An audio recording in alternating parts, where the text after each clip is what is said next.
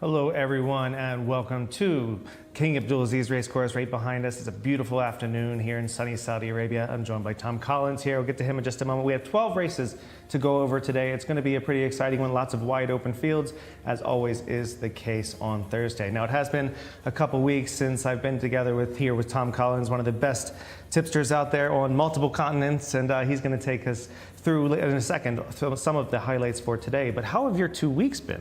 Yeah, it's been fun. Went home for Christmas, spent some time with the family, but it's nice to be back. It's nice and sunny here in the UK. I tell you, it's not sunny. It is wet and wild. So good weather here and some good racing too. We have 8 maidens today, but there are 3 opens as well as non-winners of 2 events. And we're just building up towards Saturday when Asfan Al Khalidiyah, one of the best Arabian horses, runs. But let's talk about today's action. And here are 3 horses I'm looking forward to seeing.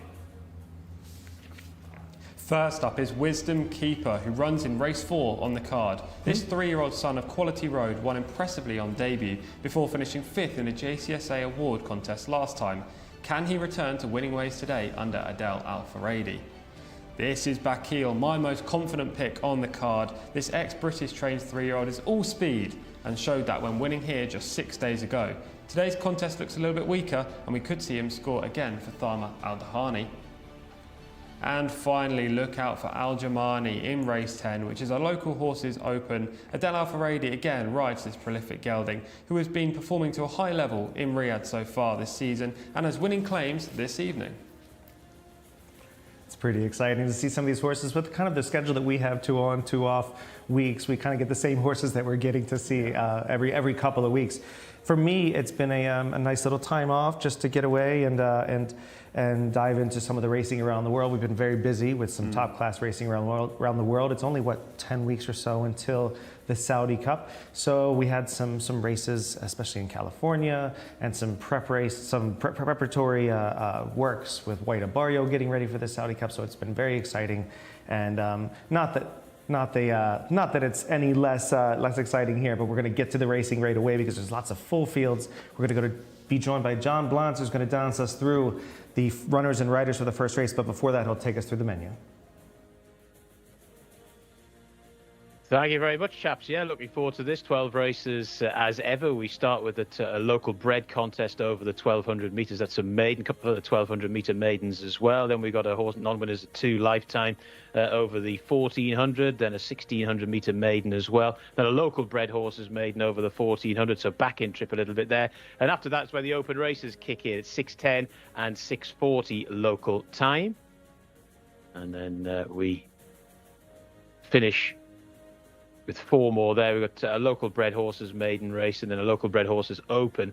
Then we've got a fillies maiden and an Arabian horses fillies maiden to finish there, a couple of 2,000 metres. So we're saving our longest contests for last. Right, this is race number 1 on the card. It's a local bred maiden for 2-year-olds, colts and geldings. Horse number 1 is Mezba Al-Amal. Selman Al-Rashid is aboard. Horse number 2, Mr. Blue, Abdullah Al-Kradis. Number 3, Racine, that's the mount of Saeed Seljas. Horse number 4 is Yatadem, and that's Asil Al-Sahani's mount. Number 5 is Al-Qazi, Mohammed Al-Shurima. Horse number 6 is Al-Bahar Al-Mutalatim, that's the mount of Abdullah Al-Fayruz. Number 7 is Admiral First, Mohammed Al-Hubail. Horse number 8 is Prince of Glory, Luis Moreno takes the mount on that one. Horse number 9 is Salam Allah, the mount of Tariq Al-Mansur. Horse number 10 is Sam Ruma, that's the mount of Abdulaziz Al Musa. Horse number 11 is Masandam Mohammed Suleiman. Horse number 12 is out. Horse number 13 is Ain Al Saheb, that's the mount of Camilo Ospina. The jockey, of course, currently top of the standings. Number 14 is Energy, something we have plenty of here over in Riyadh, Luis Morales. Number 15 is Umami, Mohammed Al-Daham. Horse number 16 is Mutasarai, Nawaf Al-Mudiani. Horse number 17 is Habmadna, that's the mount of Alexis Moreno. Horse number 18 is Taif Al-Janub, the mount of Nawaf Al-Fayruz. And we do have a reserve that runs free. Horse number 19, Adel Al-Faradi. So big field for our opening race. As the lads say, the sun is shining on the righteous here at Riyadh. Horses making their way into the parade ring, and the jockeys too. Back to the boys in the studio. Yeah, like you said before, you're the weather is pretty amazing here, and it's nice to get away from the UK. For me, I didn't have to go back to the States this season for the holiday season, but glad to be back. We're going to jump right into it. This is Mesbah Al-Amal, number 1, 0 for 4, and was 6th last out. That came in a 0 to 65 handicap. This is the 3rd run in Riyadh so far for this colt, but he's going to have to break well, and it's only rated 48, so he needs to improve. Mr. Blue is number 2, 0 for 3 here, 10th last out. No show in 3 maidens so far, yet to break into the top 9, also rated 48. Red Stables and Jimmy Jerkins has number 3. This is Racine, 0 for 1, was 6th first up. Showed good speed that day, then faded late. Jimmy Jerkins doesn't tend to have too many sprinters in his barn, so maybe this also is a longer term project. But we saw the early pace, and maybe he could play a part in the early stages again. I feel like he always gets horses with decent size to them. Yeah. It's just, even in the States, he had massive beasts that he always be able to train. Number 4 is Jcsa, a first-time starter by rookie sensation. Quite a big type, having looked over my shoulder at them in the paddock. Already gelded, he's a debutant running in here. Will need to break well, considering he's got an inside post.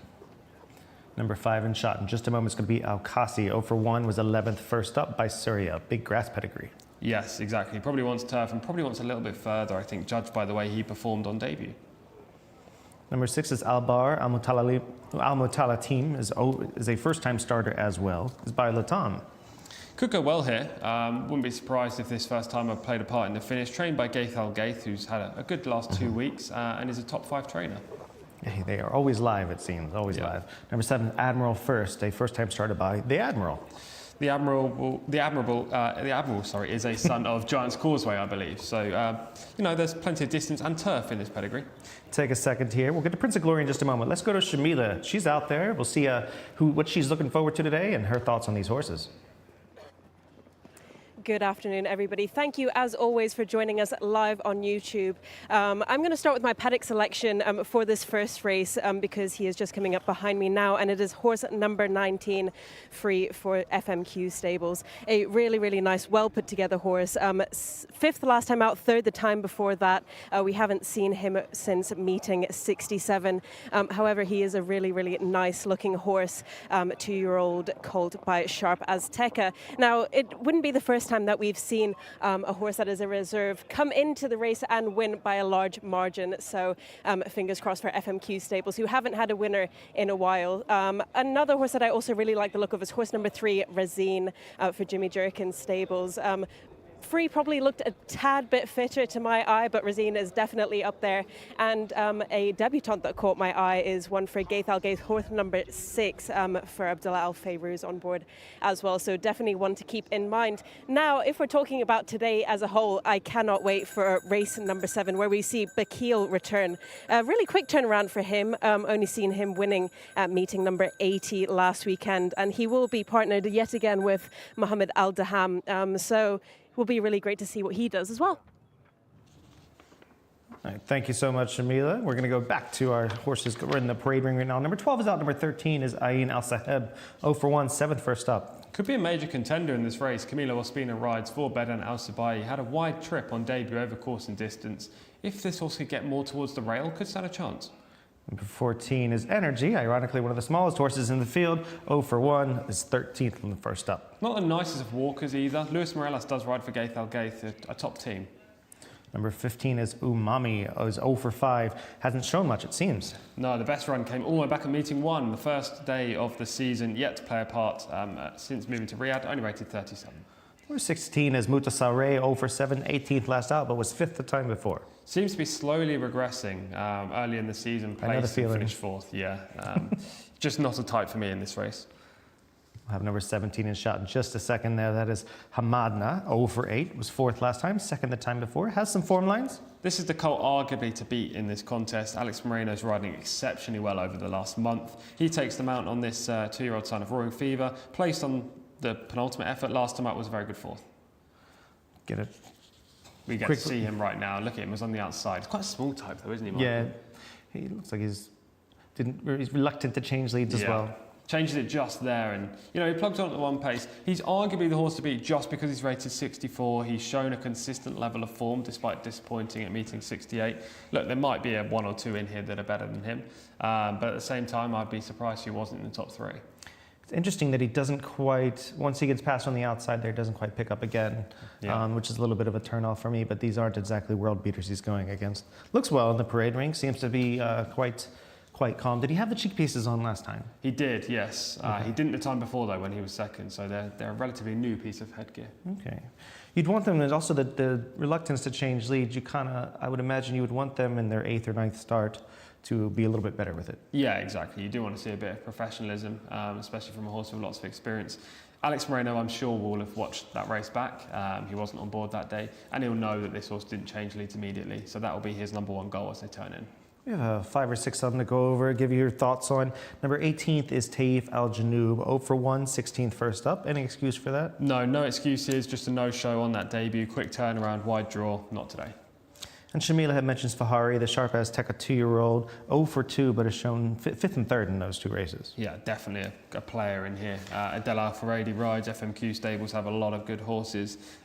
Gets a relatively nice post in 12, coming in as a reserve. So, again, a leading player, horse number 19. Yeah, I love that. I love the midway, but slightly to the outside post in these sprint races. It seems to give them a slightly more options than whether or not they're inside or outside at that point. We're going to go to number 8. We haven't spoken about a first-time starter, Prince of Glory. Didn't get to see this horse in the paddock, which is a little bit disappointing. I'd like to have seen what he looked like. First-time starter, connections aren't known for winning with first-timers, so maybe today's just a watching brief. Number 9 is Salam Allah, 0 for 8, hasn't shown much. Last 2 runs have been poor. Go back to meeting 61, he finished a fair 3rd. This is a weak enough race for him to play a part, but he'll need to get back in the right direction. Number 10 is Sam Ruma, 0 for 5, comes off a pair of 11s. Long break between his last 2 runs. The 11th last time was a below par performance, but could improve. And number 11, the last one we haven't covered, is Masandam, 0 for 2, a 7th and 8th. Midfield both runs, as you say, layoff since meeting 59. Today's meeting 82, so relatively long time off the track, and fitness is a worry there. You know, I hate to agree with Shamila, but because she wins far too often. I'd like to keep my strike rate lower. I'm leaning toward Fahari here. The horse just draws in big connections, has shown ability, decent post. In these crapshoot kinds of races, you kind of hope that whoever gets the best kind of trip and has shown the most remote ability beforehand gets it done. But yeah, for sure. And where are you leaning? Yeah, I mean, the 19 is probably the one in here. I'm going to go against both of you just because I don't want to all team up in the first race. Because you hate winning. I'll tell you what, I definitely don't. The one horse I was going to side with was 17 Hamadna, but I just feel like, albeit he is the one to beat on form, he's a bit vulnerable. I'm going to take a little bit of a shot on the 13, Ayn Al Sahab. Camilo Espina rides for Bedan Al Sabai. Again, another leading team in here with the top jockey and a top 5 trainer. Wide on debut, could be a reason why he finished mid-div in 7th that day. Came over this course and distance, so has some experience of running the 1200 metres here. Again, I like the post in 13, just one outside your selection. And he's a son of Commend. We've seen lots of Commend 2-year-olds win so far this season, quite a few of them owned by Tariq Anaya. So, albeit this one isn't, I'm willing to chance Ayn Al Sahab.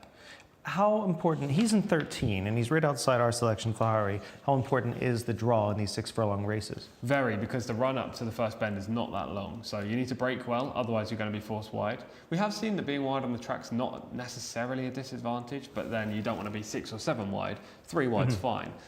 So Camilo on my selection and Adel Al-Faradi on yours will both need to be, focused going into the first bend to make sure they get a position. But both of these horses have a little bit of experience, yours more so than mine, and they showed a little bit of speed on their debuts and their most recent starts. So you'd hope that they'd be up there. Yeah, and do you think that post positions with these 6 furlong races and sprints in general is style dependent as well, or do you think that certain places are just going to be more, there's going to be more favor toward a certain, like a middle post or an inside post? It certainly is style dependent. If you've got a closer, you can be fine in 20 because you're going to slot straight in. But at the same time, you want to be in a good post no matter what. I think, even if you're on a closer and you're drawn 2 or you're drawn 12 or you're drawn 20, it doesn't matter. But if you're on a speed horse, anything from around 12 to 2 maybe is probably ideal. The inside post I always consider a bit of a negative, but I don't think there'll be too many hard luck stories in here. though most of these horses are unexposed, and that rush to the first bend will be crucial. So you're going to go with A and Al Saheb, number 13. We're all going to give the shaft to Hamadna, apparently, despite being the one that probably should win this race with his best or a return to form. I'm going to go not only once with Shamila, twice. Fahari over Racine. Yeah. So Shamila, I apologize for sinking the ship. We're going to head over to John Blanche, who's going to take us through his thoughts and for the running of the race. Thank you very much, Michael. Yeah, I'm going to go with Hamadna here. I'm going to keep the faith with the form line in this race, or the strongest form line in this race. That fourth placed effort as well. Yeah, it was a slightly insipid finish, but that was in open local bred company. This is back in maiden company here. So I think this is a definite class drop in terms of the horses that we know of. There could well be a good debutant in here, and that's always the fly in the ointment from trying to find the winner perspective. But Hamadna, even taking into account gate 17, which is not ideal, as long as he can get a sort of, as long as he's not 5 or 6 wide, as Tom was saying, he'd probably be all right. And also in these sorts of races, the advantage of trying to sort of sneak round the rail if you're up against other horses of similar abilities in a handicap race, that advantage is not nearly as big a one when we're talking about horses of quite varying ability differential. We have a dismountee at the moment. That's Al-Qazi's rider, Mohammed Al-Sharima, who's off at the moment. We just saw that horse's legs being checked by the veterinary team here at Riyadh. Something seems amiss. I don't know if we're going to need a reshoeing or anything like that, but certainly at the moment that horse is being checked over, the rest waiting patiently down at the 1200 metre start. Hamadna in the red, white and blue colours, or principally blue colours. There was Yatadem in shot, horse number 13. In the background there is Ain Al Saheb, the one that Tom was talking about. The man of Camilo Ospina, who continues to ride like a man possessed at the moment, and it's almost a given he'll have a couple of winners at some point today. And well, Ain Al Saheb needs to improve a little bit on debut run, but there were mitigating factors as to only a 7th place finish, and there's every chance from start 1 to start 2 he should show the requisite improvement. Now the news is the 5 horse is okay, has been passed by the vet. Always nice to be passed by the vet, and he will be taking his chance. Al-Qazi will be going in. You can see Mesbah Al-Amal in the middle of the rest of them there. That's horse number 1. Saddlecloths do correspond to the post position as well if you're trying to locate your horse in the run. As a race call, you're always looking for these little things just to give you that little bit of insurance when it comes to try to identify them correctly over a space of 6 furlongs. Anyway, they're going in. Umami looks like is the first to move forward, but regular watchers of Saudi racing will know the loading up process is refreshingly quick here. So won't take too long for this field of 18 to make their way in. In goes Racine in the red colours, the spotted jacket of Prince of Glory. Luis Moreno aboard, not Alexis Moreno. Next to go in is Massandam. They're the striped jacket of Admiral First. Mohammed Al Hubail. It's horse number 7 going forward. Got slight show of reluctance there. Dismounted Camilo Ospina there. Just going to get into the starting gate, and now gets on the back of his steed there, Ain Al Saheb. Admiral First goes in. Next to come forward is the 6, Al Bahar Al Mutalatim. Not necessarily one I'm looking forward to getting involved in the driving finish, but there we go, into stall number 6. Horse number 5 is Al-Qazi. That red headgear as well, and having passed the vet, can't miss those red socks either. Oh, it's just backed straight out. Straight out the chosen gate as well. Stall 5, of course, which has our in-stall camera. Al-Qazi's not too keen on going in. Yatadem to come forward as well. Mr. Blue in the blue jacket to go in too. Still waiting for Hamadna to go in, waiting patiently. One of the more fancied runners, Mutasare, to come forward as well. This is Mr. Blue going in alongside Mesbah Al-Amal.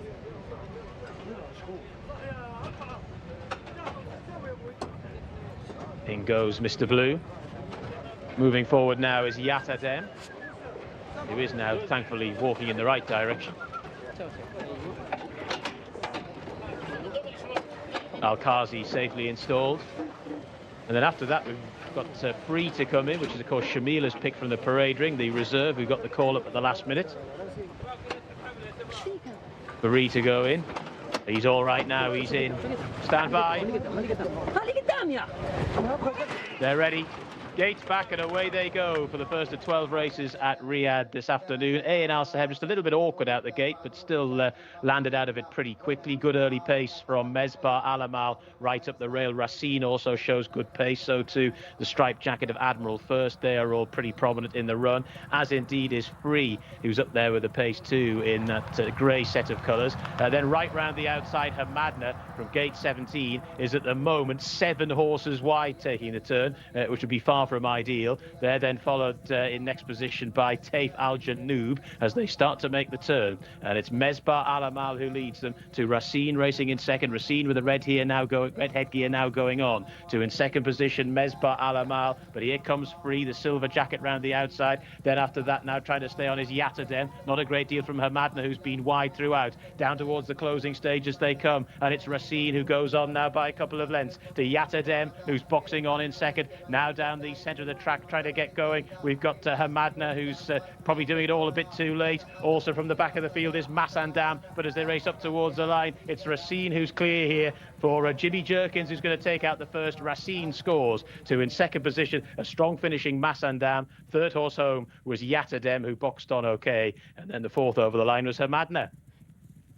So Racine has scored for Saeed Seljas, the jockey, as well. We were talking about how Jimmy Jerkins isn't necessarily renowned for sprinters, and this horse may well be a candidate for further in time, but has won this very nicely indeed. Just the one run prior to today, a 6th place finish at meeting 74, and is almost always the case in horse racing. Any debutant is entitled to improve from start number 1, and that would appear to be the case here. Racine in 1 minute 14.29 seconds. Massandam was second, 1 minute 14.62. Yatadem 7¼ lengths further back in third, and Hamadna has just done what Hamadna always does, i.e. run a pretty solid race, but hasn't managed to trouble a judge as yet. Probably was a bit too wide in the run really throughout, wasn't able to circumnavigate his way from that wide draw, but it's Racine who's won race number 1 with a little bit in hand, I reckon, and is a promising recruit.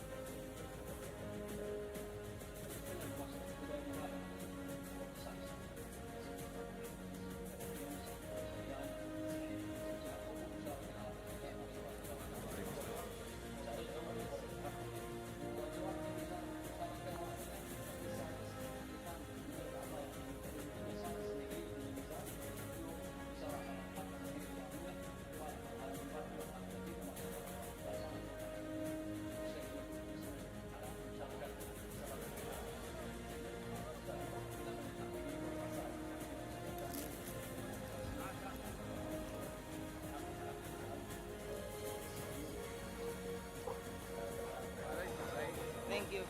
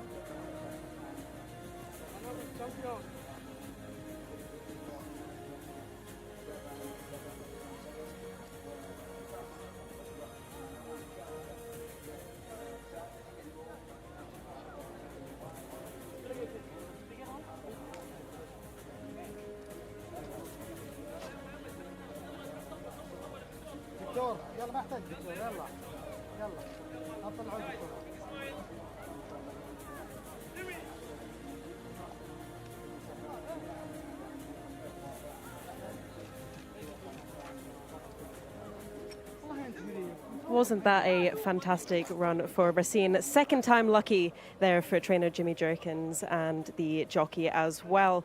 Only a 2-year-old, so will definitely come on from that run, and the pace was very, very hard for that.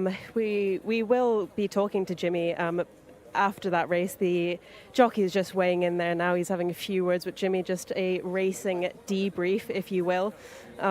So we will head over to Jimmy and hopefully catch him after that race. He's just looked like he is looking at the horse, going over there now. So it's great to have Jimmy back after the Christmas break as well. And hopefully Jimmy can give us a few words on that race. You were trying to run away from us there, Jimmy. I won't keep you too long. What did you think of Racine's race, second time lucky? Well, he made a needed improvement from his first race. You know, he got a little tired, and once you get kicked, yeah. He got a little tired, but I thought he ran good enough to think he would. He was a big, strong horse, and I thought he'd bounce off it good. He had 2 good works since then, so he was ready, and he had a nice post. You know, inside, this many horses, you don't have to use your horse up so much early, so to save ground. That he just used his natural speed to lay right in the perfect spot. Do you think they went too quickly? I mean, they were kicking on, weren't they, straight off the pace? Yeah, but it's in races.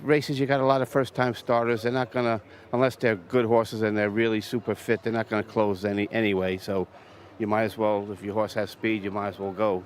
Yeah. Is the plan to keep him at 6 furlongs?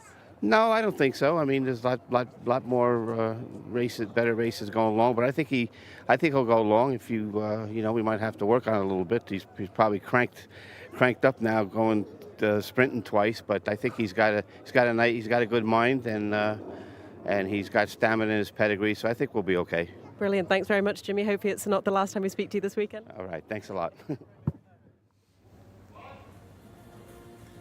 All right, that was really just not an unexpected result, you'd say. No. Obviously, Racine was a horse that we both spoke about highly in this race. We just went against him, maybe assuming that it wasn't the first call jockey on the rider, and maybe the horse was going to give him another shot to maybe come back third time lucky, but got it done today. And we said middle of the race off camera that he was just traveling better than everybody else. He got the perfect trip through, didn't he? He was just one off on the shoulder from a good draw in 3. Showed that brazen speed that he showed on debut as well. Now on debut he faded, got very tired.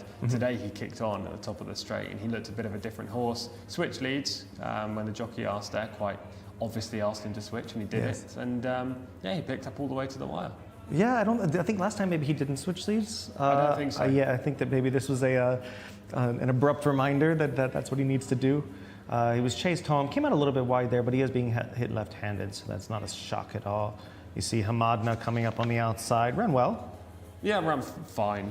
Kind of the race that Hamadna was going to run back there in the blue cheap pieces. I think finishing maybe 4th. The runner-up was Massendam, another horse that had shown some level of ability. As we've seen them from the start, the eventual winner, Red Silks, just 3 off the rail on your left-hand side. And you see here, there's at least 6 horses attempting to get to the front here, frantic. Yeah, the inside got really tight for a couple as well. Most notably, first-time starter, Prince of Glory in the yellow silks, now just in the 2nd flight.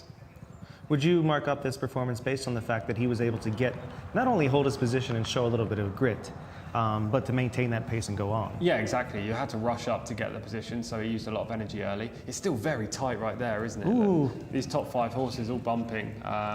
Fortunately, Jimmy's horse, the eventual winner, managed to scoot a little bit clear at this stage. Is that Yatadem? It was, yes. He eventually finished 3rd. He ran a very good race as well. Yeah, he and the runner-up, you probably mark up? Yeah, for sure. I mean, Yatadem was a first-time starter, showing that speed. And he's trying. He's attempting. He's trying even after being boxed around. Yeah, exactly. He ran a very good race in the light silks, in 2nd currently. The runner-up, Massendam, was the only one to really make notable ground from the back. In 3rd, about to move into 2nd. Yeah, I definitely want to see the 3rd placed horse, Yatadem, after this, because you so often, first time out, don't see a horse show any interest after they've had a little bit of traffic and a little bit of intimidation. For sure. He was in tight a lot in the first 300, 400 metres as well. So there would have been every right for the horse to maybe back out of things. Didn't really know what he was doing early in the race. You'll see him from stall 4 with the white cheek pieces. The eventual winner, stall 3, red silks, red blinkers just to his inside. They both show natural speed. It's fine in the early stages. There's no bumping in the first 100 or so metres, but as they go into this first bend, it gets tight towards the inside. And horse number 4, with that yellow saddle cloth, the white cheek pieces, 3 off the rail in the lilac-y silks, takes a couple of bumps there. What I noticed just about 10 seconds ago, you've noticed that Sel just basically asked the winner just a little bit, just to maintain position right there, because it was easily going to close on him as bad as it did on Yatadem. Exactly. That was probably the key to winning, wasn't it? Getting that position early, getting in between the horses and managing to get Racine to the front. At this stage, he's already a length clear of the rest, and Sayed Sel just does ask him dramatically to switch leads there, which costs him a little bit of momentum, but at the same time, it allows him to find that 5th gear, and he just moves away in the straight. That's Masandam coming into second. Okay. Do you think obviously he ran through the line really well? Do you think he is a closing sprinter, or do you think he'll stretch out as well? I think the runner-up's a closing sprinter personally. Look, I wouldn't be surprised they do stretch him out because obviously he has enough stamina, but I think keep him at 1200. Yeah, it's always a tricky thing for people, because a lot of times those 6 furlong races, the closers, you think, oh, they need that extra furlong. Oh, they need a little bit more. For me, the paces aren't just frantic when you get to, a lot of times when you get to 7 and 8 furlongs, and they don't quite have the same punch. So maybe he just needs either weaker company or something that he can wrap it up. All right, we're going to move on to John at this point, who's going to take us through the runners and riders for the second race. Yes, indeed. Thanks, Michael. Yeah, the horses for the second race on your screen now. Fartello, Sultan Al-Mimoni is horse number 1. Saif Tihab is number 2. Mohammed Al-Hubail. Number 3 is Fadla, the mount of Abdullah Alofi. Number 4 is Yegnik Nawaf Al-Mudiani. Horse number 5 is Al-Sam Al-Tahabi, the mount of Saeed Seljas, who's just ridden that first winner on the card. Horse number 6 is Al-Kamar Nof, Tariq Al-Mansour. Horse number 7 is Mahayel Asil Al-Sahani. Horse number 8 is Akosita Fala Al-Dahazi. Horse number 9 is Kasa Thurb Al-Timyat. Horse number 10 is Mothar Mohammed Al-Daham. And horse number 11, in a smallish field for this local bred maiden, is Tikrit Abdulaziz Al-Faradi. So the 11 of them go to post, as in your race card. Once again, we're over the 1,200 metres this time for 4-year-olds, 4-year-olds and upwards, fillies and colts. And we can get back to the boys in the studio now. All right, we have another wide open affair here, another maiden. Yes. We're going to get used to that. And this one's for Saudi Reds, 4-year-olds and up, going the 6 furlongs. It's going to be another wide open affair where we have to find the right pulse to put our finger on. Yeah, it's difficult, this one. It's an older horse maiden, which, as I've already said in many of these shows, not my favourite in terms of trying to find the winners. Plus, the majority of these horses seem to lack a fair bit of ability. You know, they're generally rated in the high 40s, mid-50s, low 60s. That's the kind of band we're looking at here. So, no world beaters. Plenty of these have lots of experience. One horse is finally going to break through today. Hopefully, we can pinpoint which one. But it's going to be a tricky race. You know, some of these horses are very inconsistent. Yeah, it's going to be sort of a wide open fair, as we said before. We're going to start with Fartello, who's number 1, is 0 for 6 thus far, a sort of Istan. Rated just 34, 16th on his only start so far. We need dramatic improvement. Number 2 is Saif Diab, 0 for 3. Finished 4th over 1,400 metres last year. 13th on his sole start over this trip, though. 0 for 7 is number 3, Fadla, a filly by Frozen Power. Finished 10th in this grade last season. First run for 9 months today. Number 4 is Yegnik, a bit on his toes at this point, 0 for 10. Ran just 7 days ago, finishing 11th back at meeting 79. Prior to that was a good 4th. Number 5 is Al-Sam Al-Tahabi. You'll see him in shot in just a moment. He is just 0 for 22. Yeah, plenty of chances. Long-term maiden, 6-year-old in here as well. The winner, the jockey, rode the winner of the last race, though. Number 6 will be in shot in just a moment is Al-Kamar Naf, a first-time local starter, 5-year-old mare. Has questions to answer, just not on the racetrack so far, and is a 5-year-old now. I want to see how this filly Soon to be 6. performs. Yeah, exactly. Number 7 is Mahayel, 0 for 6. Probably beatable, but at the same time, one of the likely winners. Finished 3rd in this grade 2 starts back. Disappointing, went 8th last time. Only had the 6 outings, could be still improving. Number 8 will be in shot in just a moment. That is going to be Akosita, 0 for 10 thus far. First run for a year for this 7-year-old colt. Plenty of chances, 10 starts, and plenty of years to his name as well. Number 9 is Casa, who's in the house, a 6-year-old mare, 0 for 20. Yeah, plenty of chances with this one, more than plenty. 20 starts, 6th last time, 5th the time before. Could run top 5 again, but hard to see figuring at the finish. Very much so. Number 10 is Mothar, 0 for 1, but 7th last time, probably the most unexposed. Quick return to the track after that debut. That's the only negative for this horse. Ran okay, I thought, on that first start, and could easily take a big leap forward. Did you have the blinkers last time? Yes, he did. Okay. Yeah. Number 11 will be in shot in just a moment. That's going to be Tikrit. He's 0 for 11. It was 14th last time, but 7th the time before. Showed a little bit like that time. Yeah, we were here for that seventh place effort. Last time we weren't here. I watched the replay back. Was very disappointing in 14th, and has the widest stall today. We'll head over to the parade ring where Shamila is to see what she likes. Thank you very much, Michael. And I hope you don't side with the same horse as me this time, because I'm giving you 100% of the blame as to why my horse didn't do so well in that last race. However, I have decided to side with one of the fillies in this contest, horse number 7, Mahayel, ridden by Asil Al-Saharni, one of our star apprentice jockeys here in the Kingdom of Saudi Arabia. She is rated 55. She's sporting blinkers and a shadow roll this evening, and I just really like her chances. She looks really fit, really well put together. She has really great conformation to add to that as well. A horse that I also really like is horse number 3 for the Red Stables again. Very well done to them in the last race.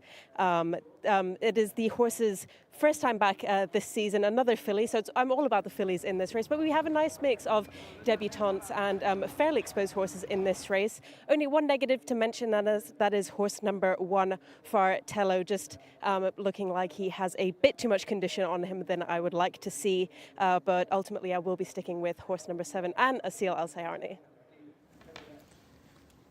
All right, thank you so much, Shamila. That was, she's given some fair points there. This is a race that's going to be difficult to pull apart, and if you can pull anything from how they look, I mean, to give somebody an edge. But I'm not seeing anybody who's really jumping off the page physically at this point. No, me neither. I wouldn't say that's necessarily a surprise, given the quality of horse we're probably seeing in this race. But at the same time, if you could, as you say, find an edge on looks or form or anything, then that's always good, because in these kind of races, there's no obvious standout winner. You need to try and find that edge to find out who's going to be a player at the finish. I do kind of like that the 4 Yagnik is showing a little bit of, very much on his toes, but just it's not sweating up at all. Obviously, the weather's very nice right now.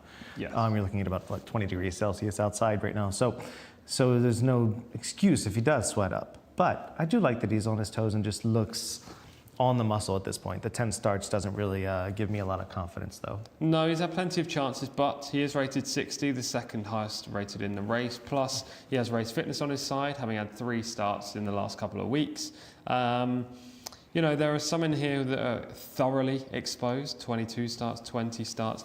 Yes, he might have had 10, Yagnik, 10 attempts to break through, but at the same time, some of these horses have been running probably against a lot better opposition. I wouldn't completely throw him out of the equation, that's for sure. That fourth 2 back, was that enough to, if he progresses off of it, is that enough to get him there? I think so. If he returns to that 4th, the issue that I have with him is that he's just been a little bit inconsistent this year. And that one effort where he was 4th at meeting 73 is quite clearly the standout performance this season. So whether or not he's actually going to bounce back to that level is hard to judge. His other 3 runs have seen him finish 14th, 14th and 11th. The distance should hit him on the nose, being an overanalyzed. He had plenty of stamina, overanalyzed, but they seem to be a little bit more speedy. Yeah, this horse has shown speed as well in the past. So from the good draw in stall 4, with a couple of horses inside who haven't run so far this season, as well as Fartello rated just 34 against the fence, I think there's every chance Yagnik can get across and maybe make the front. It's interesting. Well, it's American stamina. It means he could get at least a mile. Yeah. So it's not stamina as you would call it in the UK. But it means he could go at least 2 turns. He was a good mile to almost a 1.25 mile type, where he found his home around a mile and 1/8. But yeah, I think that I'm kind of leaning that direction right now. Is probably where I'm going to put my place my hat. But I'm not sure yet. Give me a couple minutes. I'm trying to find something, because these horses are so kind of all over the place. Maybe something warming up to where somebody looks like they're basically sitting on the big race. a race. Yeah, Sitting on- relatively big. I thought the one looked really well, the 0 for 6 Fartello in the both in the parade ring, comparatively to the others, just very much professional. But should be at this point in the 7th start, because that 16th last out really doesn't give me a lot of confidence. No, exactly. You need a big jump forward from Fartello. I mean, that's the case for plenty in here. There are a couple that are standouts in terms of connections. The likes of number 3, Fadla, represents Prince Faisal bin Khalid, the Red Stable, Ali Al-Khatani, Abdullah Al-Alfi. So you've got a proper team there with this daughter of Frozen Power, but she just hasn't shown enough on the track so far. And was 10th in this grade last time, first run for 9 months, so I can't have her. I'm going to be with Shamila. Mahayel, horse number 7. Sorry, Shamila, for that. Maybe it's a positive. We're both bringing her down. She did me. too well last time we were here. Exactly. She'll blame me if this one loses as well, I'm sure. But Mahayel, albeit does look beatable given she's been a little bit inconsistent as well. Much like Yegnig, if Mahayel bounces back to her best, where she finished 3rd at meeting 67, she's got to have a leading chance in here. And Shamila's already touched on jockey. Mr. Al-Sahani is very good in this saddle. So I'll stick with the 7, but it's wide open, Michael. Yeah, I'm gonna give Yegnik a chance. I like that he was on his toes. I think if you put a line through the last one, comes back quickly. It goes back to that meeting 73 form and finishing 4th and progresses off of that. Maybe a shout. Obviously, we see the 10 in shot there. Last horse we'll touch on before we head upstairs, but a 2nd time starter, the most unexposed to the race. Yeah, quick return to the track, as I say, was the only negative I have for this gelding. You know, it took them a while, quite clearly, to get him to the track. Didn't make his first start until just a couple of weeks ago. Yeah. And he's a 4-year-old, so almost Looks pretty fit for a 5-year-old. 2nd time starter, though. He does, and his coat's looking nice as well. It's just quickly returning to the track. Will he have had time to mentally mature to manage to put in an A+ race? We'll see. He's not completely out of the equation either. Despite landing on 2 horses between the 3 of us, we all sound like we're all over the place. We'll see if John Blantz has any more perspective that can help us figure out who's going to be the winner here as he calls the race. Thanks, lads. Well, I wouldn't purport to be able to bring that to the table, but I am going to tentatively go with Mothar here. Obviously, there is the quick backup and the old bounce factor maybe to concern ourselves with, but I do think that Mothar, I like the way the horse ran on debut over the 7 furlongs, the 1400 metres. Enough speed over that trip to suggest that won't necessarily be in the front rank here, but should be relatively well positioned. And then we know that he saw out the 7 pretty well last time, so the back to 1200 here shouldn't be a huge problem if he's quick enough to take up a decent position in the early part of this race. He's got fewer convictions than some of these as well, and I just think that Mothar is a tentative selection in a tricky race as the horses are about to be loaded up. They're currently still being assessed. You can see Mahayel in the centre of that little group of them all circling down at the start. Some colour notices as well. Assam Al-Tahabi, the 5, and Akko Sita, both owned by Prince Sultan Abdulaziz Mohammed bin Saud. Akko Sita wears the grey distinguishing cap, or Falah Al-Dahasi aboard Akko Sita wears the grey distinguishing cap there. Al-Sam Al-Tahabi is in the first colours, the blue cap there. And of course Saeed Seljas takes them out, looking for a quick double as well. Also similar colours for Al-Kamar Nof, who's about to go in. So you might think there's the race caller getting his excuses in early here, but just to flag them up to you as well in case you're looking for your particular selection in the run. Jcsa goes in over on the far side there on start 21. Yellow noseband of Al-Kamar Nof to go in to stall number 6. This is stall 5 we're looking at now. Al-Sam Al-Tahabi goes in there.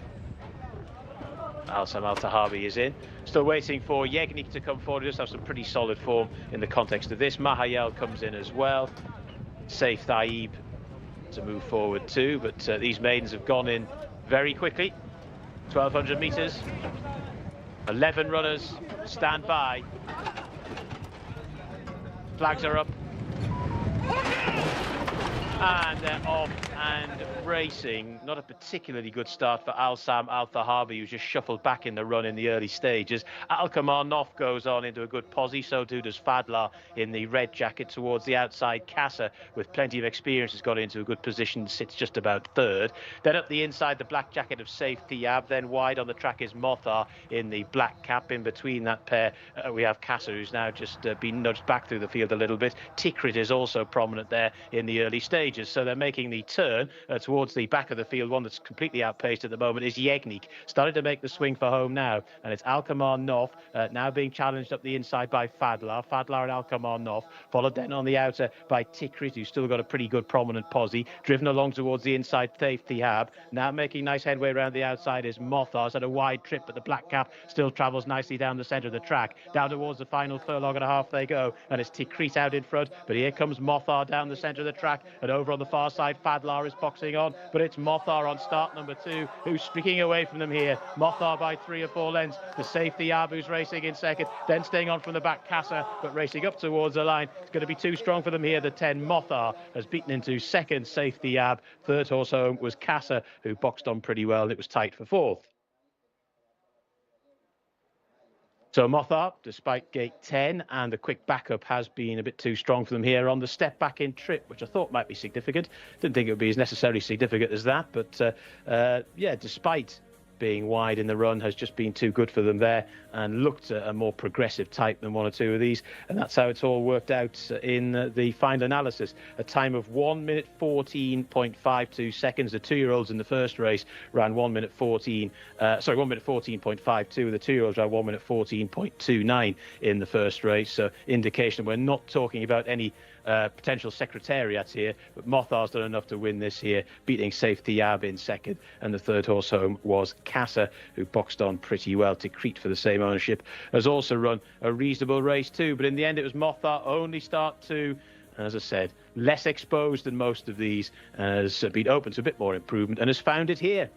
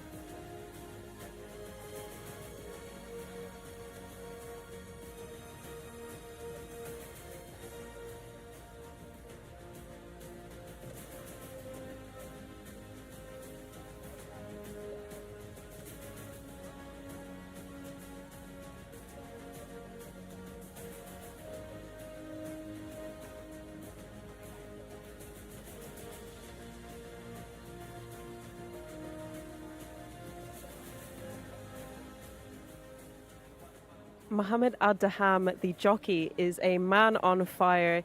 And he is riding Bakil, who I'm really looking forward to seeing in the 7th race as well. And he just keeps bringing on winner after winner. And he's had a pretty quiet Taif season, but ever since moving to Riyadh, he's absolutely flying. And of course, he's come back from an injury as well in Taif. The last few weeks of Taif, he actually missed because he broke his hand during work morning one day when a horse bashed his head into his hand and broke 3 of the bones in his hand. So really, really great to see Mohammed Adham back in the winner's enclosure yet again. This time in the 2nd race of the day on Montar, horse number 10 as well. Jumped out of stall number 10.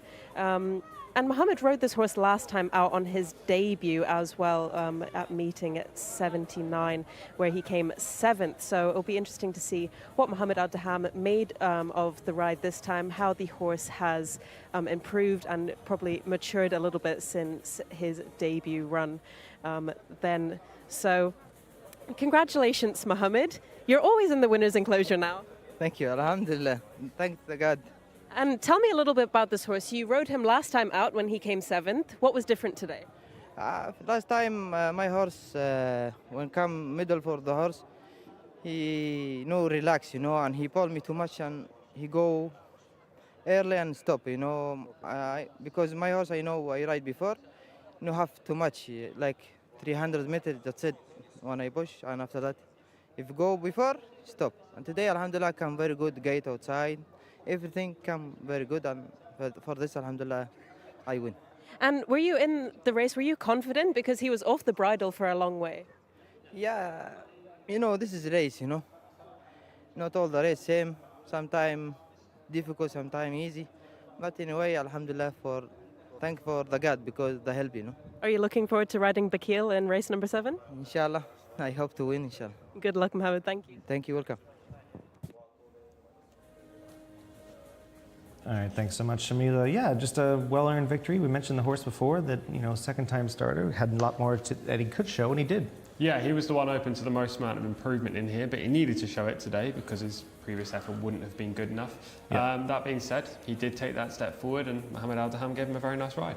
Yeah, and the drop back and trip definitely suited. They had enough, like we mentioned actually right before seeing the race from the start, from the overhead here. We mentioned before that sometimes the step back when there's enough pace in front of you is what you need. Yeah, exactly. The setup maybe suited him a little bit better today. We saw from the start, as you say, a little bit of interference there from horses 4 and 5, Yagnik and Al-Sam Al-Thahabi. That left them both way out the back in the early stages. Yagnik did make a run late. The 5 didn't, on the other hand. At this stage, you've got 8 horses who are vying to try and get up to the top at the moment. My selection just got out the back of the TV. That is Mahiel. She didn't show much today. She was a little bit disappointing there, right at the bottom of the screen with the red sash. And the eventual winner just about to make his move 4 wide on the track. Yeah, and he lost the ground all the way, but we've said this before, that you can lose a bit of ground with the camber of this turn. Yes. And still be effective. Exactly, it's not a negative, is it?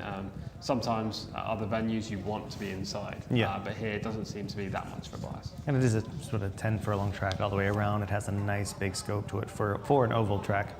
Yeah, and this horse looks like it should have been odds on. Yeah, it's really won decisively. No challenge towards the end of the race. You can see Pricks his ears after the wire. Exactly. It's good to see. 3-length win or something similar to that. What we should say is the time of the race was not fast at all. No, it was 1:14.52 seconds. Yeah, and they went 1:14.29 in the previous race, and that was 2-year-olds running faster than older horses. Yes. This is a 4-year-old about to turn 5, so might have his work cut out for him moving forward, and I don't think his rating's going to be impressive. No, I think he'll probably be 60-ish, around that mark, given the horses in here that he beat today. But he's going to find it difficult in handicaps or whatever route they go down next. We did mention the 4 earlier. My selection, Yagnik, he was sort of slammed at the start, got stuffed in the back. The jockey was in under no hurry, and he did make a nice, steady run throughout the stretch. One to definitely put a circle around. You see him on the inside right there. I think that horse will come back and be at least worth following next time. Do you reckon it's just a clean break needed, or do you reckon change of tactics, or step up and trip? What do you think? For me, I mean, you have to put a line through the race just because of the start. But I do think he probably should have been ridden a little more aggressively from there. It doesn't have to take him out of his closing style, but I don't think he needed to be tactically. Probably didn't need to be as far back. Yeah, he was quite a way back. You can see the gap on there as we just picked it up. He didn't even start rallying on him until they turned for home. So, but he was traveling extremely well from that point. So maybe he was checking out the horse, making sure there was nothing wrong with him after that rough start. You'll see him sort of wheeling into vision here in just a moment. Black. And he comes on and runs well, but yeah, not exactly what you'd love to see. No, he was just way too far back. But he did make a run, as you say. A similar kind of weak 4-year-old plus maiden could easily go his way in the near future. I think we can say that. Yeah, we're going to move on to our very next race. We're going to have purebred Arabians in the house. Aren't you excited? I am indeed. Another maiden as well, 6 furlongs. 4-year-old and up maidens, which is the equivalent of 3-year-old and up with thoroughbreds. They're going to go 6 furlongs. We go to John Blantz, who's going to take us through these runners and riders. Yeah, thank you very much, guys. Yeah, quite a big field of Arabians as well for this particular contest. Horse number 1 is Shibble Shamek. Abdullah Al-Kradis is aboard. Zakir Al-Khaladiya, get your Al-Khaladiyas in early here. Horse number 2, Selman Al-Rashid. Horse number 3 is Rayat Al-Saydam, Tariq Al-Mansour. Horse number 4 is Sarjan Al-Khaladiya, Khalid Al-Mamoni. Horse number 5 is Samara Al-Lauda, that's the Madam Mohammed Al-Habib. Number 6 is Taon, Nawaf Al-Mudiani. Number 7 is Ibn Hatem Al-Khaladiya. That is the mount of Abdullah Al-Lawfi. Horse number 8 is Haidar Al-Watba. Jose Rodriguez takes the mount. Horse number 9 over the page is Siraj Al-Maj. That's the mount of Turki Al-Lofi. Horse number 10 is Feyroz Mohammed Al-Daham. Horse number 11 is Shabal Al-Khairat. That's the mount of Mohammed Al-Shurima. Horse number 12 is Triton, Mohammed Al-Nasser. Number 13 is Joy de Montaigu. That's the mount of Camilo Ospina. Horse number 14 is scratched. Fawaz Al-Said has been taken out at the last minute. Hence, it's not been updated there on the graphic, but the 14 is out. Number 15 is Al-Kaif, Abdullah Al-Saidi. Horse number 16 is Ibn Al-Khaladiya. The mount of Nawaf Al-Fayrouz. Number 17 is Al-Mojzel, the mount of Ahmed Al-Shra. And number 18, Ganamat Al-Khaladiya, who I'm hoping is not going to get into a driving finish with Ibn Khatem Al-Khaladiya, is right at the bottom there in the hands of Luis Morales. So that's the roll call as they make their way into the parade ring. It's horse number 3, and it's back to the boys in the studio. All right, well, I'm pretty excited to see some of these coming around here. They are behind us right now. It looks at number 1, that is Shibble Shamek. Oh, for 13 in shot right now is a quintessential Arab. Yes, very much looks like an Arabian horse. Third up off the layoff, could play a part if he's at his best, but he's had 13 attempts. Yeah, playing up here is Zakir Al-Khaladiya, who's decided that he would not like to go the same way as the other horses. Showing a little bit of pep at his step. 0 for 6, though. Didn't show a lot on the track last year. That's got to be the main issue. Coming back first time up off a 9-month layoff. Number 3 is Rayat Al-Shatam, is a first-time starter by Al-Sakr. No idea what to expect with this filly. First timer. Does get Tariq Al-Mansour in the saddle, though. Tajan Al-Khaladiya is the 4. Is 0 for 1 his 5th last time. Has to have a shout here. It was an okay debut. Needs a big Looks step well up to face some of these other horses in here with higher marks, but gets Khalid Al-Mamoni, and yeah, there seems to be open to improvement for this colt. Yeah, definitely catches the eye a bit, at least as far as Arabs go. Number 5 is Samar Al-Lauda. 0 for 9, 14th and 10th in his last two. Didn't feature in either of those runs, nor on the seasonal reappearance back in meeting 65. Quickly turned out yet again, only rated 50. She needs to find a weaker race than this to win. Number 6 is Taon, is 0 for 2. It hasn't shown much, eh? Getting a bit sweaty right there, down the neck, under the saddle cloth. Rated 72. The Saudi form isn't strong, but this gelding did run in Qatar prior to that, which is why he's got a high enough rating.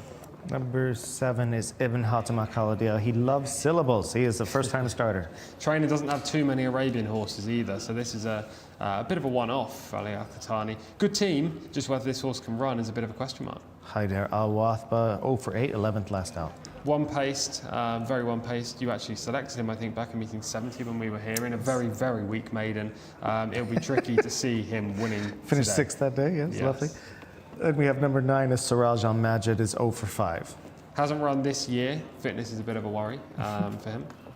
Number 10 is Feyroz, 0 for 2, and not much to go on. Finished 6th on turf last time, 9 months off the track. Maybe they're just gearing him up for a turf campaign. Yeah, go straight to the Saudi Cup. That is him in shot right there. Number 11 is Shabal Al-Khairat, is 0 for 1. Has a little bit to prove. Finished 16th on the debut. That came 21 months ago. Not a lot to really put this horse up in the mix. Number 12 will be in shot in just a moment. That'll be Triton or Triton, however you want to say it. 0 for 2 thus far.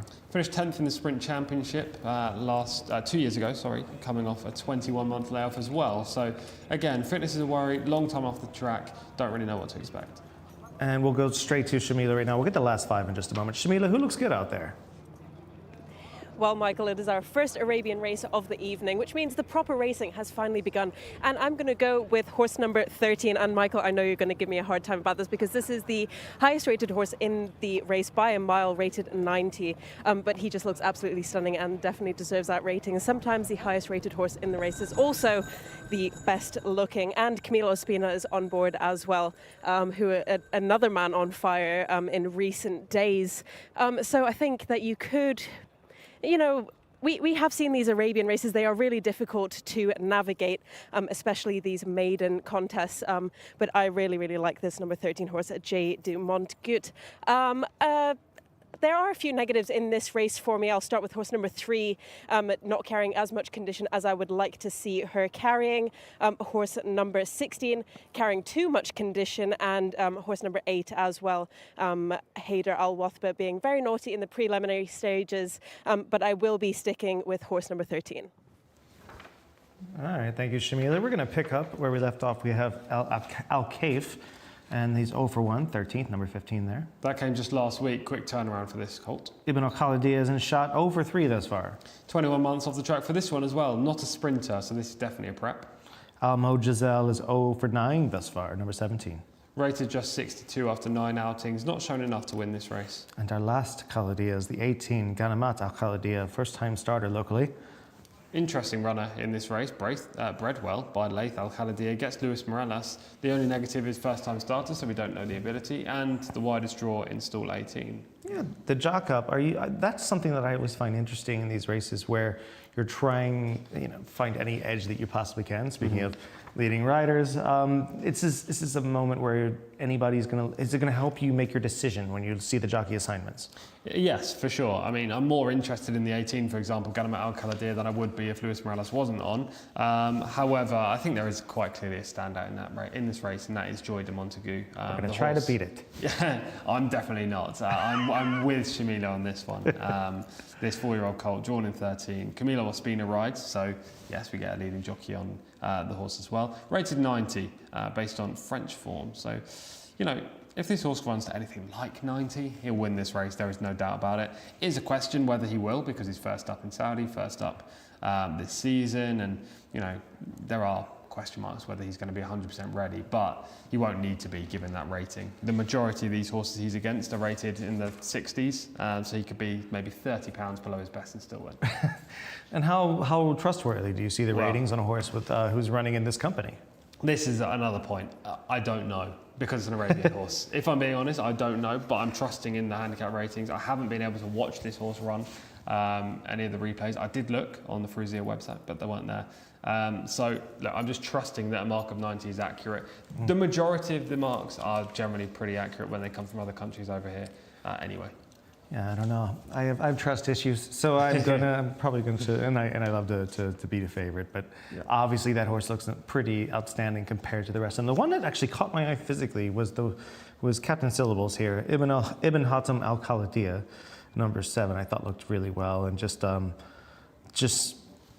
probably needs the race, a little chunky, but I think that could easily handle it. Sometimes the Arabians appear a little bit like physically they might need the race, but really that's just the way they're built sometimes. Yeah, I think if you do want to take this likely winner on, likely winner being the 13 Joy de Montagu, then I think you do have to go with a horse like Ibn Hatem Al Khalidiyya, a horse like Ghanamat Al Khalidiyya, a horse we haven't seen very often that could be okay, because the majority of these with form, aside from the runner we've just talked about, horse number 13, haven't shown much.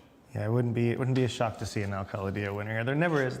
Even when they're not in the Mutlaqs, from the Mutlaq yard, you expect them to run well just because they're coming from such good stock, and Saudi Arabia has the best in the world. Yes, for sure. The two stallions, Hatem Al Khalidiyya and Laith Al Khalidiyya, tend dominating, really. Yeah, just dominate with their progeny, and they're both represented here by the 7 and the 18. And Haider Al Wathba, any chance to come back to to at least justify my confidence 2 races ago? You've got a bit of a soft spot for this colt. He actually showed speed on that occasion where he finished 6th. Yeah. If I think back, I think he was running in the 0 to 75 handicap despite his rating of 54. So, the fact he finished 6th in a smallish field is fine considering he was facing superior opposition. Maybe he can play a part in the finish. I struggle to see him beating the 13, Jordan Montague, but at the same time, he could run a place if he shows that speed again. Saw the 16 Ibn Al-Khalidiyya getting a big warm up there. He's breaking from 16. Do you think they're sending? I don't know. With him, he's been running over longer distances, 1,600, 2,000 They're meters. just trying to wake him up in general. I think so. I generally think they're just trying to wake him up, make sure he can run in the early stages of the race. The one looking nice and relaxed there, that is Shibble Shamek. Over 13, hasn't shown much recently, but this is the kind of race where I wouldn't be shocked if this is a horse that runs into the places. Yeah, for sure. It's very hard, aside from the first timers and Jordan Montague, to make a strong case for plenty. So, yeah, with a horse rated 73 like Shibble Shamek is, you know, you could say this horse could be a second or third contender. Touch wood, but this is quite the relaxed group of Arabians for a maiden race. It is, yeah. Everyone's gone down to post nicely. They were behaving themselves, barring the two, Jcsa Al-Khalidiyya in the paddock. So they all seem to be knowing their job. I don't know why that's the case today, but yeah, it's been incident-free at this stage. So are you leaning toward the 18 at this point? Or The 13, the 13, yeah, Jordan Montague, very strongly. I'd be surprised. Yeah, of course you are. Surprised. I'd be surprised if he lost. Camilo Ospina would be nice to see him ride a winner this week. Obviously, it's only the third race. But this is a guy who's getting close to 100 winners, or 100 points, sorry, in the leaderboard this season. So he'll be on the countdown, I'm sure. Yeah, my thought process here, and I am actually not a bad tipster with Arabians. I'm terrible, apparently, with Saudi thoroughbreds. You're not. But I do always try to beat the favorite, and I do think if you're going against the 13, Jordan Montague, you're going to go with one of the Khalidiyas, either the 18 or the 7. And the 7, I was tempted to go with the 18, but the 7, Ibn Hatim al-Khalidiyya, is just such a mouthful, and who doesn't love a mouthful? And I look forward to hearing, you know, what John's going to say coming down the stretch when he's battling with Joy de Montague or even Ghanamat al-Khalidiyya. Yeah, I don't envy John this one. Best of luck in the comms. But John is one of the best comms around, so I'm sure he'll get the job done. We're getting an adjustment, is I believe that's on the 4, Sajan al-Khalidiyya, another Khalidiyya who looked fairly well. I put him in 4th as far as my top 4 on looks in this spot. Is that a marking on the 18's face? Or not the 18. Do you see the little white nip on his nose? Yes. Either that or he's got an extracurricular issue. All right, I'm going to go with number 7, Ibn Hatim al-Khalidiyya, and you're going to go with you and Shamilo, stay with the favorite. All that chalk, and number 13, Joy de Montague. And we'll go up to John Downs, who's going to take us through his selection, which is obviously going to win, and hear his call in the race. Thanks, guys. Yeah, looking forward to this in a funny sort of a way. There's Joy de Montague in shot, and yeah, I mean, this horse is just better than the rest of these if he's capable of running well on Saudi debut. And that is a bit of an if, because I've sat here quite a bit over the last year or so and seen horses who've got good form elsewhere struggle to acclimatise straight away. Now, that said, Joy de Montague could still struggle to acclimatise and be better than this lot. So with that in mind, he's probably still the safe way of going here. One that might go well at the price, well, I say a price, is Shibble Shamek, the 1. Bit to find on official ratings of the rest of them, but then again, not a huge amount. Does have a nice draw, should be able to get a reasonable posse as well, Shibble Shamek. And if you want one to run a decent race and be not quite one of the obvious selections, maybe that one as well. But I've got to go with Joy de Montague here. Don't want to worry Tom and Shamila, but I think it's the fairly obvious way to go. Sajan Al-Khalidiyya to come forward, to nestle there in beside Teon. This will present a bit of a challenge from a calling perspective, waiting for the 5 to go in as well. Samara Al-Lauda going forward as well as Zahir Al-Khalidiyya. In goes Samara Al-Lauda now. Horse number 18 is Ghanamat Al-Khalidiyya. Now that's the 8 who's just not behaving particularly well. Haider Al-Wathbar. Jose Rodriguez had to get off that one. Going to try and get back on now. 13 is Joy de Montague, very much one to keep your eye on in the run. There's Ghanamat Al-Khalidiyya on the far side. Quite similar colours actually, but a big sheepskin noseband aboard or on Joy de Montague. Horse number 8, Haider Al-Wathbar to go in. The 17 is Al-Mojzel. So the 8 to go in, Haider Al-Wathbar. And then we will have a full complement of Arabian horses here, maidens, 4-year-olds and upwards. Just about ready. 1200 metres once more, and they are off and racing. Nice start from Shibble Shamek towards the near side. Also good early pace from Teon, the 6. Another one that forced forward as well was Sajan Al Khaladir as they make their way through the early part of the race. A very slow starter was Shabal Al Kiyarat, who's almost tailed off in the early stages. Another slow starter, Ibn Al Khaladir, as they make the turn. The favourites, around about 7th or 8th at the moment, Joy de Montagu, just being nudged along by Camilo Ospina as well.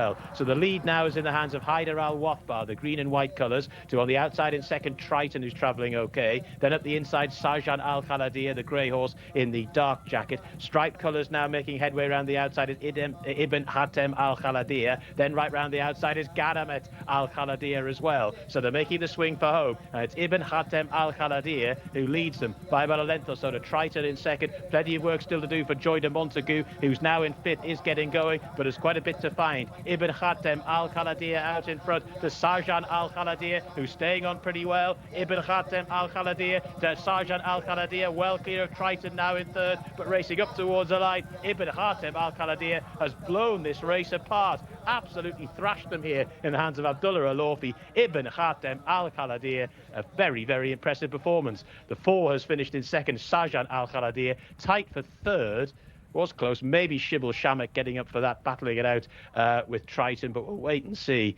But that was a very, very authoritative display by this 4-year-old, by Hatim Al Khaladir, and always travelled very, very strongly. And then when that button was pressed by Abdullah Alofi, boy, was the response immediate. And, well, there's not a particularly strong, in-depth field here, but there are 1 or 2 decent types, Joy de Montagu being one of those, and they've all been well and truly hammered by Ibn Khatem Al Khaladir, who's won by 9 1/4 lengths. Sajan Al Khaladir in 2nd, and Shibble Shamek for the Each Way Thieves got up there for 3rd, horse number 1, with Triton in 4th. That was the 1, 2, 3, 4 over there in our first Arabian race of the day, the 3rd of 12 overall. And if you like your Arab horses, we might have seen a good one there in the shape of the 7, Ibn Khatem Al Khaladir.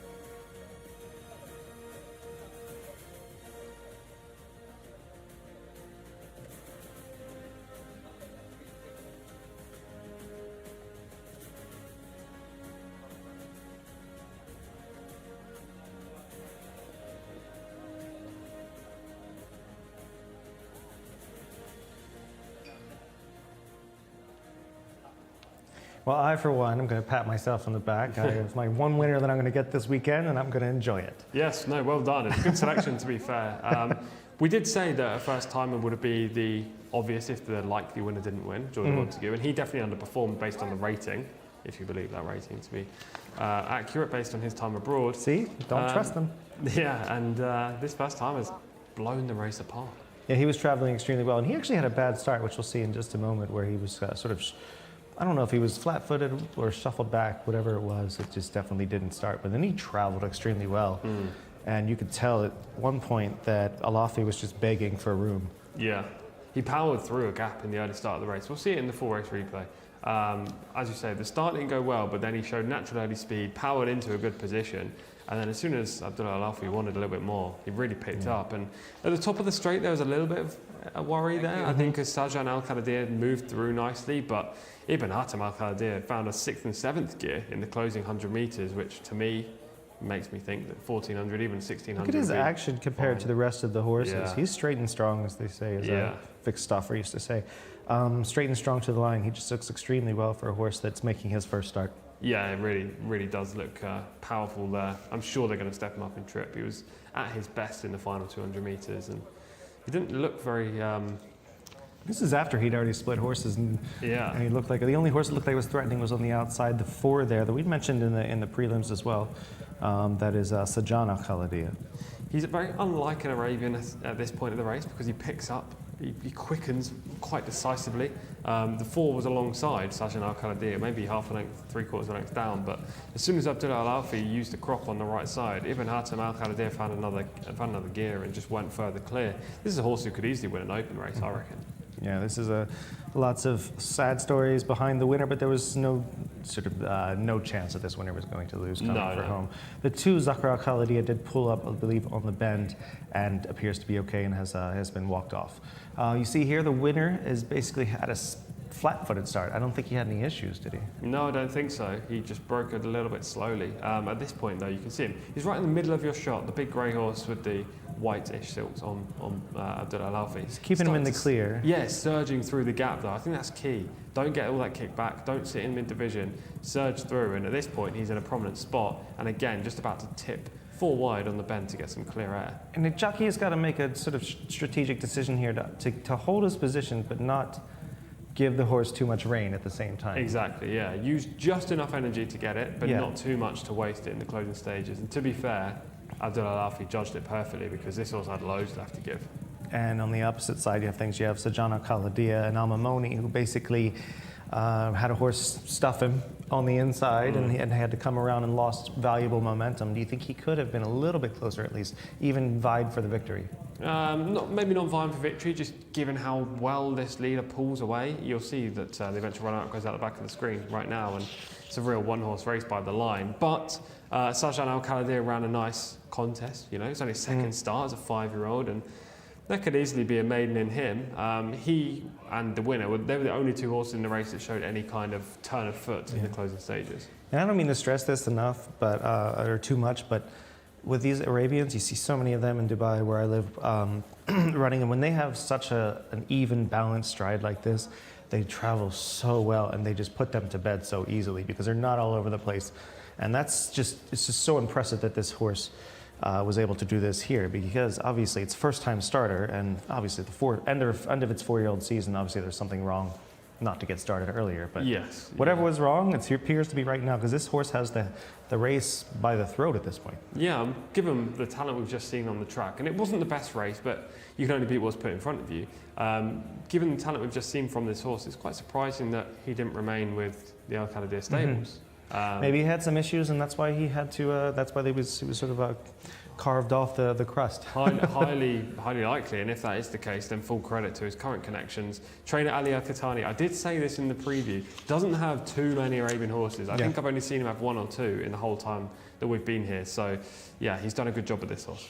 Yeah, well done to Connections. Really exciting sort of purebred Arabian to look forward to, especially stretching out, hit the line like a proper horse. We'll shift over to our 4th race coming up here in just a moment. It's going to be, to me, one of the more exciting races on the cards. Is a 7-furlong, 1,400-meter race, 3-year-olds, non-winners of 2. So you have horses that have not had a chance to show. Maybe some have had too many chances to show what they can do after their victory, and some have not had enough. Yeah, exactly. There's a few ex-Brits in here, a couple of ex-US trainees as well. So there are a fair few horses you can make strong cases for. This is the best race we've seen so far today, race number 4. But there Bar are is low. Exactly. We've only had 3 maidens. There are 3 opens to come later on in the card. Yeah, this is. I love the non-winners too, just because you get a chance, like you said, to sort of see the unexposed and exposed come together. And we're going to go through these horses in what appears to be an exciting race. We're going to go to John Blunt.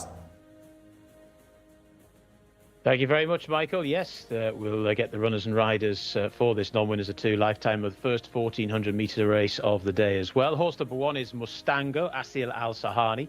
2 is Tahiyati, Luis Morales. 3 is Wisdom Keeper, one of the horses flagged up by Tom at the top of the show. Nicely bred. Adil Al-Furedi rides. Good jockey booking as well. Courageous Knight is next. Tariq Al-Mansour rides that one. Horse number 5 is Matching Socks, Abdullah Al-Saidi.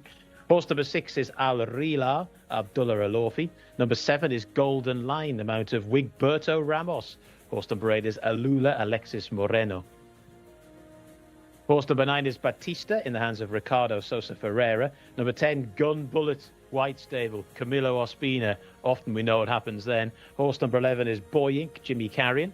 Horse number 12 is Shawash. That's the mount of Ali Al-Mutib. Horse number 13 doesn't go. Number 14, All In, is very much in. Khalid Al-Mamoni rides. Number 15 is Azizan, Mohammed Al-Ajmi. Number 16 is Burnish, Fawaz Was. Number 17, Dashing Topper, Abdulaziz Al-Yesh. Number 18 is Wild Rover, Mohammed Al-Nasser. Horse number 19 is Desert Man, Sultan Al-Mimoni. And horse number 20 is Sunningdale, who is the horse at the bottom of the list. I'm not too sure what the situation is regarding a reserve, but or the 20 that we've listed there, and the horse number 13 doesn't go, but the other 19 do. Right, they're making their way into the parade ring for the 4th race on the card, our first 1400-metre race of the day. We can get back to the lads in the studio. And just to confirm for those of you watching on YouTube and in the comment section, especially number 21, Hadib does run and will break from post 13.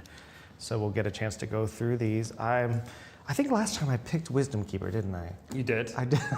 Didn't go well. Do you know who else was in that race? Can you remember? Commissioner King. Yes. That was the contest. I was just doing anything to beat Commissioner King. Yeah. We got him beat, just not with the horse that I selected. Exactly. Yeah. Commissioner King was very disappointing that day, but they did. I can't remember if he was late. He had a bit of a bad scope afterwards. Yeah, bad scope, yeah. So it's unfortunate for him, but I'm sure he'll be back, and hopefully we'll be shortening in trip per my advice. Yes, highly likely. So this is a fun one. It's going to be that unique sort of middle distance of or niche distance of 7 furlongs, 1,400 meters. They can't be too fast, and they got to have a little bit of stamina, or they got to be fast enough and have a little bit of stamina to get through that final furlong. These sprinters and the milers cutting back have to have the wherewithal and speed to get there. So hopefully we'll have an idea of who's going to be the best of the best here. Mustango is going to be number 1. I'm sure he'll be in shot in just a moment. This is a Muharar. And speaking of Muharar, his offspring often go really well on softer ground, I've noticed. And I'm a fan of the softer ground idea with handling this track. Are you on the same page with that? I don't disagree with it by any means, and we haven't seen too many Muharrars actually over here. We've seen a few, but not that many. So it'll be interesting to see whether they rack up wins, the Muharrar progeny. But this horse Mustango seems a little out of his depth in this company, so we might not get a proper read here. Because I know the Kingmans will handle both soft and quick going, maybe a little bit better in quick going, but there's one in this race, obviously, we'll talk about in a minute, but they seem to not handle this track as well as some of the others. No, Kingmans, I am very keen just to see on the turf. I don't think they handle Type at all, and I don't think they handle this dirt track overly well. That's not to say he wins now. Yeah, well, exactly. That's not to say that Kingman progeny cannot win, but generally they seem to be struggling on the dirt here in Saudi Arabia. I think as soon as we get the turf racing up and running, the turf track is still not ready, but I think it is January, so in the next few weeks, we'll start to see some more Kingman progeny win races. So back to the one Mustango, 1 for 12, comes off a 16th place finish, won all the way back in meeting 44. That was a good victory. It was a Taif in a much weaker heat than this. Has struggled of late, not finishing better than 12th in his last 4 outings. Will need a big jump forward. Tahiyati is a filly, granddaughter of Candy Ride by Mastery, 1 for 7. Finished 9th in a non-winners of 3 last time, so this is a minor step down to a non-winners of 2. Highly tried, this filly, in her career so far. She's US bred, and Luis Morales rides. This is one of the weaker races that she's ever run in, but in my opinion, she hasn't done enough in those stronger races to show that she can win. Number 3 is the aforementioned Wisdom Keeper. Comes against, but it comes with a nice little drop in class. Interesting runner in the race for sure. It cost just 25,000, but absolutely bolted up on debut back in meeting 63. Showed great all-round speed. Huge pedigree. Yeah, massive pedigree. FMQ stables have lots of good horses. Adele Alfaradi's on board, finishing 5th in the cup race last time. He's going to show speed, probably lead, and something will try to reel him back in. Whether he just kicks clear and dominates, we'll see. All right, we'll go to Shamil. She's in the parade ring. She's got a great view down there. Who looks good? Well, I'm hoping I can find you a winner in our 4th contest of the day. This is for horses who have won 0-1 races. And I'm going to go for a bit of a rogue choice because I absolutely love Wisdom Keeper. I've chosen him every single time. However, this time I'm going to go for something a bit different. Horse number 10 coming up behind me here now, the mount of Camila Ospina, Gun Bullet. A 3-year-old colt by a gun runner, jumps out of stall number 10, has 1 win to his name, so looking to add another one to that as well. He isn't the biggest horse in the race, but he has really well-defined hindquarters, which you need, and which we always say you need for dirt racing. So I really like the look of him. Same goes for Wisdom Keeper. Obviously, he's been super consistent in his 2 runs this season. I just think horse number 10, Gun Bullet, looks that little bit better. But I would love to see Wisdom Keeper back in the winner's enclosure. And I will give you one more horse that I really like the look of, and that's horse number 6, Al Rila, won last time out at meeting 73. She doesn't look as fit as some of the other horses in this race. She's a 3-year-old filly, so she is up against the boys this time. And I do have one negative for you, that is horse number 12, Shawash, an American bred, just on the smaller side compared to some of these other horses who have really well-defined muscles. So I will be sticking to horse number 10, Gun Bullet.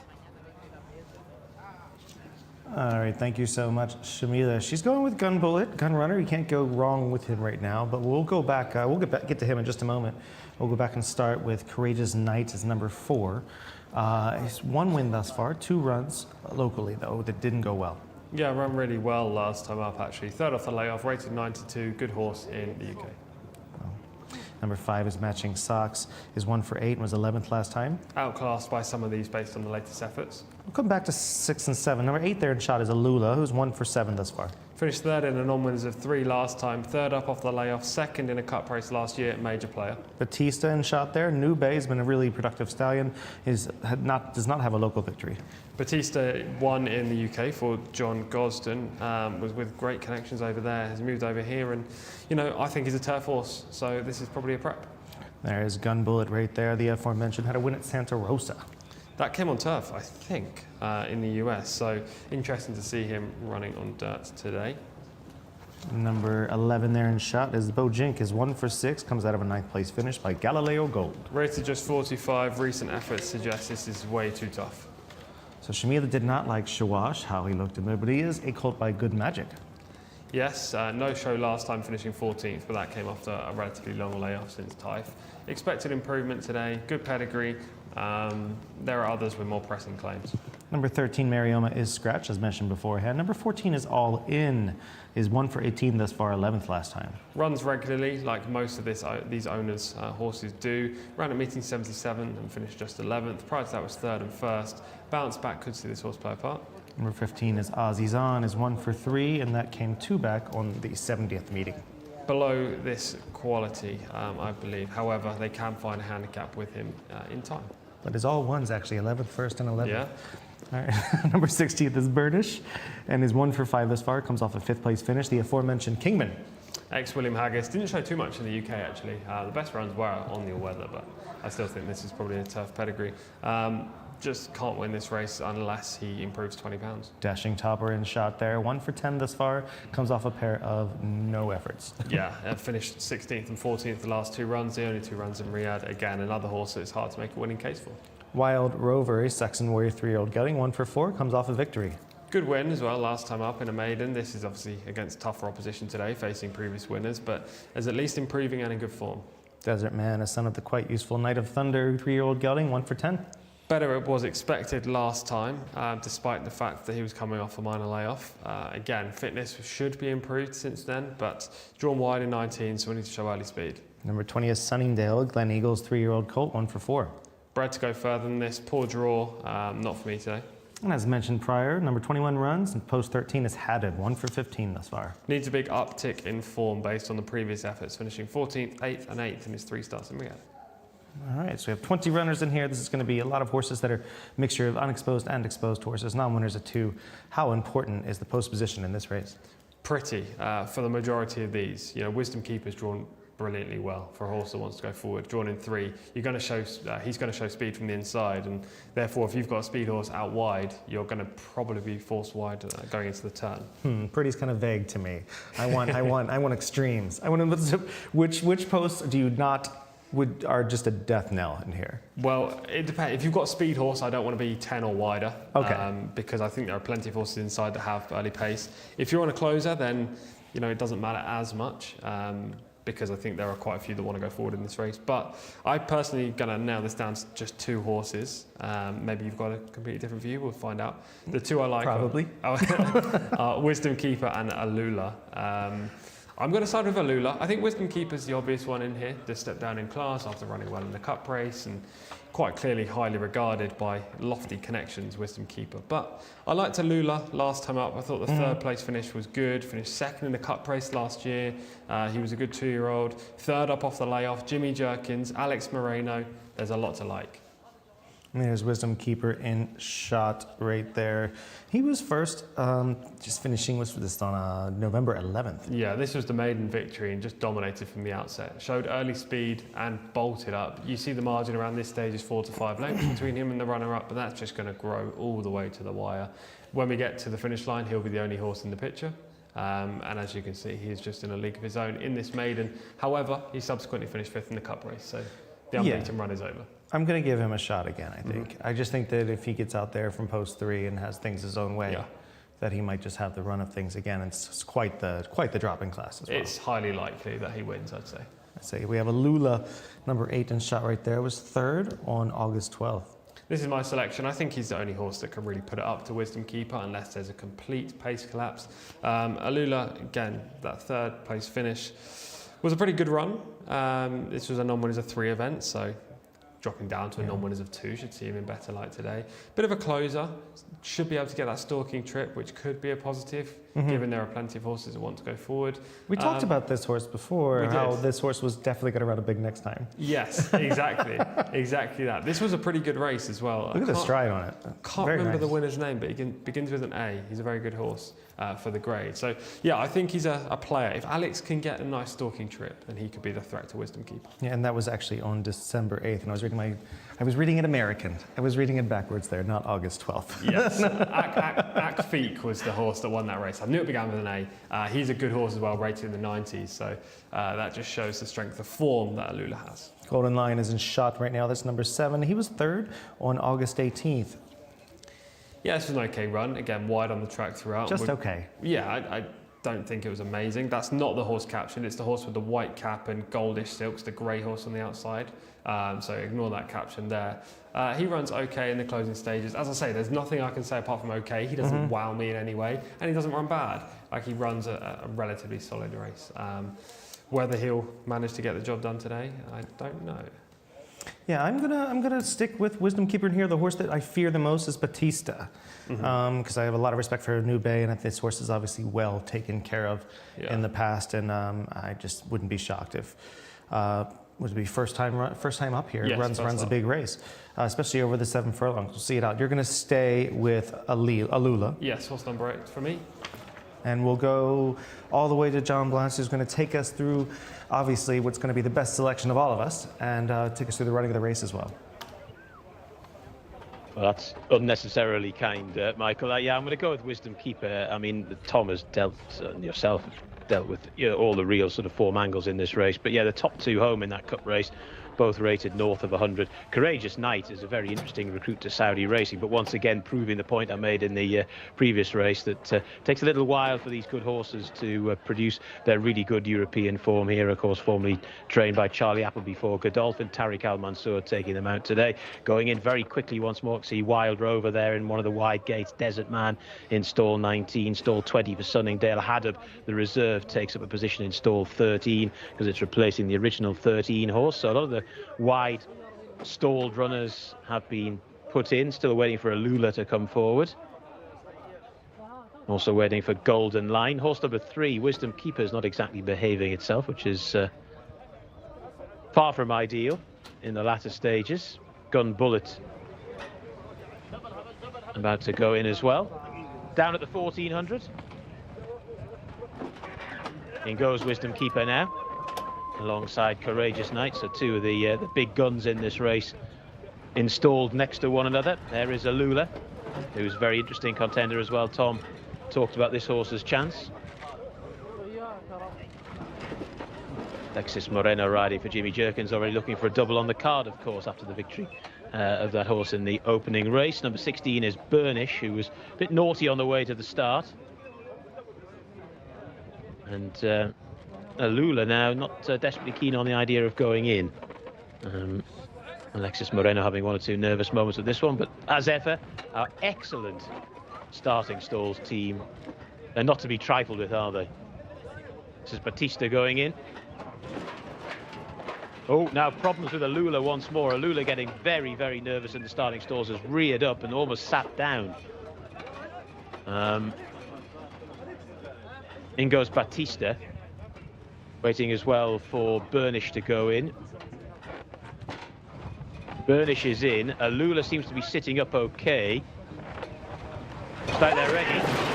And they're off and racing. Alula got away all right, actually, after the histrionics in the starting gate. A good start was made by Gun Bullet as well. Camilo Ospina, as he often does, able to take up a pretty decent position on that one, you'd have thought. Pressing on, though, is Wisdom Keeper. And it's Wisdom Keeper who's bagged the rail early. Nice start from that one. Also prominent is Al Rilar in the yellow colours. Then towards the outside, the green cap of Gun Bullet, followed then by the red jacket of Alula, who, despite all the playing around in the starting stalls, is going okay in the race itself. 25.38 through towards the first call. Towards the rear of the field at the moment, Mustango doesn't have too many behind it, and neither indeed does Boying, because they start to make the turn. They'll be levelling up for home very shortly, and it's Wisdom Keeper that leads in the hands of Adil Al-Faredi, to Al Rila racing in second. Then in third position, Alula. Right round the outside in fourth is Gun Bullet. This little quartet have now kicked on. Courageous Knight gets a little bit closer, then Golden Line, who's boxing on for Wiggy as well. But as they swing for home, it's Wisdom Keeper who's stretching on to, in second position, Al Rila, who can't find a great deal at the moment.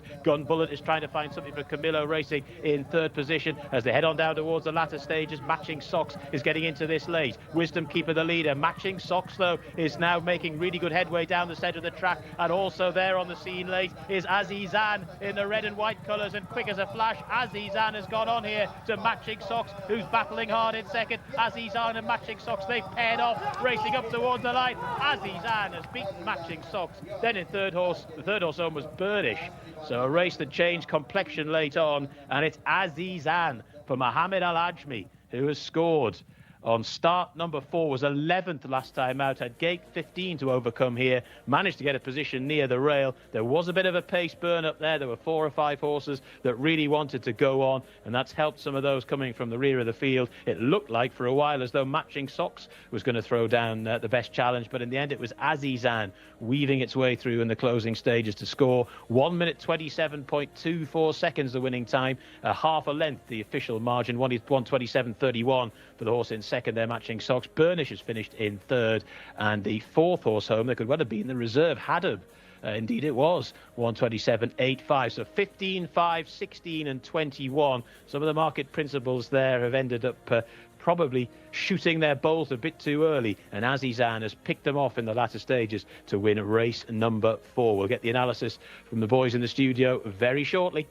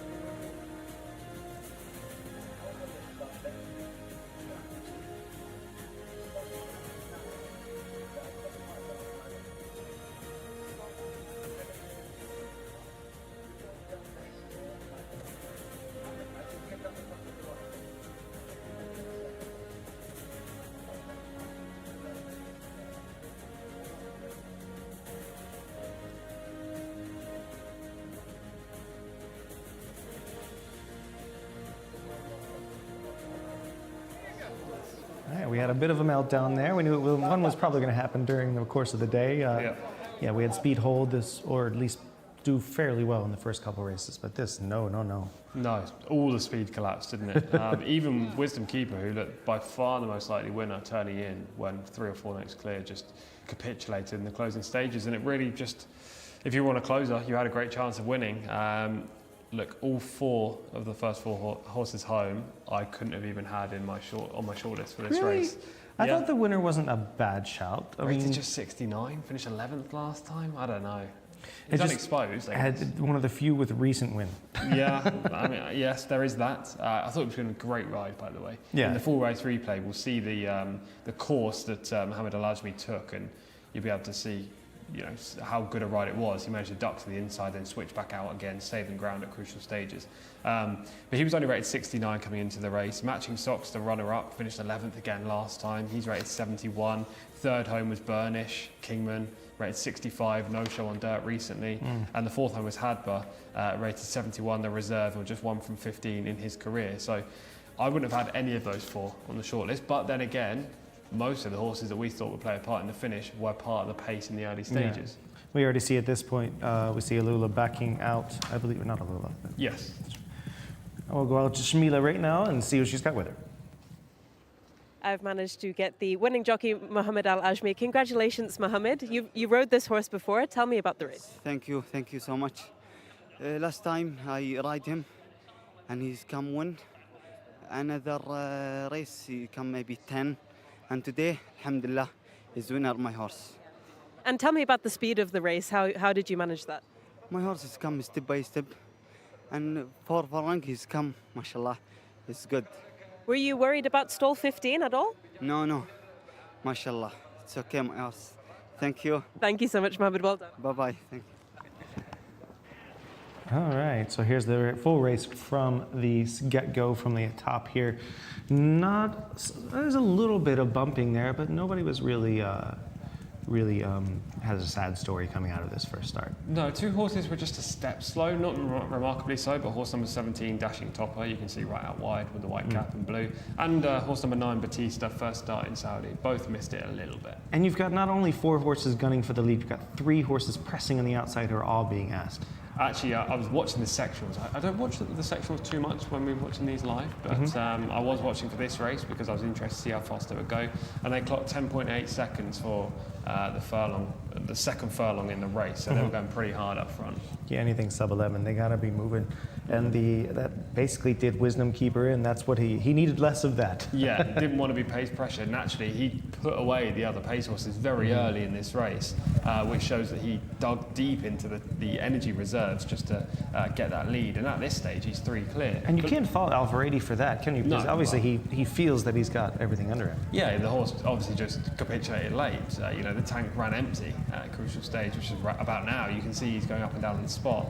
And even some of those pace horses that vied for the lead with him, that he then put away, were closing back on him in the closing stages. So stamina just completely went for Wisdom Keeper today. Yeah, there was might have been, I don't know if it was contact, but he got pretty close. Winner got pretty close with his stick there in the runner-up. We should have said, as we were talking about Wisdom Keeper and the pace, during that overhead, it was a great piece of race riding by Mohamed Al Ajmi. Ducking towards the inside, there wasn't much of a gap there, but he had lots of horse. The horse took him through it, saved some ground, didn't get any interference, switched back out behind Wisdom Keeper, and the horse refound his stride and went again. And it was even doubly more impressive because he had to get to that position outside of Wisdom Keeper in time, because a lot of times those tired horses will sort of fade out to the outside, drift out to the outside. So it was really well timed, and it looked like a bit of a not inadvertent turning in the final bit there. Exactly that. Just quickly to point out, the horse in pink that just went out of the shot there, that was horse number 12, Shawash. 1 from 13 coming into today. Recent runs hadn't been great. However, this was second up off the layoff. If you're going to put any horse in the Saudi Arabian tracker, if you've got one of those, or the notepad, Shawash would be the one for me. When I say any horse, I'm not talking about the pace horses here. Obviously, they need to be given another chance next time. But I thought Shawash ran a really nice final furlong there. Wasn't asked for maximum effort late in the day, and is very unexposed over this kind of distance, especially because this horse could improve for turf. Ran on turf last year. Shawash could be the one to follow next time.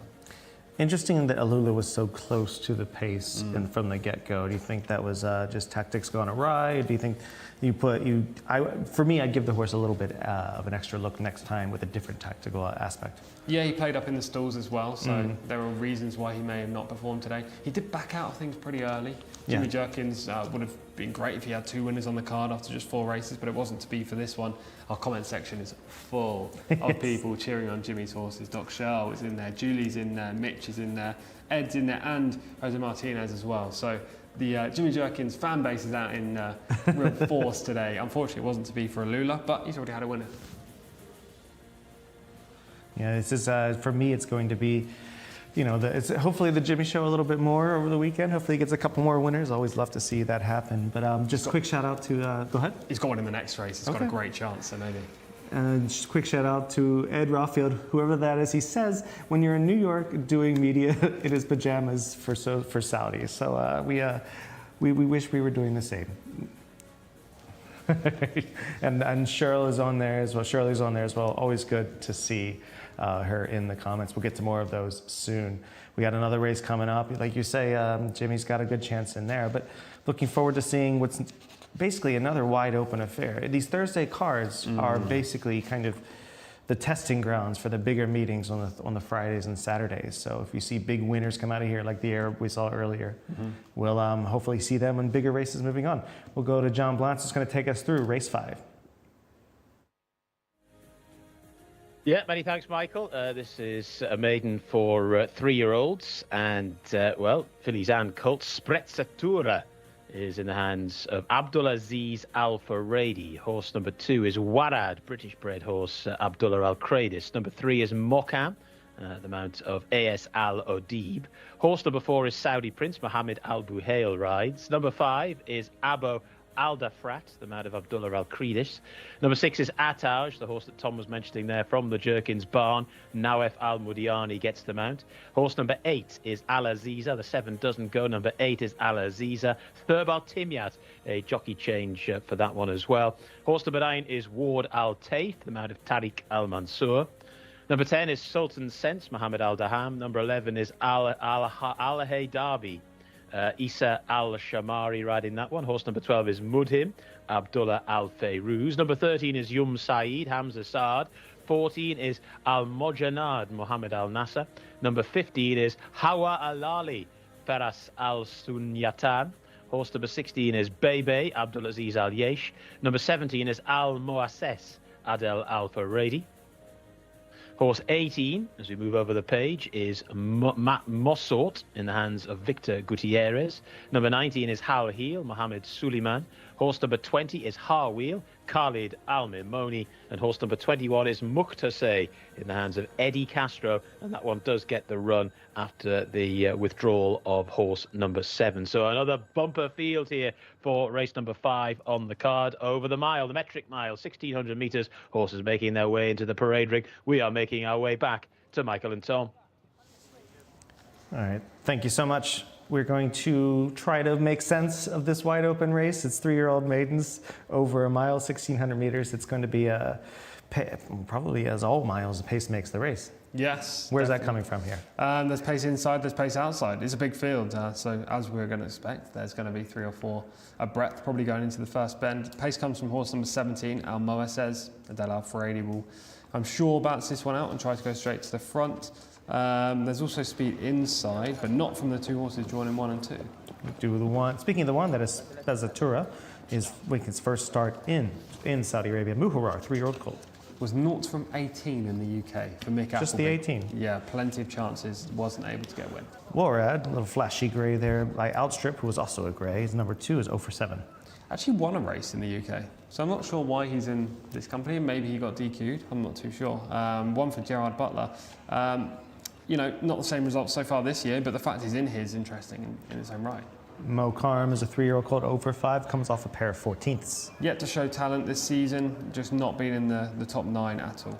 Saudi Prince, number 4, is 0 for 2, comes off a 17th. Beaten far in both of his runs this season. Jockey change, Mohammed Al Habail on board.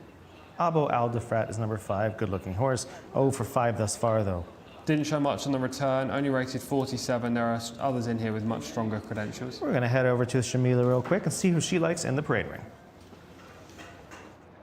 Well, Michael, not only is this race difficult to work out on paper, but it was very difficult for me to work out in the parade ring as well, based on looks.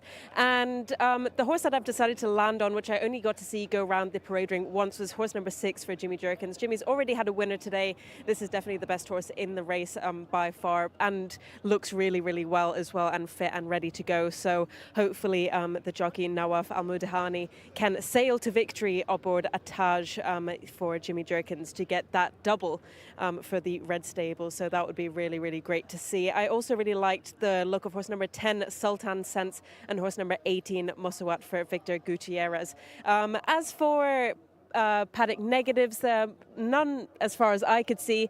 Nobody was acting up or getting hot behind the saddle. It is cooling down a little bit now, so that would be a red flag definitely if I saw that, so I would mention it. But everyone was behaving really, really well, and I will be sticking with horse number 6, Ataj.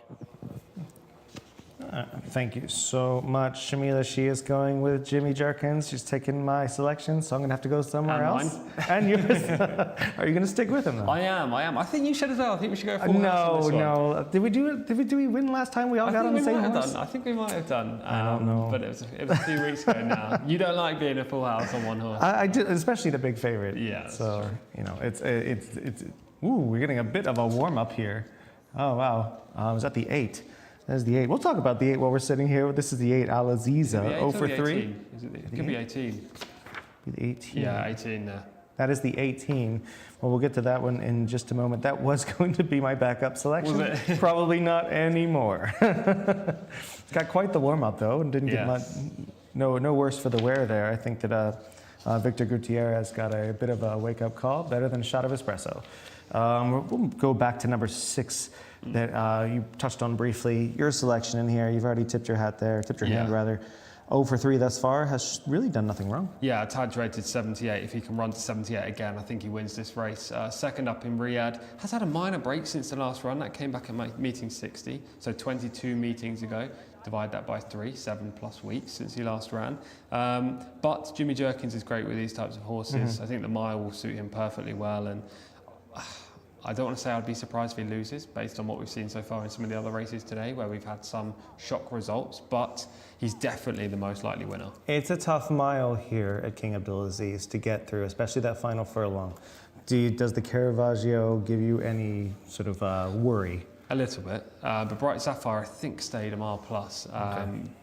Yeah, this horse is going to show speed inside and probably look to hang on, I imagine. But Jimmy's so good with these middle distance, well, mile plus horses, that I'm sure he would have prepped a Taj to get more and more stamina.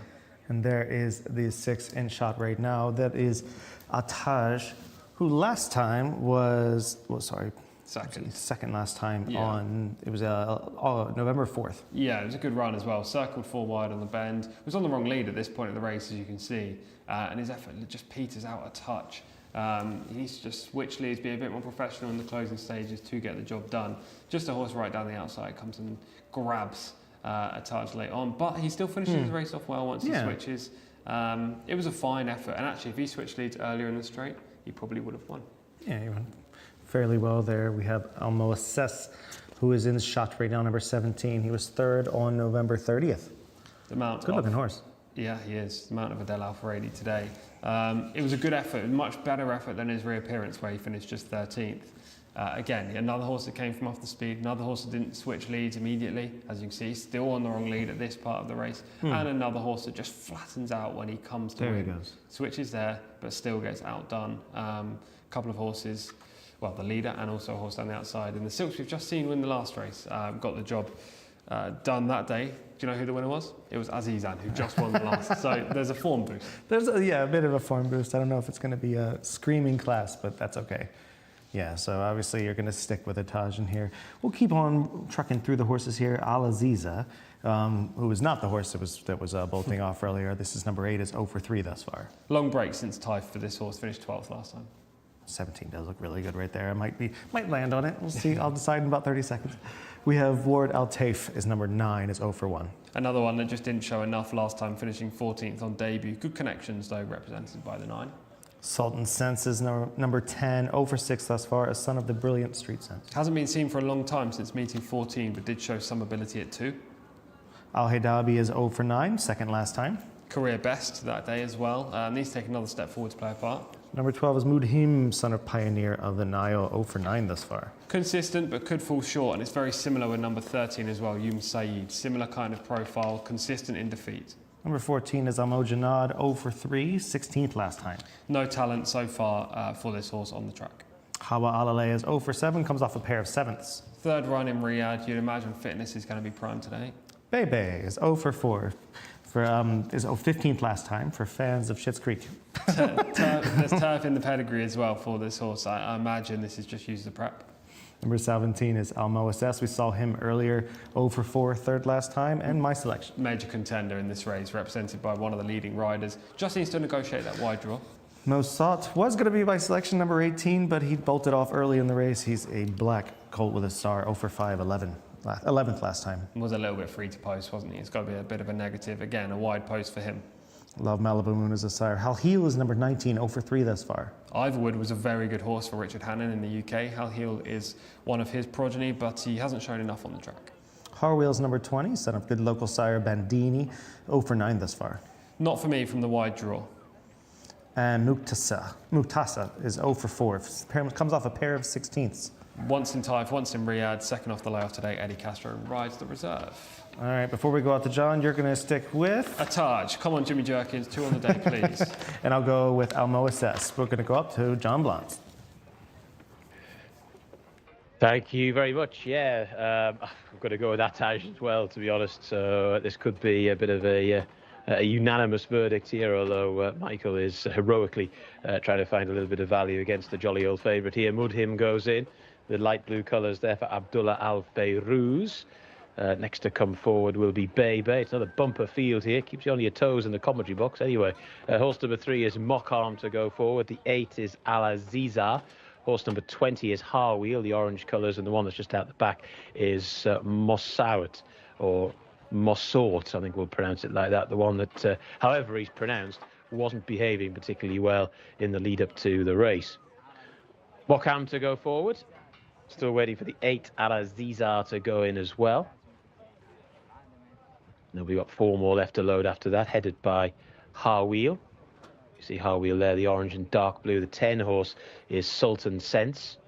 And the 17 horse will be Al Moasses, who could well be the likely pace angle in this race. And, well, if Adel Al-Faredi can get him across quickly, might be able to negate that wide draw, but we will see.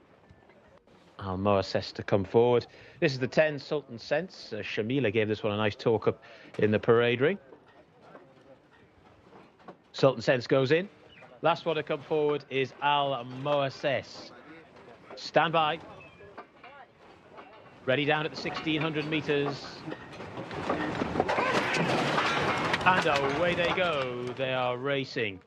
Through the early stages, Al Moasses did get a pretty good start and pushes on from a wide gate. Also prominent in the run early is Muqtasay, the reserve. Another one that's gone on, though, is Ataj. The red jacket gets into a good prominent posse early, and Ataj seizes the initiative in the very early part of the race to Muqtasay, the 21 horse who's racing in second. Al-Aziza gets a good posse there in the orange cap, taking quite a hold is Saudi Prince, pushing into a prominent position as well. Then right up the inside in around about 6th or 7th spot, we have Warad in the white colours, who's now just being tackled and passed there by the blue jacket of Abo Aldafrat as they make their way through towards the end of the back straight. One that's cutting across from a wideish position is Yum Saeed to come through and just about lead. So it's Yum Saeed, the white face, the green and yellow colours, to the near side Ataj, who's run that rail throughout. Al-Aziza, the orange cap, is racing in 3rd position. Right round the outside now in 4th is Mudhim in that pale jacket, the grey horse. Then up the inside rail in the blue jacket, Al Moasses, who has got into relatively prominent position but has had to work to do so. So it's Ataj that leads as they make the swing for home. 2 in 2nd position towards the outside, Yum Saeed, who's now being driven along in between horses. Al-Aziza is trying to stay on. And then Almo Assess round the outside is now moving very strongly and down the centre of the track, has come through to take it up, worked up from quite a long way out.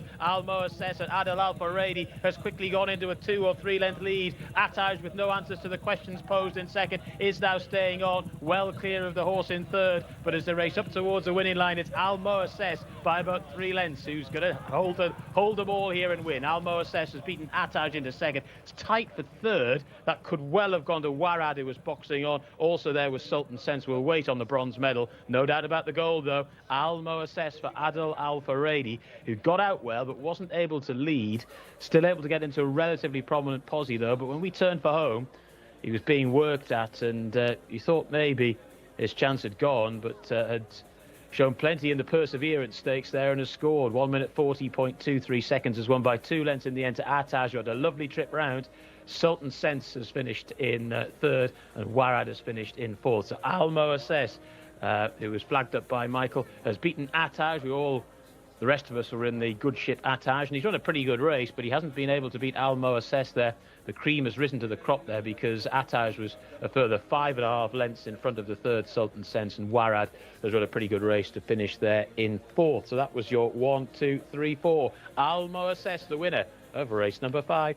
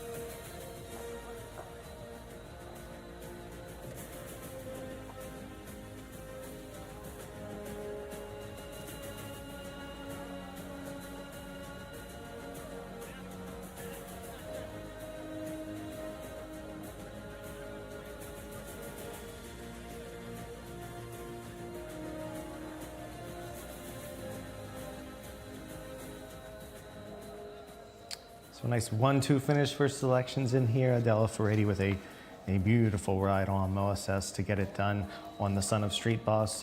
Basically came all the way from the 17 hole to do it, had to do it. Amazing ride, wasn't it? We actually saw Adel Al Faradi, when we were here 2 weeks ago, we saw him ride, no, actually it was 2 weeks ago. We saw him ride 2 winners from stall 17 in the space of a couple of days. And again, he's done it from stall 17 today. When we watch the full race replay, you'll talk about how you think it was an excellent ride, because I know you do. But a good form boost for that race last time, when Almo Assess was third and Azizan won. Azizan won our last race today, and Almo Assess just won that one. So that was quite clearly a pretty good maiden in which they fielded first and third. Yeah, maybe it was a bit of a quick maiden, and they didn't quite. Azizan didn't quite come out of it as well. It came back too quickly last time. Yeah, so. I think so. Yeah, so this is obviously a little bit of form there. I thought that This was, obviously it was a really good ride, but the horse was just there for him the entire way around. Well done for your selection. I think that Ataj is equally talented. He ran an interesting race because he showed so much early speed in the red silks before Jimmy Jerkins, then got passed by Almo says, and comfortably so in the space of a couple of strides, before then re-rallying and then actually passing the eventual winner after the line. Yeah. He's a horse that maybe they should have gone a little bit harder up front to use more stamina, or to maybe put the others out their comfort zone, or at least next time they'll go over further. You see him in the back shot here. He's basically not slowing down at all. No. He's staying one pace all the way through. From the beginning here, you see all the way out in the 17 with that yellow saddle cloth there is the eventual winner. I love that he's not rushed at all here. He's allowed to use his own pace to get over, his own natural pace, and basically off a rate he decides where to place him at this point. Yeah, well, Ataj and now Al-Mudiani go straight to the front. He eventually finishes second. Your winner, Almost says, still 7 wide at this point of the race. And as you say, Adele's just waiting. Were you happy that you were on the front end at this point? I was, yeah, because we saw last time this horse finished the race off relatively well despite being on the wrong lead. So I thought I was in perfect position. However, you did point out with around 400 metres to run that Adele moved to the rail and was looking promising. You can see it just here. Right here, you see him slot over. Yes, it's being given to him at this point, but he does have to be very careful. See, he has a bit of a squeeze to go through. He has to use a little bit of petrol to just make sure he can maintain position. Yes, what I love is right here, he comes over just one lane because he's expecting one of two things to happen. Either the inside's going to open up between two horses, or he's going to have to do exactly what he's doing now, which is basically take a breather and then bring the horse out. Yeah, it was a perfect ride, really, wasn't it? I mean, it's not a shock. Adele Al-Freidy is phenomenal. One of the best jockeys here, and he's just taken his time, been extremely patient, knew that this horse had plenty left in the tank, and as soon as he pushed the button, It's got a nice little button on him too. A lot of the street bosses do. They're almost like grass horses. It was like electric turn of foot, wasn't it? I wouldn't say his challenge lasted the whole way up the straight because he does weaken a touch in the final 100 metres, but he put the race to bed by then. And the polar opposite of this is the runner-up who's just one pace the entire way. I don't think you can see his stride doesn't change at all through the entire stretch. No, but we don't normally see front runners here finish off their race as well as he did. So I think he's still a horse to take going forward. I know that Ataj has now finished second in his last 3 starts. That's when a horse tends to get a little bit, you get dubious about selecting them because you're like, well, are they just a bridesmaid? Do they actually want to go through with winning a race? But I think he does. He's just been passed by a speedier horse on this occasion. Any hard luck stories you think that are going to be just, that we'll take out of this and be like, maybe they could have done a little bit better? Not for me in this race. There wasn't like earlier on when I circled a horse that finished 6th or 7th that is one to take forward. In this race, I didn't see any in behind that could have got a lot closer to winning this. Maybe it's a good race. The first and second home here have some talent. But yeah, I don't think there was any horse in behind that I would necessarily scream as a next time out winner. You mentioned that there's not much separating the winner and runner-up. But Taj, for me, the runner-up, I think people might jump to conclusions that they want to stretch him out, but I'm not so sure. I think that keeping him maybe at a mile would be, 1,600 might be, another race of experience. He might be that much better. Would you go harder up front with him then? Because the thing is, they could if they wanted to, but he's just in a rhythm right now. Look at him. He's moving as quickly, not as he can, but just under it. I just think he's moving as quickly as he comfortably can at this point. Yeah, my thoughts would be if you stick to this trip and you ride him in a similar way, then you're going to be vulnerable to a speedier type again. To me, he runs a better race and possibly even wins this if someone is lights out in front of him and he's got one horse to pass. Yeah. And then he gets the jump on the eventual winner who's behind him at this point with the blue shadow roll. This is to me, he's the way he woke up a little bit even more when he was passed and just kept on running at that nice little even pace to finish up. I think he's maybe just a nice stalker with a little bit of pace that could be a good miler. 9 furlongs won't be bad for him. Yeah. And he probably maybe even wins at it against these similar types, but I don't think the mile is out of his wheelhouse. I think he ran very well here. Yeah, I don't disagree with what you're saying, for sure. I mean, he does run very well. He draws clear of the 3rd, 4th, 5th, and all the other horses way in behind. It's just that I feel if there's a horse like Amos has proved today that has a turn of foot, good acceleration over the trip, he can be vulnerable. If you step him up, or you keep him at the trip and just wind him up a little bit earlier, just to make sure that he really strides out at the top of the straight, then he'll get a race under his belt for sure. The only horse I think to watch out of this, if we're going to sort of, not nitpick, but cherry pick rather, is maybe Warad, who came running the outside. I think he finished 4th or 5th on the outside. He was a little bit awkward out there. He made a nice effort. Number 2. Yeah. the gray by outstrip. He made a nice little run on the outside, and it was a nice little return to, he was second place first up, had a couple of bad efforts the last two, not first up in Saudi Arabia. Yeah. Wouldn't be shocked if he comes back. And, with a little more of an enterprising ride where you can get a little more involved, could be a little bit closer. For sure. I think he had good turf form in the UK. Well, I say good, relatively good turf form in the UK as Useful. well. So, yeah, useful, precisely. So maybe they're just gearing him up for the switch to the grass when that comes around. I did get a message earlier, actually, with a specific date. People talk to you. Well, it was just Shamila, so forwarding on information. But I believe turf racing, the plan is for it to begin on January 13th, so only a couple of weeks away, which is very exciting. Yeah, I'm looking forward to it. It not only will give us a nice chance to switch things up a bit, but the turf course is looking absolutely excellent right now. Look at that shot. That's beautiful. It is. Beautiful as the sun sets on another gorgeous day, but not on our race card because we're not even halfway through. Nope. So About to get to the halfway stage, Well, yeah, though. we're- And it's another older horse maiden. oh, how exciting! Not a race that I like, but I say that. There is a horse in here that I have a soft spot for. Potentially the only horse rated 60 or below in Saudi Arabia that I have a soft spot for at this point. So I'm looking Like, are forward you to it. saying soft spot as in it makes you laugh when somebody tickles you, or like a soft spot on top of an infant's head? No, it's just a horse that I know doesn't have much ability, but he tries. And when someone tries and a horse tries like this, you always want them to win. Oh, so you relate to it. That's good. Exactly. Right. I was Well, going to say exactly that. Didn't mean that at all. So for this 7 furlong locally bred maiden, we're going to head up to John Blanc. It's going to take us through the runners and riders. Thank you very much, guys. A great example of there having an American and an Englishman both speaking English and not necessarily understanding one another. Shanthar is horse number 1 in the hands of Khalid Al-Mamoni, divided by a common language. 2 is Faizat Sarah. That's the mount of Abdullah Al-Musad. Number 3 is Ibtali in the hands of Jose Rodriguez. Number 4 is Tawakkalna, Mohammed Al-Daham. Number 5 is Mote Zawi, Adel Al-Faredi. Horse number 6 is Alabja, Selman Al-Rashid. Horse number 7 is Al-Gashmari, Wigberto Ramos. Old Wigberto's got a good mount here. Horse number 8 is Hanun Nayef, Saeed Seljas. Number 9 is Shehanat Lina, Tariq Al-Mansour. Horse number 10 is Darg, that's the mount of Ali Al-Mutib. Horse number 11 is Al-Hathem, Abdulaziz Al-Yesh. Horse number 12 is Amir Mohammed Al-Habib. Number 13 is Kayed Al-Fursan, AS Al-Audib rides. Horse number 14 is Kalab. Adel Al-Orfi is riding. Horse number 15 is Hamel Al-Bayrak, Nawef Al-Mudiani. Horse number 16 is Mojeda, Turki Alofi. Number 17 is Lahib Al-Shok, the man of Mohammed Suleiman.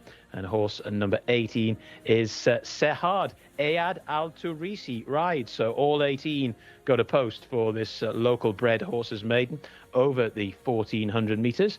Now we can get back to the studio now. The horses are not quite in the parade ring, in the pre-parade ring at the moment, but they will be making their way in very shortly, and we'll get the thoughts of the guys in the studio. And of course, Shamila in the parade ring, who will be looking at the conformation and the general health and well-being of the horses in front of her in the paddock. But right now it's back to the boys in the studio. All right, thank you so much, John, for that. We are looking forward to what's going to be, another unique distance with the 7 furlong trip. We're going to see a lot of horses that are going to have to stretch out a little bit from the sprinting 6 furlongs. Some are cutting back, some are used to running this, but a lot of horses, to me, that just have to prove that they have some inclination to win. Yeah, very much so. There are a lot of fully exposed horses in here. There is actually a first-time starter, horse number 8 in this race, Hanun Nayef. But aside from that, the majority have had plenty of opportunities. My selection is one of them, but that's the horse I have a soft spot for. And the reason that I've come down on selecting the horse I've got a soft spot for is that there is no other horse in this race that really stands out to me. Yeah, so you're basically like, well, It's I a like heart it a over little. I head. like it enough. It's a heart over I like head it enough. decision, and it doesn't happen often. It's I want this horse to win. Do I think they can win? Probably, but do I think they will win? Probably not. Yeah, it's kind of, to me, that's how I look at Eurovision. It's basically, I don't hate it, and if anybody else seems to like it, it's okay. I have a bit of a soft spot for that kind of Exactly. entertainment. But yeah. Moving on to things that matter, like jockeys heading toward the horses. The horses are in the parade ring behind us now, looking fairly well. We'll start. It's a big 18-horse field. Number 1 there is Shantar, 0 for 5 thus far. Looks like he's carrying a touch of condition first time up this year. Only rated 43 and just not good enough on what we've seen so far. Number 2 is Faizat Sarah, 0 for 10, was second, 2 back. This filly needs further. She's been running over a mile plus on her recent efforts, and actually when she finished second on her penultimate outing, it did come over the 1600, so this trip could be a little bit sharp. Bit on her toes as well with the back wraps.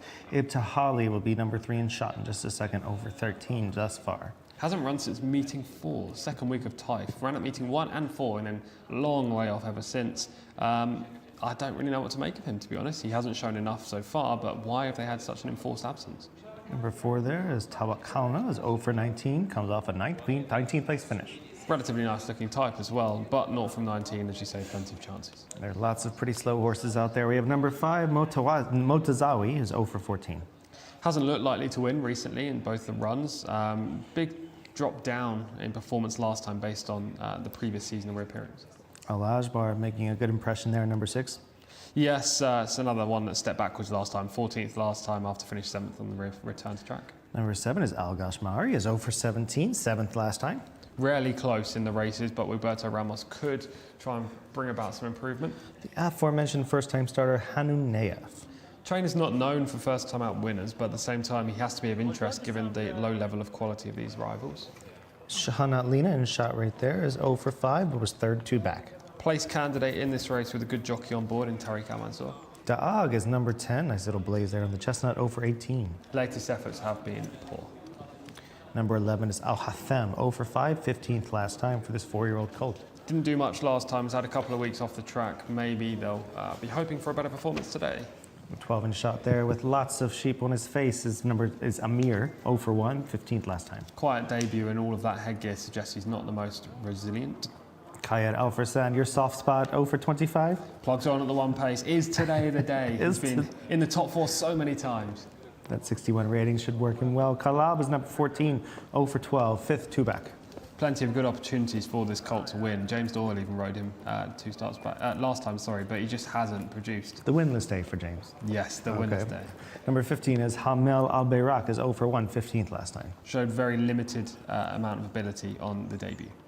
Moshe Had is 0 for 20, but does come off a 3rd place finish, number 16. Arguably a career best as well, finishing 3rd last time. Another horse with plenty of experience that you can give a chance to in this race. Yeah, it looks pretty fit as well. Definitely does have a shot if he can overcome that. She can overcome that 0 for 20 aspect. Lahib Al Shak will be number 17 in shot in just a second. 0 for 7, comes off a 13th place finish. Good looking horse though. Nice looking horse, probably not talented enough to win. And last but not least is number 18, Sahad, a 4-year-old colt by Byron, 0 for 6. Yeah, returned at meeting 75, showed pace for about 200 metres, then was pulled up. Just went right back in through the TV. Obviously, couldn't have been that much a miss because he only ran a few weeks ago and then come back again. Maybe he just isn't a racehorse. Let's head over to the parade ring for the question everybody in the world is asking, who does Shamila like? Thank you very much, Michael. Hopefully I can find you a winner in this sea of uncertainty because I'm going to go with horse number 9, Shihanat Lina, rated 53 under a really, really good pilot who is Tariq Al Mansour, one of the better apprentices here in the Kingdom of Saudi Arabia. And we haven't seen him in the winner's enclosure for a while, but he rides a lot for the Al Mandil stables, which are really highly respected. And he's only 16 years old, but a really, really strong rider. So it would be great for him and this lovely filly, Shihanat Lina, to get their time to shine in the winner's enclosure today. I also really like the look of horse number 13, Kayed Al Farsan, for Michelle Al-Muteri, 4th last time out. Pretty consistent this season, apart from coming 10th at meeting 61, but maybe that was just a hiccup in the timeline. I was really fancying horse number 14 on paper for the Red Stables, but to my eye looked to be carrying a little bit too much condition. If I was being really harsh, that's it for this race. Nothing getting too hot and sweaty behind the saddle. I'm just actually looking at horse number 18 here now, getting really hot between his back legs, and it is starting to cool down. I am almost getting ready to put my jacket on, so that was definitely a red flag for me. But I will stick with horse number 9 for this contest. All right, thank you so much, Shamila. It's jacket o'clock for her. It's usually the sign that we're getting to the halfway point almost. Yeah, exactly. I'm not looking forward to being out there for the outro in just a shirt. I will be shivering. I don't mind it at all. You're just sensitive to the cold temperatures. You're I made love of it. stronger stuff than I am, I'll tell you. No, a lot of the high-end jockeys are in this race. Obviously, we have Adel Al-Faredi going for the clean double here. He's on the 5, Motazawi. And some of the big players in here. How much weight are you allowing? Not weight, but how much weight do you personally put on them being booked up on some of these horses? Sure, it's got to be a positive. The general level of talent in the jockey room is pretty strong over here, but there is a bit of a gap between the leading riders and the second tier, let's say. That's not to say the second tier can't ride, because they definitely can. It's just the likes of Adel Al-Faredi, Camilo Ospina, Luis Morales, Alex Moreno, I could keep going. Yeah. They are in a different gear to the rest. So the fact that Adele's on the horse number 5, which has shown very little so far, is interesting. Roberto Ramos takes the ride on horse number 7. Tariq Al-Mansour, one of the best apprentices, as Shamila said, on horse 9. They have to be big positives. Camilo Ospina doesn't ride in this race. Naif Al-Nazi's banned today, so he's not riding. But again, you've got the likes of Abdullah Al-Alfi, Turki Alofi, etc. still in this field. There's the one in shot there, that's Shantar, who's definitely piqued my interest just on looks alone. The horse seems to be very well within himself. Gets Al Mamoni, who's very capable in the saddle as well. Yeah, he is. I've seen him personally ride a couple of hat tricks since being in Riyadh. He seems to be a bit hit and miss. I don't for no apparent reason. It's either he has multiple winners on a day or none. But yeah, he's very good in the saddle. Sounds like an agent issue. Just getting him on the right. You get him on the right horses, he'll get the job done. It's probably where I'm going to lean with this horse. I just think he looks extremely well, and I have no other real concrete data to land on. And probably like you with your 0 for 500, number 13, Kayed Al Farsan. Don't say a bad word about Kayed Al Farsan. I don't know why I've got a soft spot for him, but ever since I watched him back in Taif right at the start of the season, in my first stint here, actually in August, when he plugged on at the 1 speed, I just got a bit of love for him. I don't know why. He's done exactly the same thing on numerous occasions. He ran 4th when I was here. We were here, meeting 79. And prior to that, he ran 4th, meeting 58 when I was here as well. So this is a horse that I had selected on numerous occasions, not necessarily expecting him to win, but knowing he'll be in the top 4 or 5 and hoping that today is the day. So it's similar profile to me to Mojdea, who's obviously the difference between a 5-year-old colt and a 5-year-old mare. Not calling you a sexist at all. I'm just saying that one's 0 for 26, one's 0 for 20, and they both come out of decent runs. Why do you choose Kayed Al Farsan over her? Just because he's more consistent. He runs the same race every time. He's super slow. He really is. He's a plodder, as I described him, a plodder, very one pace. But I know that he will put in his maximum effort, and he will run home late at the 1 speed. He'll be right out the back in the early stages, and I guarantee he'll come with some kind of late charge. Maybe he's not good enough to win again, but he should be in the top 5. Meanwhile, Mojeda finished 3rd last time. It was a career best effort. Prior to that, it was a little subpar at Taif. The efforts weren't as good. She's had more winnable opportunities as well. And look, if she repeats last time out, she could win this race. There's no doubt about it. There she is in shot right now, looking quite well, going out onto the track. The question is, will she repeat last time out? We'll see a footage of it. She moves into this race very nicely. You can see that's her her on there. the outside. She's finishes 3rd here, just can't quite cut into them. Exactly, red stable horse out in front. You'd expect that Mojeda would make some kind of inroads, but the finishing effort just left a little bit to be desired, I think. It wasn't a terrible effort by any means, and it was definitely a career best. It's just, will she need to improve on this? Probably a touch. And even if she does, I don't know whether that's whether that's good enough or not. Yeah, well, the only thing is a little bit disconcerting and not easy on the eye here is the fact that they did back up into her and she still didn't pass that in time. Exactly that, yeah. The red stable horse was really balking in the final 100 metres, and she only just got by. Yeah, she's going to have to step up in that post. I mean, obviously we saw one win from 17, 2 races back. With her style, do you think it's a positive or a negative? Bit of a negative, not necessarily the style, but more Adel Al-Faredi's not on, and Adel's so good from those draws. Turki Alofi will try to probably emulate what Adele did, try to move across at the perfect point of time, not rush her in the early stages, try to save ground when he can, but it's difficult. She's one style-wise that I wouldn't want to see wide at all. You'd No. want to see her down low and splitting horses. Yeah. If she wastes energy and momentum wide on the track, we've already seen her finishing efforts not wicked. Yeah, it's just she's gotta meet weaker horses in order to get it done. I'm gonna go with just basically based on paddock selection. I just thought that Shantar looked quite well. He's 0 for 5, has nothing really to go on other than just looks aesthetically pleasing. You're the man in form today. You've had 2 winners so far in 5 races, so albeit this horse Shantar does look a little bit out of the blue. Yeah, so I'm sticking with number 1 Shantar. Shamila is with Shahanat Lina, number 9. You're leaning toward your softest of spots, Kahad Al Farsan, who's going to make it lucky number 27. If he wins, I'm on the track, I tell you, Michael. It'll be a phenomenal. It will be my Tom's top moment. I can say that now. And let's go to the best commentator in Saudi Arabia. John Blantz is going to give us his selection and take us through the running of this lovely race. Many thanks, Michael. Yeah, it's not a particularly strong race, but like every single horse race anywhere in the world, there has to be a winner. And I would say it's going to be the winner, but I quite like Faizat Sarah here, the 2 horse.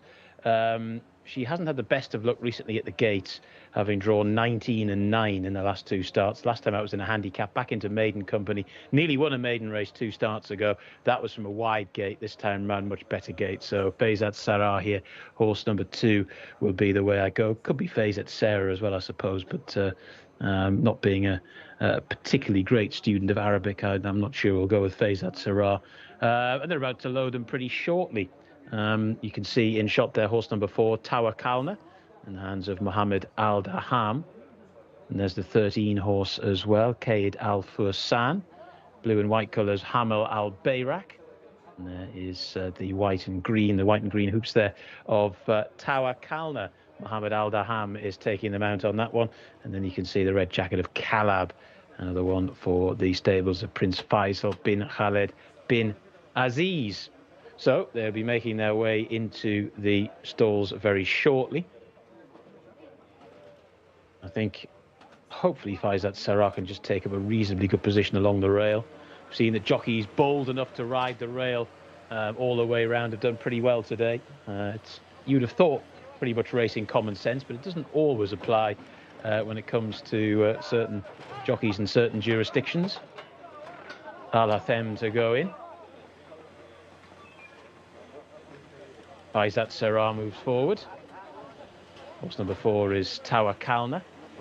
Nice overhead shot of the gates here. The 8 is Hanun Nayef to go in. Yellow noseband for Hanun Nayef.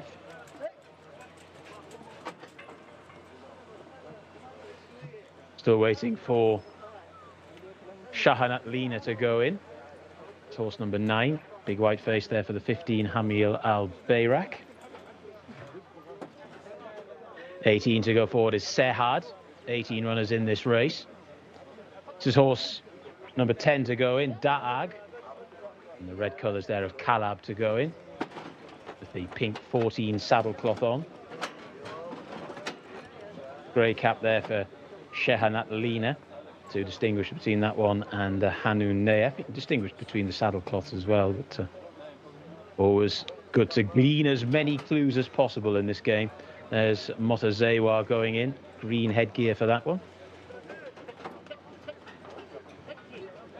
In goes Al Gashmari.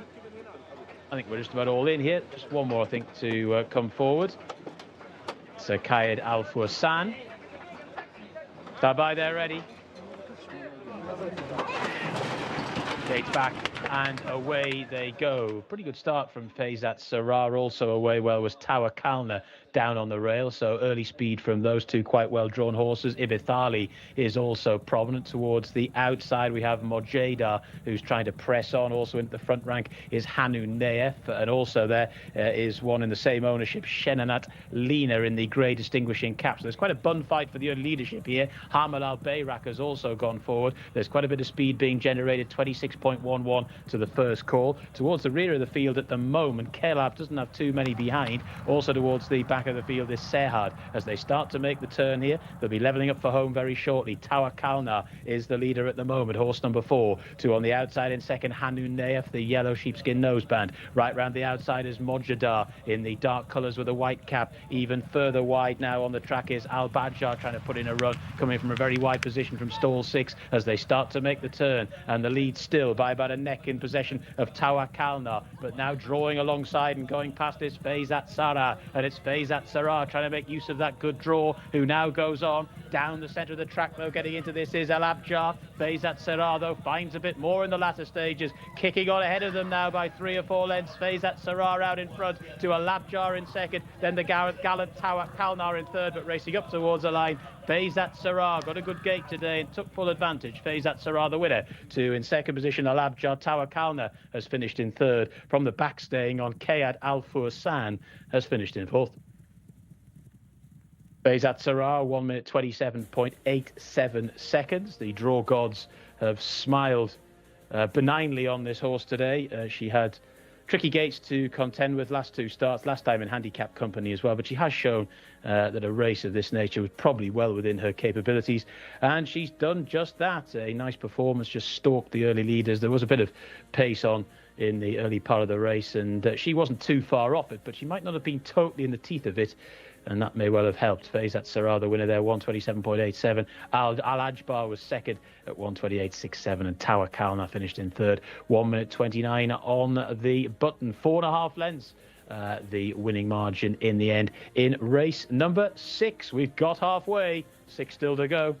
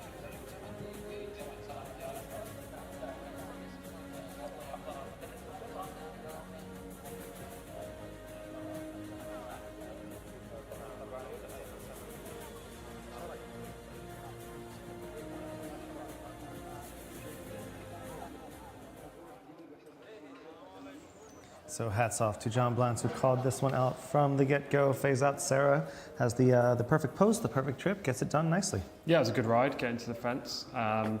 You know, this race, your selection drawn inside didn't show any speed, which allowed Faizat Sarah to get into I'm not even sure it finished the race. Still out there running. Yeah, and she was just always in a great spot. Look, it wasn't the best of races. The third home is 0 from 20 now.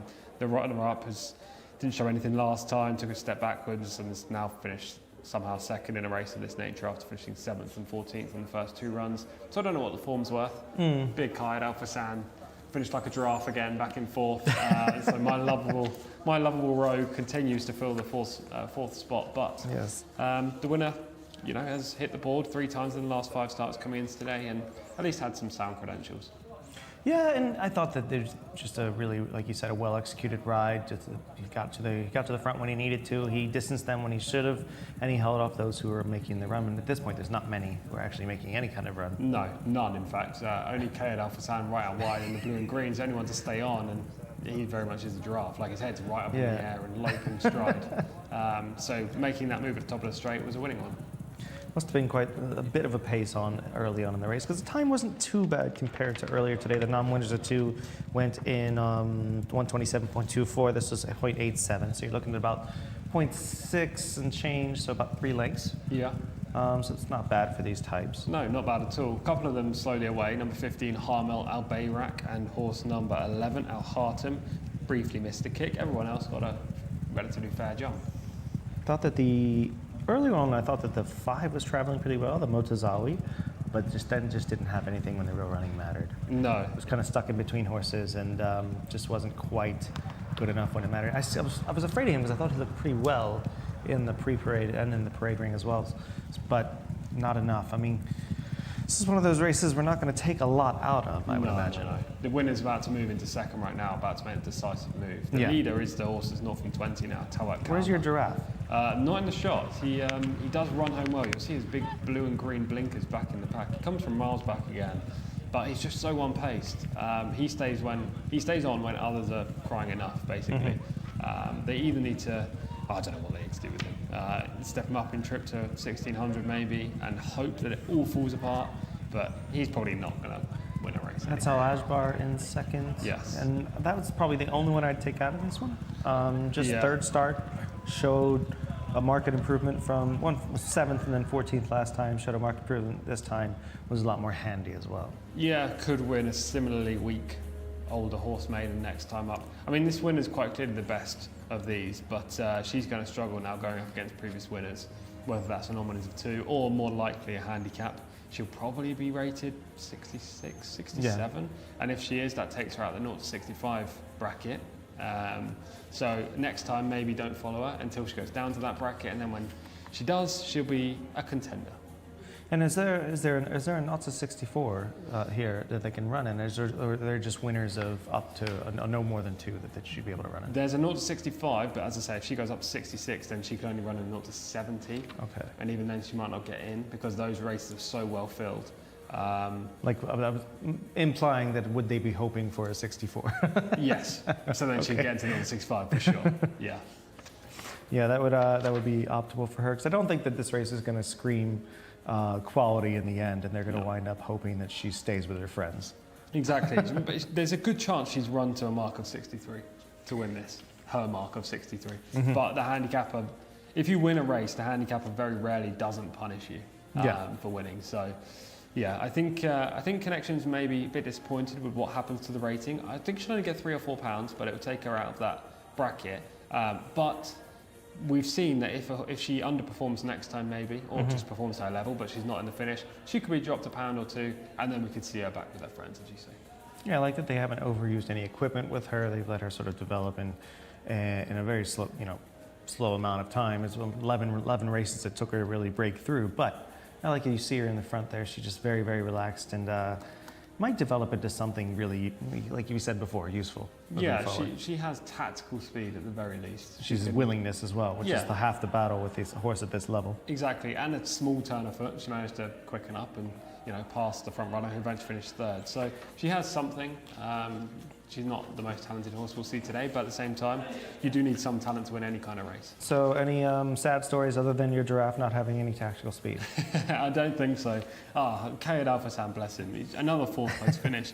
I do hope he gets a win one day, because Connections are persisting with him, and he's quite clearly got some ability of just no speed whatsoever. Of the others, I don't think there were any real hard luck stories. Calab, horse number 14, won't be with Red Stable for long.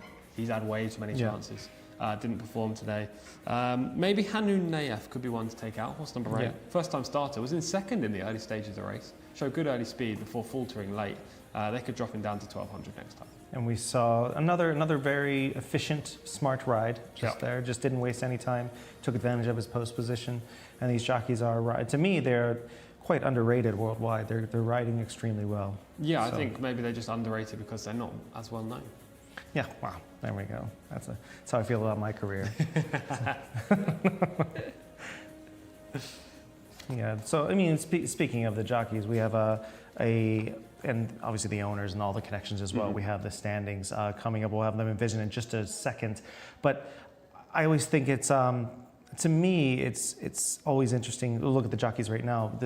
The jockey standings, obviously Ospina's in front and he's had a really good season thus far. He's got 97 points, 84 victories, and he's just racking it up where it matters. But I think Aldelo for 80 is riding extremely well right now. Yeah, really well. He's got 64 points.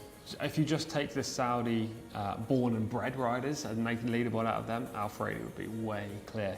Nathan Anazi, 37. But obviously, Camilo Ospina, Alex Moreno, and Luis Morales all come from South America.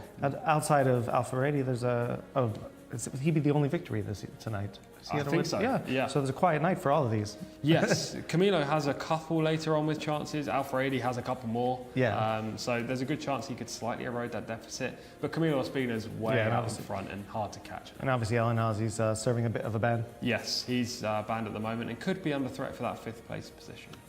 Move on to the trainer standings. We got up top here, Mahmoud is up top with 60. Is the gap not quite closing. He's got 15-point gap over Mutlaq and his Arabian army of the Akhalidiyas with his 39 victories. Al-Bada's down at 37, 30 with Al-Mandil, and Gaith Al-Gaith is there with 30 as well, but has 26 victories. I'm pretty sure that when we were here 2 weeks ago, Mohamed was on 51 and Mutlaq was on 36, which would have been 15 gap as well. So I don't think it's moved at all.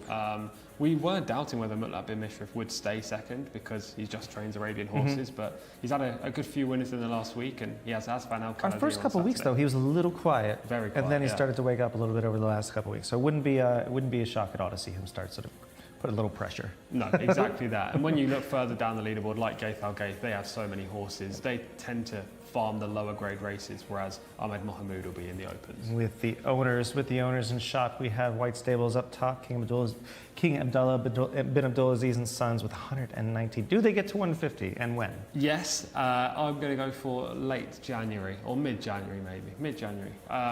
Yeah, they're just dominant so far. So many cup races. Look at that, 15 cup races. Only the one graded race so far, but they have so many good horses in their stable. And then we have Red Stables there in second with 50. Khalidia, aforementioned, with 33. Sheikh Abdullah Hamoud Al Salik Al Sabah, 28. And Prince Sultan in his lovely black colors. Bin Mishal, his 26. Yes, Prince Faisal bin Khalid got that Grade 1 winner when we weren't here with James Doyle. The one time we weren't here and Doyle had a ride. But yeah, that list generally hasn't changed over the last few weeks. Sheikh Abdullah Al Malek Al Sabah has a great chance in the next race with a horse called Bakil. This obviously the Red Stables and Prince Faisal last week had the Group 1, or 2 weeks ago had the Group 1 victory with, Mai Frankel and James Doyle in the saddle. That was a bit of a highlight of the season so far. What has been your highlight of tonight? I'll have to have a look back through the list. I would have been Khalid Al Fassan, but I was obviously we were unfortunate not to see the big giraffe get. I threw it on him, guys. It's fine. you did really throw it on me, and now I'm just here looking for an answer. Maybe the Arabian horse that you selected, Ibn Hatem Al Khalidiyah, just because he was so dominant. I mean, I like to think of it as my selecting was the highlight so far, a winner, period. So, which never happens. But we're going to move on, and as I'm sure you all are looking forward to, moving on to the 7th race here in just a moment. 6 furlongs, 3-year-olds and up, fillies and colts, local and imported. We're going to take it to John Blanc, who's going to take us to the runners and riders. Thank you very much, guys. Yeah, fairly small field by Saudi standards here, just the 11 going to post, as it was Fauas Wanas is the top one there. You saw Brigadoon for all you Waterboys fans. Luis Morales is riding that one. Moshe Haber is horse number 3, Ayed Al Turisi. Number 4 is Unitarian, Thurb Al Timyat. Number 5 is Tabashir, Abdullah Al Fayrouz. Number 6 is Bakil, who is a very interesting contender of that, there is no doubt. Mohammed Al Daham is aboard. Horse number 7 is Al Rahaj. Mohammed Suleiman rides that one. Horse number 8 is Princeville, Wigberto Ramos. Horse number 9 is Jackstar, Ricardo Sosa Ferreira. Horse number 10 is In the Storm, Tariq Al Mansour. And horse number 11 is Amarillo Gold, in the hands of Camilo Ospina, who has had a quiet night so far, but you are never too far away from a Camilo Ospina winner here in Riyadh. The horses making their way onto the track, or into the paddock. It's an open race, and we can get back to the guys in the studio, and we'll be hearing from Shamila in the parade ring as well. All right, thank you so much, John. We are moving forward as it were, as it was. As it was will be the first horse that we talk about in just a second. But yeah, this is going to be a fun one. Back to the sprint distance of 6 furlongs. This is a shorter field, going to be a little bit more of a chess match than the previous sort of barrage of horses we've seen in the past. Yeah, exactly. And I think this will be, hopefully, the first time I get a winner on the board today. It's been a bit of a barren start to the card. You've been providing the winners in the studio, but hopefully Bakil will get the job done. I think he's the clear standout in this race. There are a couple of others with chances on figures and recent efforts, the likes of Jackster, figures alone, Amarillo Gold, recent efforts. But Bakil, if he can return to the track in the same form that we saw him 6 days ago, then I think he'll win. Question for you, 6-day turnaround, what's your thoughts? Depends on the kind of race the horse ran previously. Like I don't like it with a front runner. He's a front runner and he got tired late. Yeah, I don't love that. No. Unless they're coming off, maybe this is their second or third race off of a big long layoff. Come from behind horse, a closer. I don't mind the bit of a short gap. Right. Especially in the lesser quality fields, but yeah, I just feel like the front runners wind up having a bit of pressure on them the entire time, and the races wear on them a bit. This is my only negative with Bakil, that he comes back straight away after the 6-day layoff, and we'll see the footage after we talk through the runner by runner and go through our selections of his last run. Good prize money up for grabs here as well. A jump up to 36,000 Saudi riyals, so it's going to be we're going to have, actually we'll go straight to Shamila. She's in the parade ring right now. She's got a good look at these 11. Shamila, who looks good to you? Thanks very much, Michael. This is the start of a really good racing. This race is worth 36,000 Saudi Riyal, which is fantastic. And I've been looking forward to seeing this horse all day, and he does not disappoint. Horse number 6, Bakil, highest rated horse in the race for a good reason. We saw him out last time at meeting 80 only last weekend, where he stunned us under Mohammed Al Daham for trainer Thamar Al Dehani, and yet again he has stunned me again. Just really the best looking horse in this contest in the parade ring as we speak. He does have plugs in his ears this time just to keep him a little bit quieter in the parade ring, but there aren't many people around the parade ring this time, so he's not getting as worked up, so that's really great to see that he's keeping cool, calm and collected, and they're just trying to get the earplugs off him now, but I'm sure that will make a difference. He seems really he seems like he means business today, and I think Mohammed Al Daham could definitely get that double as well. I also really like the look of horse number 11, the man of Camilo Ospina, Amarillo Gold, third last time out for Nasser Fawaz, the trainer. So I think he could come a close second. 2 paddock negatives for me, and just to note as well, horse number 1 looking a little bit like she could put condition on. She's not looking as strong as the rest of these horses in this field. And surprisingly, horse number 3 as well has been on her toes the entire time in the parade ring. So I'll definitely be sticking with horse number 6, Bakil. All right, so thank you so much, Shamila. She is sticking with the highest rated at 101 in field, Bakil. Are you leaning that direction as well still? Yeah, absolutely. I think Bakil's definitely the horse to beat in here. 4th Thamar Al Dahani. As I say, that run last time is good enough to win the race. If he can just return to the track after the short layoff, repeat that effort, he's the one that should cross the line in front. I'm leaning a little bit toward Amarillo Gold. Looks really well in the parade ring behind us, as we can see. Just seems to be quite fit and ready to go. I love the fact that he has 3 victories, and basically looks like a horse that could be, could mix it up early. Could be where he needs to be. I like a horse with a little bit of experience that, is also coming off of a couple of good runs. Yeah, for sure. This is Bakil's efforts. We just see he's on the front end in the Sheikh Abdullah Amalek Al Sabah Silks. Shows that early speed and then fends them off in deep stretch. He does come under pressure in the final 100 metres and he gets very tired late, just clinging on to victory. This is the one concern. However, similar kind of forward-going tactics should see him grab the rail, and if that's the case, he'll adopt similar tactics and therefore be hard to beat. That race was obviously earlier in the day. This is run under the lights. Yeah. Sometimes we do see that the speed will carry a little bit better earlier on the day. Do we worry about that at all? That is, again, a little bit of concern. But again, he's just by far the horse to beat on ratings. But, you have to factor in these worries. As it was for fans of that questionable Englishman as a pop artist. Two wins so far from 9 runs. Yeah, both of those wins came in Ireland. The Saudi form is just not strong enough to contest this race. You saw Brigadoon, number 2, has 2 wins to his credit. Formerly trained in the UK by Stuart Williams. Both, he improved at a lower level, but over 1 mile 2 furlongs, 6 furlongs, way too short. Yeah, Moshe Harba is number 3, will be in shot in just a second. She seems to have calmed down. She's not in shot yet, but she was on her toes earlier when we saw her in there. She is a little warm, as it were, but does look to be one in form. White stable horse, you can never write them off, but this filly hasn't been run since meeting 16. She is wet. Yeah, really sweaty. Hasn't run for a long period of time. Only rated 67 as well. She needs to show that she's capable of performing against previous winners. Number 4 is Unitary and 0 for 8 thus far. Just not good enough on what we've seen. 14th last time meeting 76. Generally fails to get close in maidens, and this is an open race. Tabashir, a son of the speedy Sharp Azteca, 1 for 5, was second 3 races back. That was the best run so far this season. It came on the return to the track. He seems to have regressed the last twice. We need to see more progression from him. Talked a bit about Bakil already. The selection of you and Shamila seems to be looking well. Definitely the horse to beat. He looks nice. He's getting a little bit warm, but not overly. The lovely shine on his coat as well. Look, I think he wins this race. Yeah, he's going to be very, very, very tough to beat in this spot. Al Rahaj is number 7. Being shot in just a second, hopefully.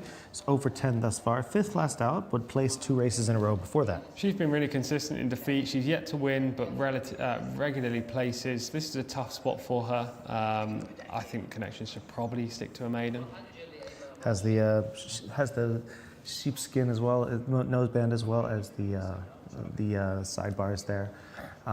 This is going to be interesting to see whether or not this horse can return to any kind of form to rival a 101 rated horse. 67 is hard to go. Number 8 is Princeville. 2 wins to his credit out of 3 runs, but 3 runs locally have not gone well. No. It was rated well based on the previous efforts for a different trainer in a different country. As you say, Saudi Arabian form, not there so far. Jcsa, we've seen run a few times between us here. We have 2 wins, 18 runs. Yeah, another horse with a lofty rating, but based on efforts quite a long time ago. The second place finish back in meeting 66 was a step in the right direction, but the last 3 runs have been way below par. And move on to number 10 is In the Storm, 0 for 6 thus far. Outclassed in this race and generally cannot win unless he improves £30. And unfortunately, I'll let him know. Number 11 is Amarillo Gold, who will probably be my selection. I just think the horse looks very professional in the parade ring and has the back class there. Son of Shala, 3 for 24. Super consistent. Definitely the biggest danger to Bakil in this race. Camilo Ospina on board will try to adopt aggressive forward-going tactics, maybe press Bakil in the early stages and hope that Amarillo Gold can out-battle him late on.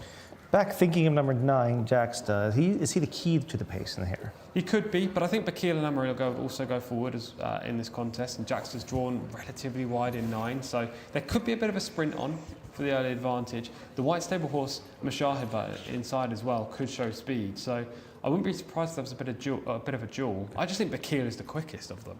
And when you have the quickest of the speed, the pace of the pace, or speed of the speed, whatever you want to call it, that can generally be a huge advantage. Amarillo Gold does stay this distance well, though.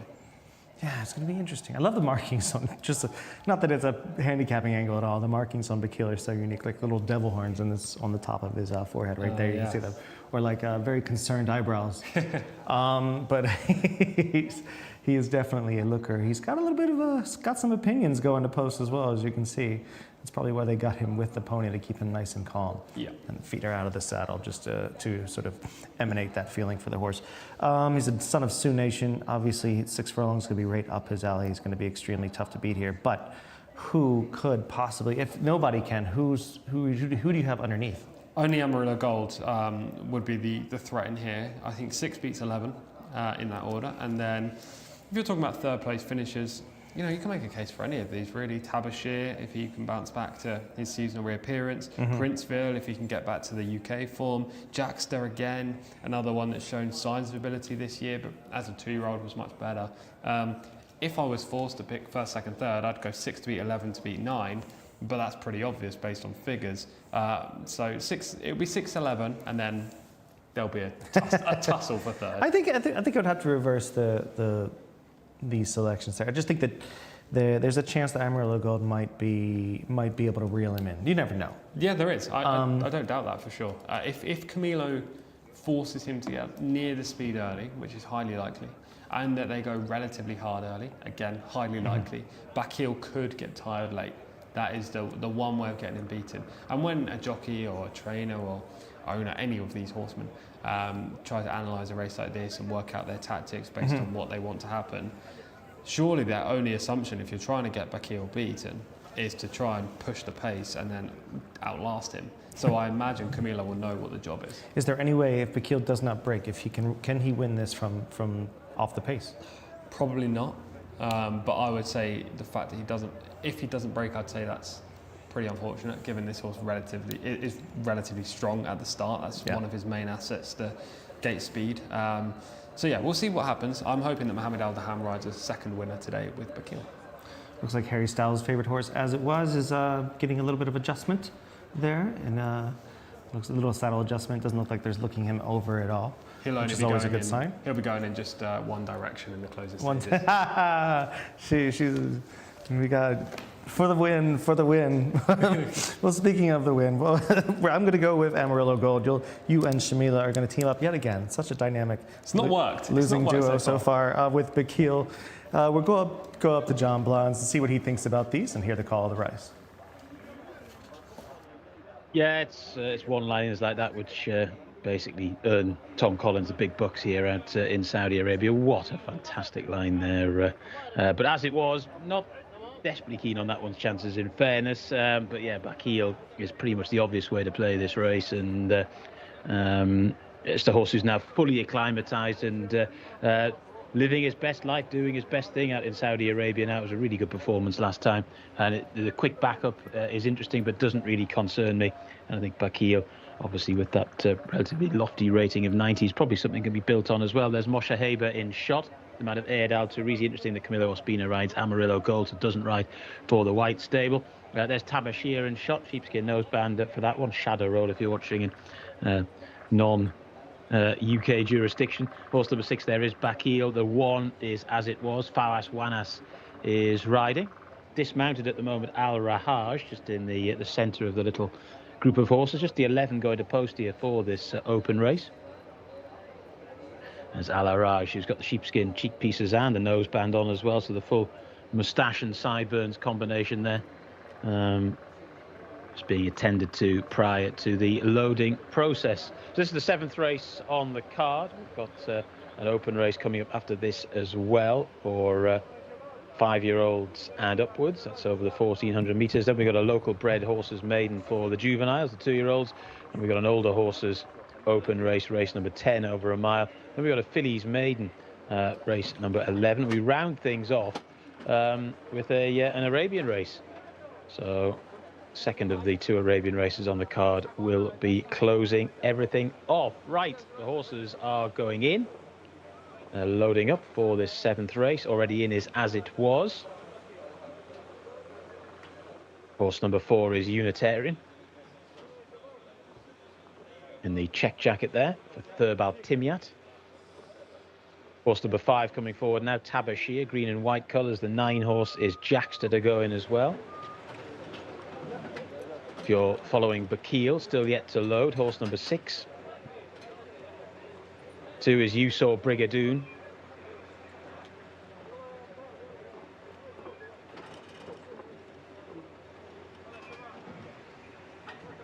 Moshe Haber to go in. So we've still got Moshe Haber, Bakil. There is Bakil, the horse in question. Mohammed Al-Daham's had a good day so far. Will it get better in the next few moments? The 11 is Amarillo Gold, being shown the way to the starting stalls. Moshe Haber, and then Princeville. They're all in. 1,200 meters again.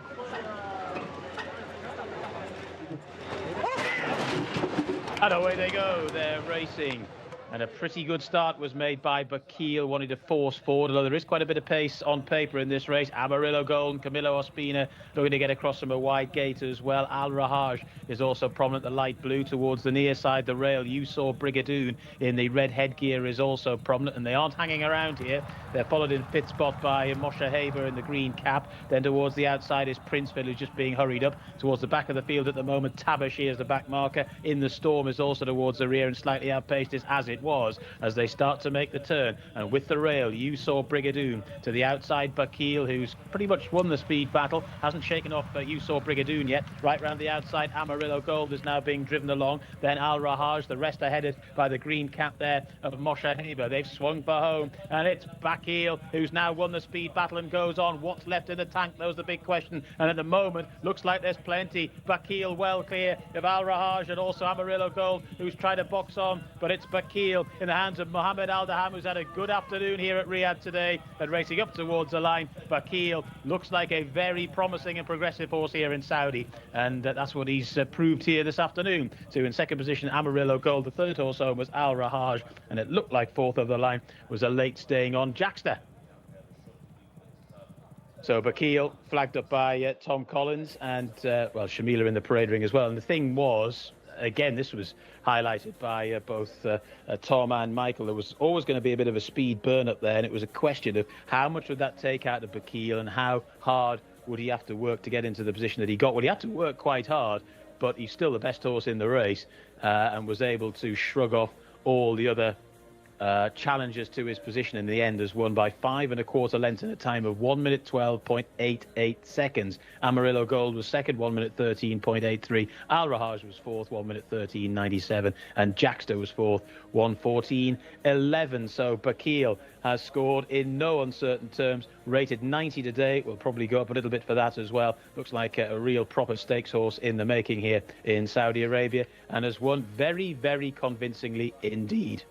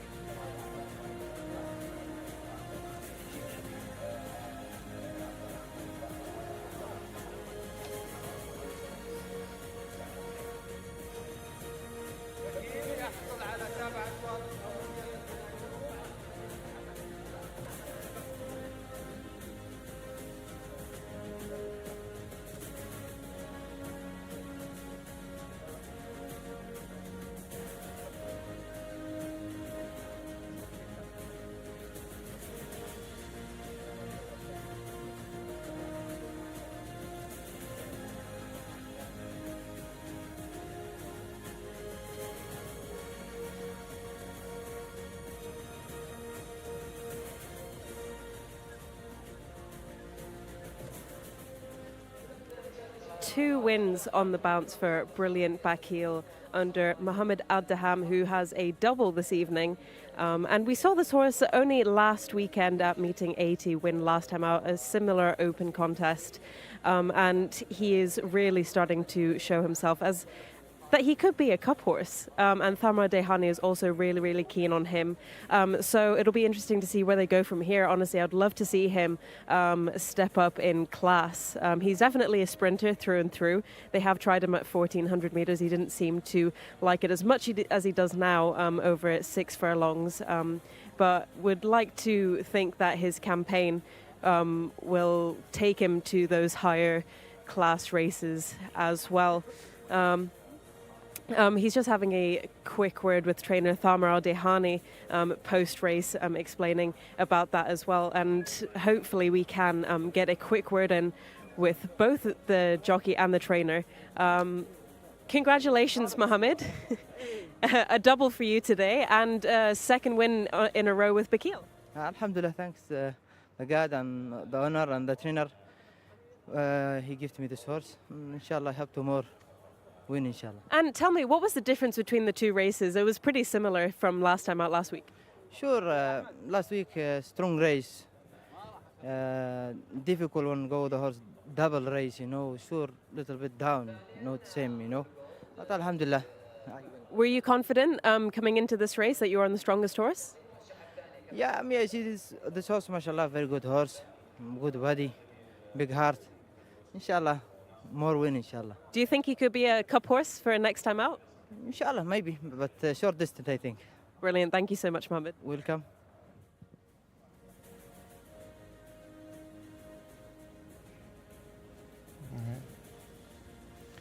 All right, we see the horses running down the stretch here of Bakil on the front. 112.88, that's racehorse time. Yeah, good time compared to the 6 furlong 1200 metre events we saw earlier on the card, albeit they were in maidens. Bakil only around 3 seconds slower than the track record, which was set quite a while ago, 7 years ago. So good time. They went very hard in the early stages, clocking a 10.83 second sectional. And Bakil did briefly miss the kick, half a stride, not dramatically, but just half a stride. He's a length behind Amarillo Gold in the early stages and then fires up those engines, moves through up the inside and gets into a nice spot. Yeah, they were definitely burning along here, and what made him go a little bit faster is down the inside.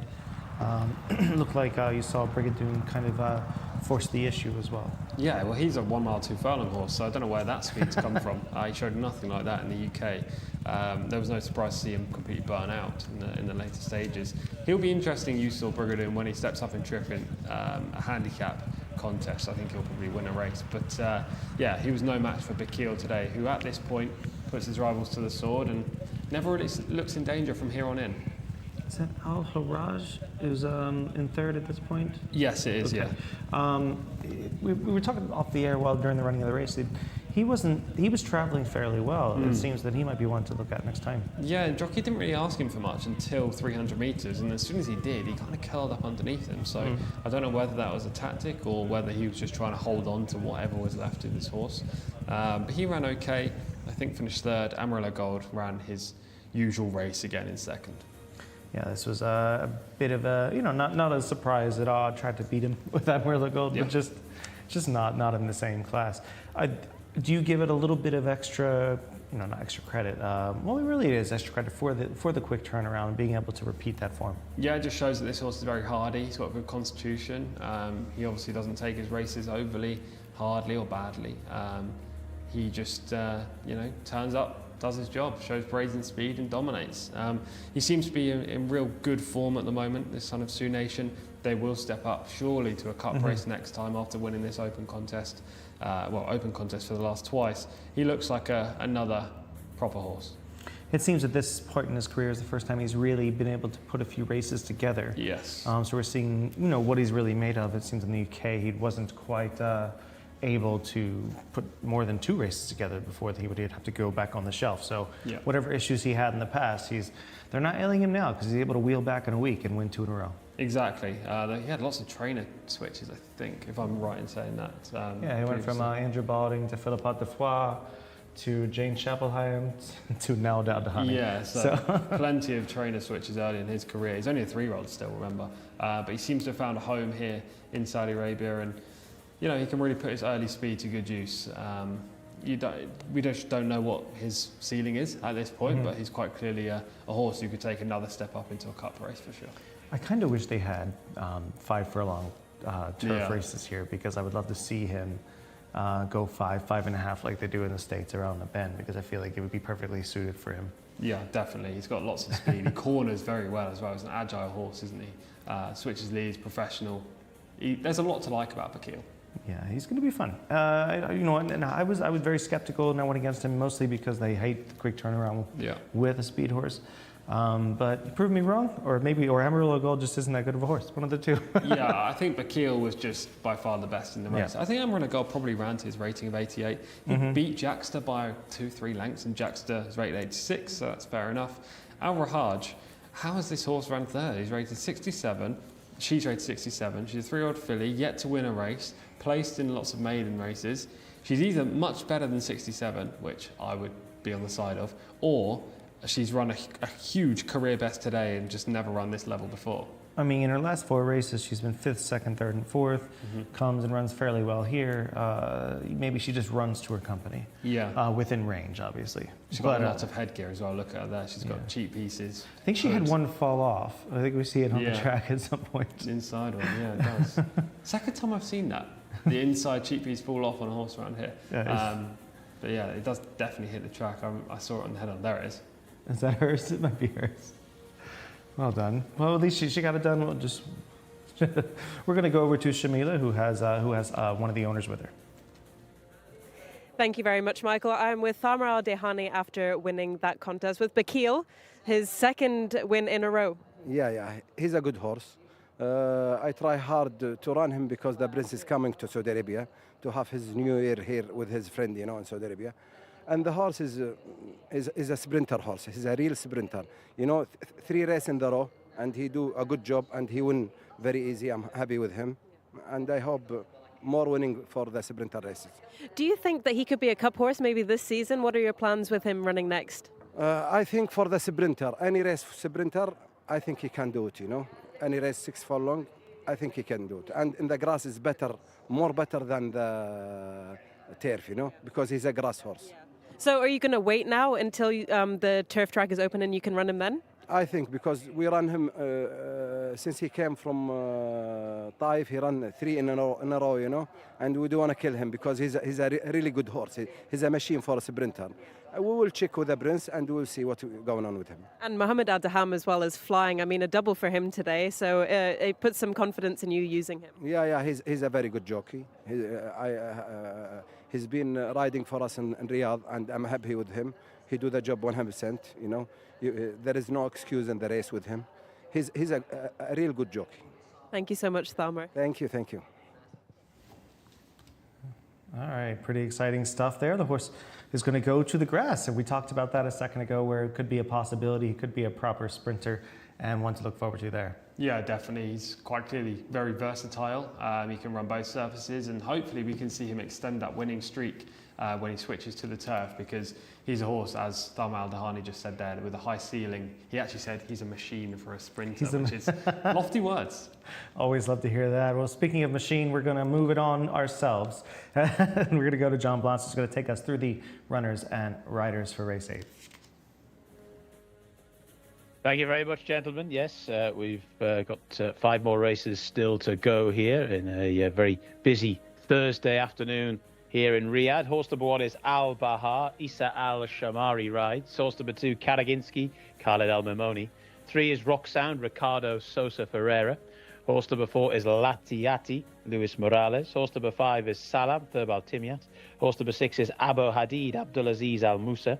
Horse number 7 is Petrus. Horse number 8 is Al Mazraj, in the hands of Abdullah Alofi. Horse number 9 is Al Rifle, Fawas Wanas. Horse number 10 is Golden Force, Mohammed Al Nasser. Horse number 11 is Upper Class, Brazilian bred, Alexis Moreno is aboard. Horse number 12 is Miramichi, Ahmed Al Azari. Horse number 13 is Al Rahub. Horse number 14 is Main Target. Number 15 is Al Moatazer. Abdullah Al Saidi rides. Horse number 16 is Alto Weedy, Sultan Al Mamoni. Horse number 17 is Dula Bati, Asil Al Sahani. Horse number 18 is Power Link. That is the mount of Wigberto Ramos. Horse number 19 is Random Decision, Abdullah Al Kradis. And number 20, High Accolade, is a non-runner. You can scratch horse number 20, High Accolade, and there is no reserve to take that one's place. So in the end, 19 will go to post for this 1400-metre open contest. And they're in the parade ring. And we can hand back to Tom, Michael and Shamila. They are parading along. Al Bahar is number 1, 0 for 14 thus far. Finished 15th here last Friday, 17th in a maiden prior to that, not good enough to win. Yes, indeed. Karajinski will be number 2 in shot in just a moment. Ran well to be second last week, and previously was a decent horse in the UAE. That second came in a similar race last Thursday. Has a good chance in here. We'll eventually get to him in just a moment. There we are. There's Karajinski dancing along. Number 3 is Rock Sound. We'll have him in shot in just a moment. Seven wins to his credit. Finished 4th over 1,200 metres when last seen. It was a good effort. He's capable of winning this race, but he's an 8-year-old now. I don't know whether he's still got the talent to run to a mark of 91, but he should be there or thereabouts. He's drawn well and gets Ricardo Souza Ferreira on board. The 4th last week or a few weeks ago gives you just a little bit of Exactly. confidence in that. Big return to his best, and you've seen that his 2 Taif runs earlier in the campaign weren't as strong, so maybe Riyadh brings the best out of him. La Tahadi has 4 wins to his record, 5-year-old by Nube. Not shown the same level of form as we saw in the UK for this ex-Rodrivarian trainee. Does get Luis Morales in the saddle. We missed number 5 there was Salam, 5 for 51. Yeah, quite a comeback. He's an 11-year-old now. He finished 13th on his return just a couple of weeks ago. Not for me in here. He is somewhere in shot, though. There We'll he see. is. We'll get there. He is. There he is. Salam looking well. We'll talk about number 6. We saw just a moment. It was Abu Hadid. 4 wins to his credit. Hasn't been seen since Taif, though. Last round at meeting 36, a long time ago, and didn't really perform well on his last 3 runs. So there are question marks whether this horse still retains his talent. Zoffany, 8-year-old, is Petrus, number 7. 6 wins to his credit. Nice individual for Brian Meehan in the UK. He ran to a very high level. He's capable again in this race, but his Saudi Arabian debut when 17th at meeting 56 wasn't good. Al Mazraj for Red Stables. Not seen since meeting 36, another coming off the layoff since Taif. Prior to that, he won. He has solid form in Riyadh. Al Rifle is in sight right now, 1 for 12 thus far. Difficult spot for this horse. Hasn't shown his best so far this season. It's 4th quickfire run here in Riyadh. 5-time winner is 7-year-old Golden Force, number 10. Rated just 63 now, not as good as he once was. 15th last time, 14th the time before. Again, they've turned him out quickly and hope that he'll bounce back to form. Very classy upper class, rated 102, will be in shot in just a moment. He's number 11. He's Brazilian bred, raced in Uruguay and the UAE, makes his debut here. I don't know too much about him. You know more about him than I do. His best should win. 7 furlongs is a question. Yeah, official figure suggests he's the horse to beat, was my analysis. Number 12 in shot there, that is Miramichi, is 4 wins to his credit. Nice horse in the UK for Tom Daskin. Very good on artificial surfaces as well. But first time up in Saudi Arabia, cost just 42,000 last October. Don't know why we haven't seen him so far. For this class, that's not a bad cost, not No. a bad purchase for him. Al Rahub for the White Stables. 11th in a local bred open last week over the course and distance. This is slightly weaker, but at the same time, this colt will need a big step forward. Main target, 2 victories for this 5-year-old son of Pivotal, and he looks like a Pivotal. Those 2 wins came in lower grades in the UK, just not up to this, but the trainer and the owner have just had the last winner. All right, we'll go to Shamila, who's in the parade ring. Thank you very much, Michael. And I bet you guys were thinking I was going to choose Karajinski, horse number 2, because I always choose Karajinski. I absolutely love him. But I'm going for a bit of a rogue choice in this contest, just because I really like the look of this horse. Horse number 9, Al Rifle, rated 73, so about mid-range for this race, under Fawaz Wanas. This is a 5-year-old chestnut colt by Roaring Fever. I just really like the look of him. He isn't as big as some of the other horses in the race, but I really like his conformation. He's just going around the parade ring like he owns it. So I really quite like the look of him. I don't know why, I was just drawn to him straight away. And he's been pretty consistent in his last 2 runs, 6th last time out and 4th at meeting number 70. So fingers crossed for Fawaz Wanas, who has just become a professional jockey as well, 51 wins to his name. So it would be great to see him back in the winner's enclosure. Of course, I have to give a mention to horse number 2, Karajinski, as well. I used to ride him back at Zabil, and he was 2nd last time out, so I really like him. And quite a good jockey booking as well with Khalid Al-Mamoni. And the last horse that stood out to me was horse number 16. For a paddock negative, I'm going to say horse number 10, just because he is carrying a bit too much timber for my liking. All right, thank you so much, Shamila. We will pick up with number 17 here. We'll go back to 15 and 16 in just a moment. We have number 17 is Dulabati, 2 wins to his credit. Hasn't shown the ability to win a race of this nature this season. Powerlink is number 18, Big Nice Grey, 5 wins. Second run for New Connections, used to be owned by Prince Mishal bin Sultan, but yeah, the recent runs have been poor, regressing, switch yards. Roberto Ramos at least maintains the ride. Random Decision, named after my life choices, is number 19. Prolific early in the career, improvement recently to finish 4th, but prior to that was way down the field on his previous efforts. 2 he missed out on earlier. Number 15 is Al-Mutazers, 1 for 23 thus far. An interesting runner in the race, not good enough on official figures and far from prolific. Needs around a £20 improvement, but this horse has shown rare blips in the past. He's shown no form and then suddenly gone close. Al-Tawhidi is number 16, 4 victories, 63 runs, no lack of seasoning. Experienced veteran in this race. Rated 89, has gone close in similar kind of contests of late, back at meeting 77 and at meeting 33. Seems to handle Taif and Riyadh equally well. This is a fun one just because I think we have a couple in here making their their Saudi Arabian debut. Yep. Knew it was going to happen in these months. And we have some that are just known performers that should run fairly well, like Al-Tawhidi, like Karajinski. You think they're going to be in the mix. Where are you leaning your 2 or 3 that are the main players? Karajinski, I think it's a huge player from the inside. I also liked Upper Class, not that I know too much about him, but the figures suggest that he has to be respected in this race with Alex Moreno on board. And maybe Al Rahub, the white stable horse. You know, last time ran 11th, wasn't a very good performance, but prior to that won pretty well in a lower grade. And, you know, white stable horses you can never write off. So those would be my shortlist. And Karajinski is going to be my main selection. But before we get into more about him, let's have a look at Rock Sound, who finished 4th last time at meeting 70. And this was on November 30th. It was a fair effort. You can see him wide on the track at this day, moving into 3rd, making a nice move around the bend. But from this position, he had no excuses. If he was going to win the race, he had every chance. He had every chance to really get it done. This was, to me, a little bit disappointing. Yeah, the finishing effort was not great, was it? We see the connection of the eventual horse on the inside with the white and black. Got plenty of horses in this race as well, so they have chances to confirm the form with other runners from their stable. And there is number 8, Al-Mazraj, and was 4th on August 26th.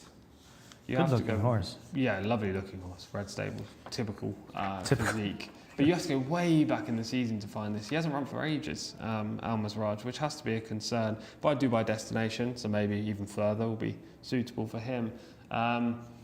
Again, very similar review, I think, as we had for Rock Sound. Just didn't show a very good finishing effort in his contest.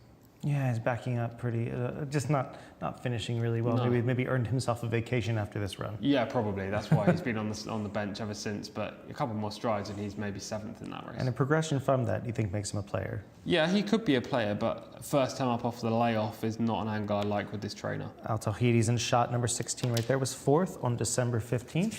Comes back here, he's got a nice little rest coming into the race. Another nice looking type with plenty of ability. As I say, he can go close in similar races to this, but you'll notice here from this footage that he's a deep closer. He comes from miles out the back. He needs a bit of a pace collapse, or he doesn't tend to play a part in the finish. Whether he gets the ideal setup today, I'm not convinced. But look, if there is a burn up front, look out for these silks, the yellow, brown and white, because Al-Tawhidi will be finishing. Yeah, that'll be fun. We've seen plenty of burn-ups today. Sometimes that can have a psychological effect. I've noticed especially in dirt racing, where the next time you'll see them go too slow up front. Yes. And someone winds up going coast to coast. Exactly. If that's the case, who has the positional speed to take advantage most of that? Well, I think Karaginski. I really do. I think he's got a nice draw. I think he's got a good stalking style that he can use in this race. And Khalid Al-Mamoni, as we've talked about, can blow hot and cold, but I'm going to trust him on Karaginski. This horse has won 5 times in his career, more prolific than the majority. And as you say, he's shown some good form over in the UAE as well. So I'll take the 2. Highly interested to see what Upper Class does here, just because 7 furlongs isn't exactly his best, but he did get, if my recollection is correct, he did get 6 up the hill, which is it's a hard race, up the hill at Jebel Ali really well. Very, very quick horse. At his very best, he was listed Group 3 level. So I'm going to side with him on this, just to give him a shot on Class to get this done. If Karaginski would have had maybe 2 to 3 weeks coming into this off of that effort, I think maybe I would lean toward him. And also, it would give me great pleasure if he won when Shamila didn't select him. But so I'll stick with Upper Class. Shamila's going with Al Rifle, looking pretty well in the parade ring, and I respect that. If something strikes you, we've noticed here especially, if they look good in the parade ring, they usually run well, except for the one that finished last earlier. Yeah, I wasn't going to mention that, but yes, as we've already touched on. It was a rare miss, I'll just say. You've had a good day. You've had a good day so far. But we've both said it. If you can find an angle, whether it be looks, whether it be form, whether it be pedigree, jockey, connections, anything, that's good enough to, make a strong case for a horse, then why not go for it? And I will say though, usually I will select mostly on how they look to me physically, but I think Miramichi was the one that was the pick of the parade ring for me. I thought he just looked the best. Probably needs the run though, and that's my worry. Exactly that. He was a very good horse in the UK. Not very good. I feel like I'm over-egging it there. He was a good horse in the UK. Could run on all different surfaces. So I didn't want to just write him off willy-nilly, but first time up is a worry for me. So we've covered everything, and I've totally forgotten where you're leaning. Where are you? Karaginski. You're on Karaginski. So you're on that one. Okay, so I'm really glad I didn't select it. That's good. So you're Karaginski, Shamila's on Rifle. I'm going to go with Upper Class. I won't be upset if Miramichi runs well, because at least I have an eye left for horseflesh. We're going to go up a little bit early to John Blance and see who he likes in here, because this is a really fun race, and we'll see what he says. Yeah, it certainly is. There are quite a few chances here. I'm just going to stick with a relatively tried and trusted formula, certainly for today, as far as I'm concerned, and that'll be Rock Sound, horse number 3. I appreciate what Tom says about him being not exactly in the first flush of youth, but none of us necessarily are we? This horse got a nice draw, ran a much better race last time out than the first 2 efforts this season. Still wasn't an absolutely tremendous performance, but I think he's building up to something like his best. Stall 3 this time round. We saw in the piece of VT he had a 3-4 wide transit. Shouldn't be getting that. Let's say if he does get a 3 or 4 wide transit, I'll be slightly peeved with Ricardo Sosa Ferreira, who's a very good jockey, and hopefully won't have that horse in that position, and is rated to go pretty well here. So not necessarily the most obvious winner of the race, but I think Rock Sound will give you a decent run if you are following that one. There was Petrus just briefly in shot. We've just seen Miramichi as well there, one of the greys in the race, horse number 12. But this is a big field to get your teeth into from a form perspective, and takes quite a bit of studying as well. That was Abo Hadid in shot. One of the outriders who do such a terrific job here in Riyadh, and indeed at Taif as well. Been very impressed by all the sort of pre and post race goings on. They certainly know how to load horses quickly and also get them all sorted in the parade ring as well. Salam goes in, the brown and white colours there to stall number 5. Thurbal Timyat takes the mount. Keep your comments coming in as well. Always nice to hear from you. Tom and Michael will be the custodians of them, but always good to see the YouTube feed and the reach that we have. There is the one horse going in, Al Bahar, in the green distinguishing cap there. Salam is in the white cap, so just to bear that in mind as well. Horse number 6 is Abo Hadid. Next to come forward is Al Mazraj. Abdullah Alofi aboard this one. Here is the 8, Al Mazraj, going in by Dubai destination.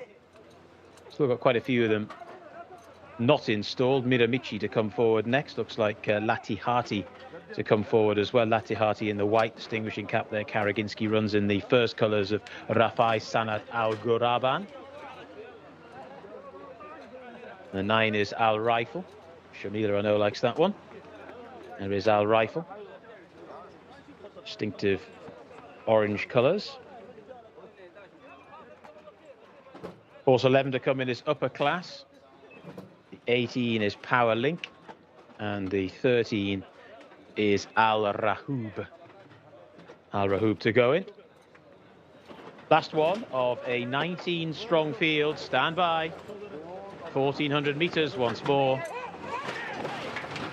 No, they're off and racing. They are away. Pretty raggedy old start there. Good start, though, from Rock Sound, who leads in the early stages. Also prominent as they make their way through the early part of the contest is Golden Force in the blue sleeves. Another one that's forcing on is Upper Class, the Brazilian bred in the yellow and dark blue. And also there is Al Mazraj. That's the leading handful or so. Towards the back of the field, Abu Hadid is just about the back marker. And Petrus has got plenty to do from there as they make their way through the first 400 in a lickety-split 25.53. So the leaders with Golden Force as they start to make the turn to, in second position, Upper Class. Then right up the inside rail, Rock Sound has just been taken back but is charting the economical route. They're then followed by the red jacket of Al Mazraj. Then towards the outside, Random Decision gets into a pretty prominent posse. Also their main target pushing on as they start to make the turn for home. And the lead is with Upper Class, the 11 horse who's kicked on here now. But now round its outside is Al Mazraj. Then up the inner, Rock Sound is making pretty decent progress, the blue cap.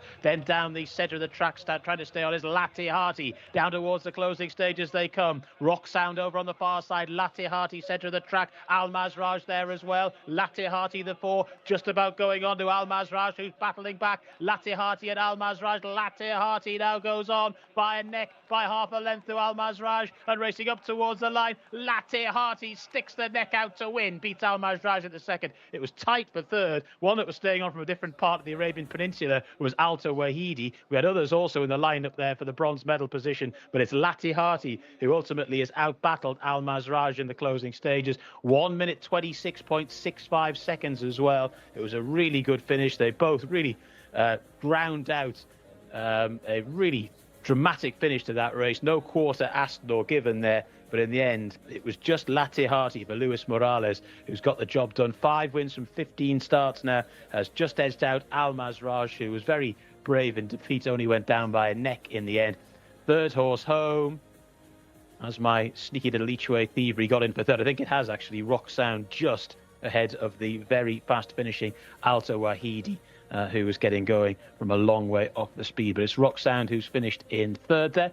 So that was your 1, 2, 3. Alto Wahidi, definite one for the notebook on the back of that, was absolutely blasting home, but was given too much to do. And Abu Hadid has finished in 5th. But Latihati, in a terrific finish to the 8th contest on the card, has just edged out Al Mazraj.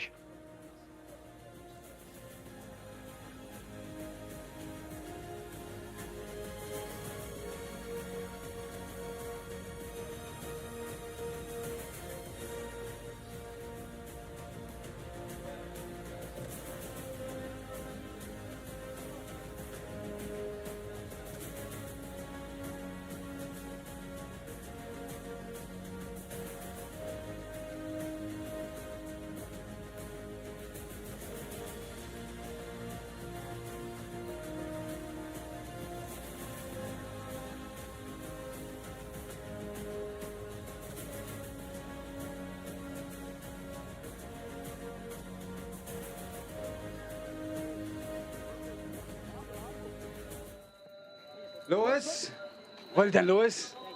MashaAllah, good, Lewis. Thank you so much, alhamdulillah. Thanks, God. Lewis, tell me about the race. Pretty tough. Pretty tough. Very excited. And alhamdulillah, we get the winner because, I welcome my sons. They come visit me, so I'm happy for that. Alhamdulillah. Alhamdulillah.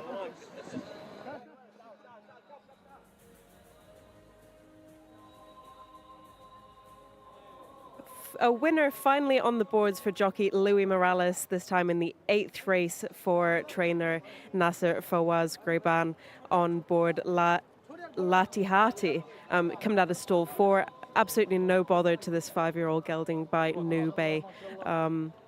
And great for the Al Graban stables as well. He hasn't had the best of form recently. They have been taking him over longer distances, but he seems to really suit 1,400 meters. I think the last time he came close to the winner's enclosure was over the same distance as well. So, I mean, fair play to the connections for trying him over 1,600 meters and 18 as well. However, 1,400 meters seems to be the perfect distance for him. So it'll be interesting to see what Louis Morales made of the race, the pace and everything. Louis always tends to give us a good insight onto that. The horse is just getting a little bit worked up for group pictures, but of course everybody wants to commemorate these times, and when you have a winner like that in a pretty valuable open contest as well, you want to remember it. This race, of course, was worth 36,000 Saudi Riyal over 1,400 meters for horses aged 5 years old and upwards.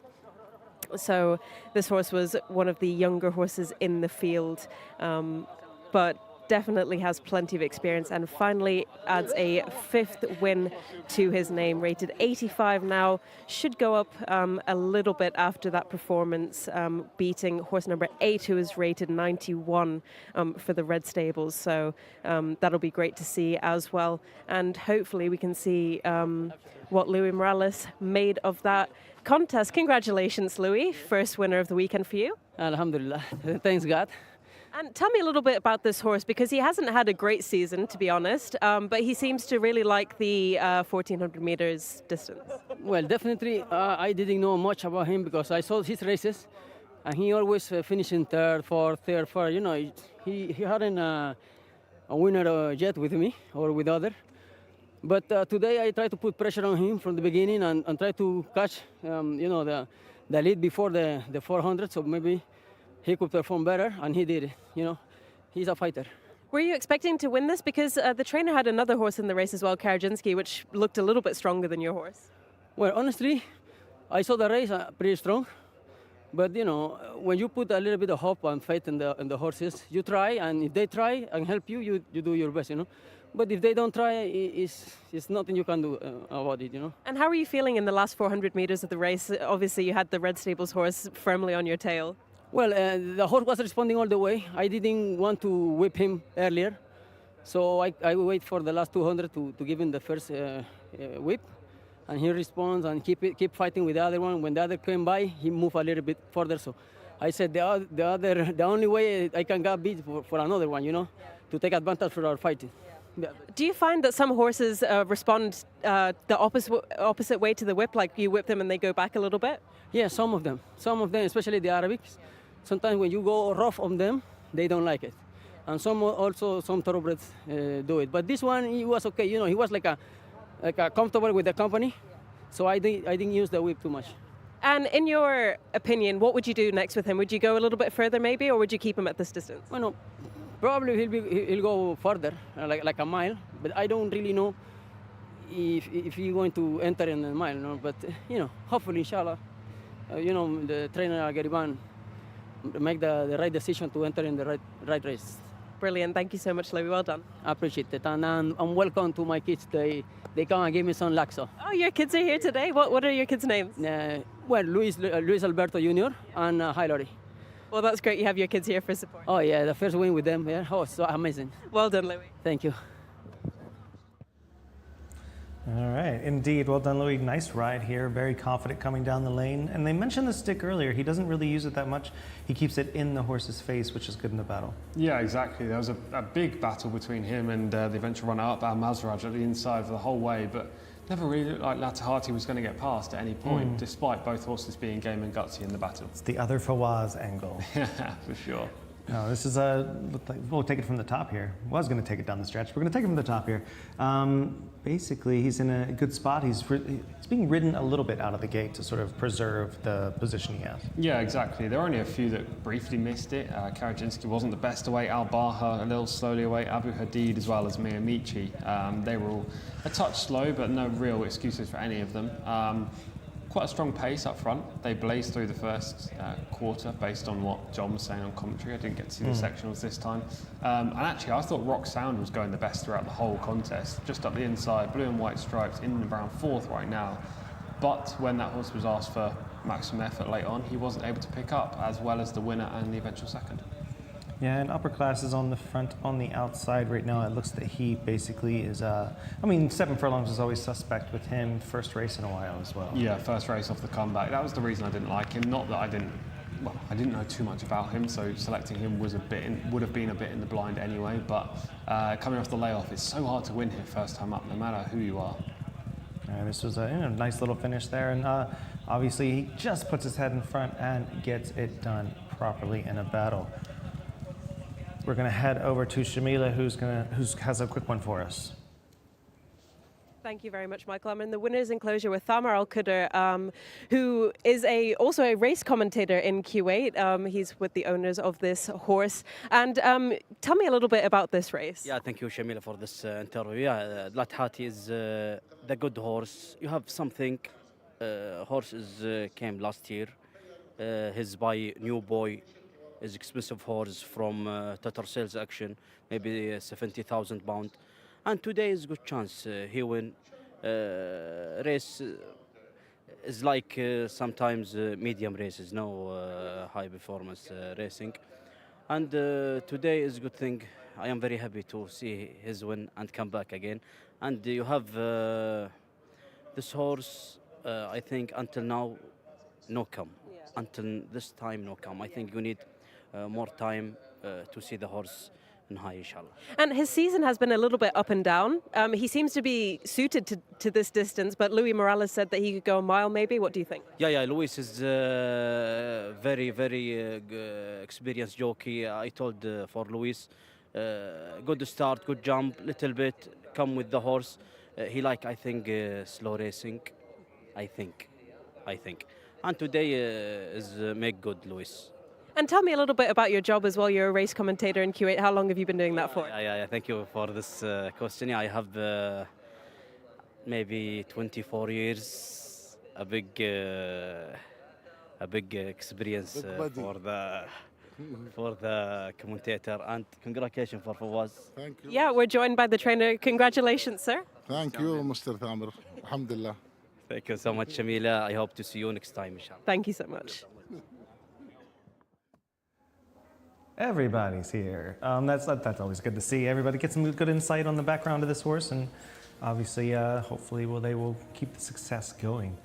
Did you see the winner there? The 4 on the inside, preserving position nicely under Louis.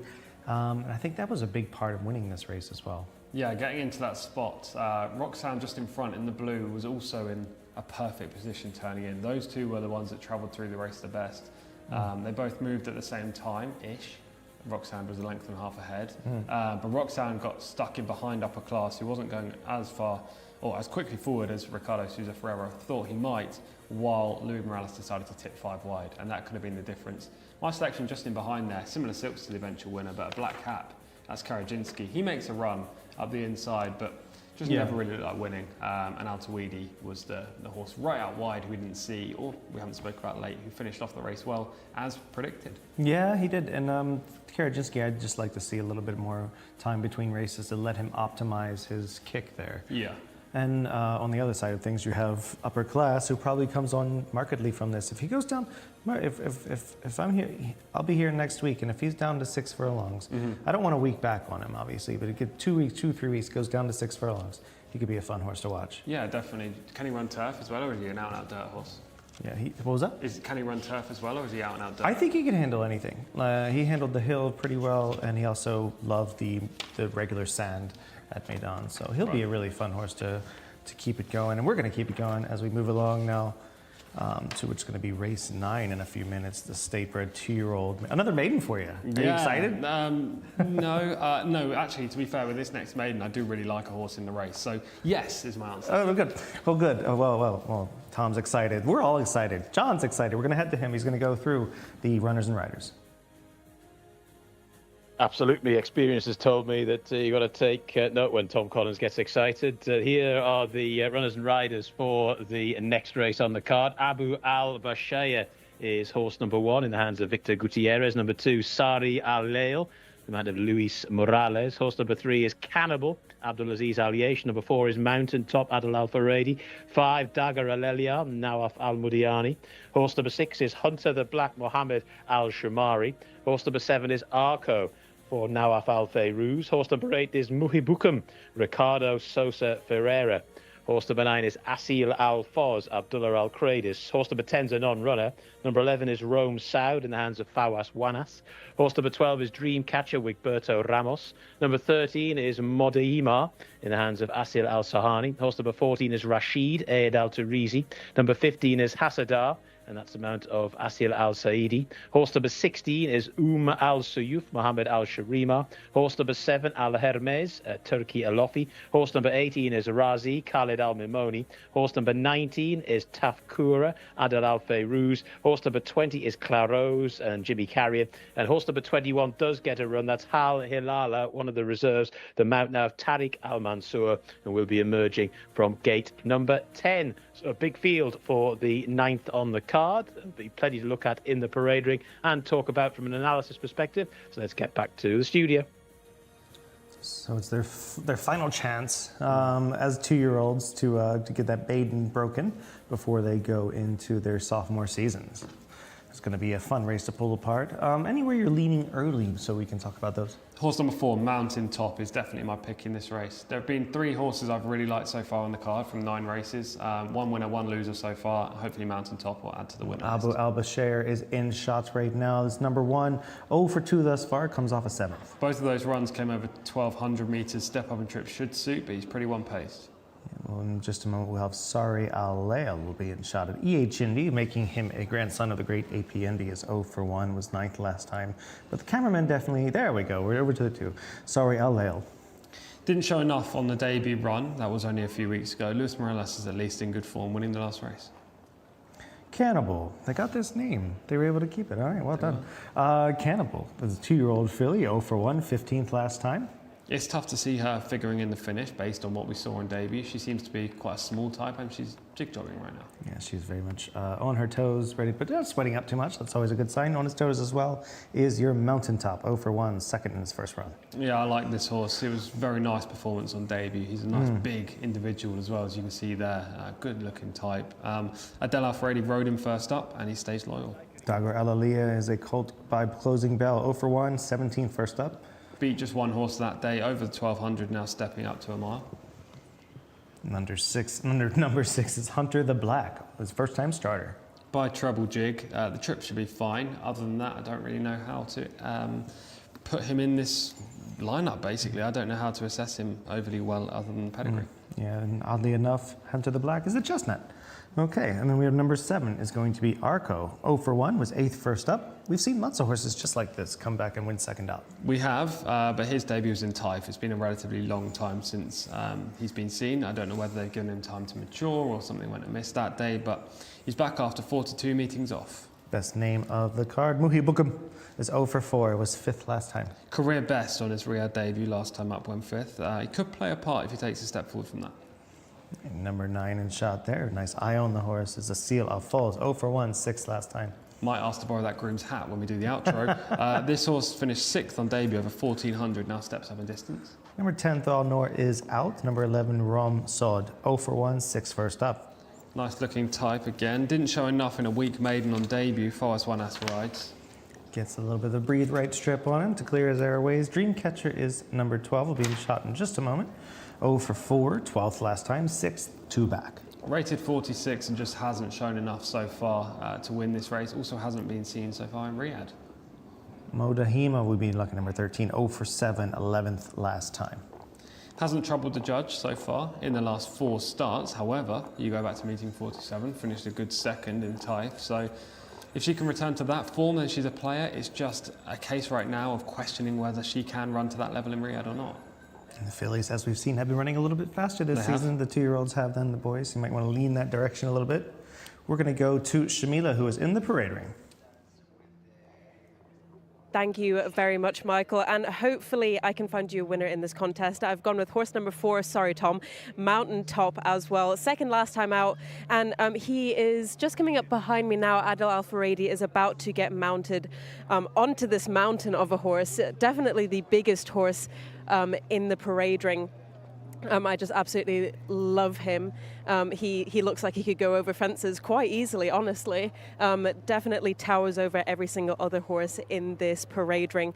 So it wasn't difficult for me to make my choice for my parade ring selection this time. I will be sticking firmly with Mountain Top. I do have another horse that I really like the look of, and that was horse number 8, the highest rated in this race. Mubukem for Ricardo Ferreira as well. We haven't seen him in the winner's enclosure yet, but he is never too far away from a winner, of course. And I have 2 negatives for you as well, just to keep on. Horse number 5 just coming past me now, totally on his toes, has not settled down whatsoever. And horse number 6, Hunter the Black, who is a debutante horse. I'm just looking to carry a little bit too much weight, but it is his first ever run, so hopefully he can come on and get fitter from that. But I don't think there's any beating Mountain Top in this contest.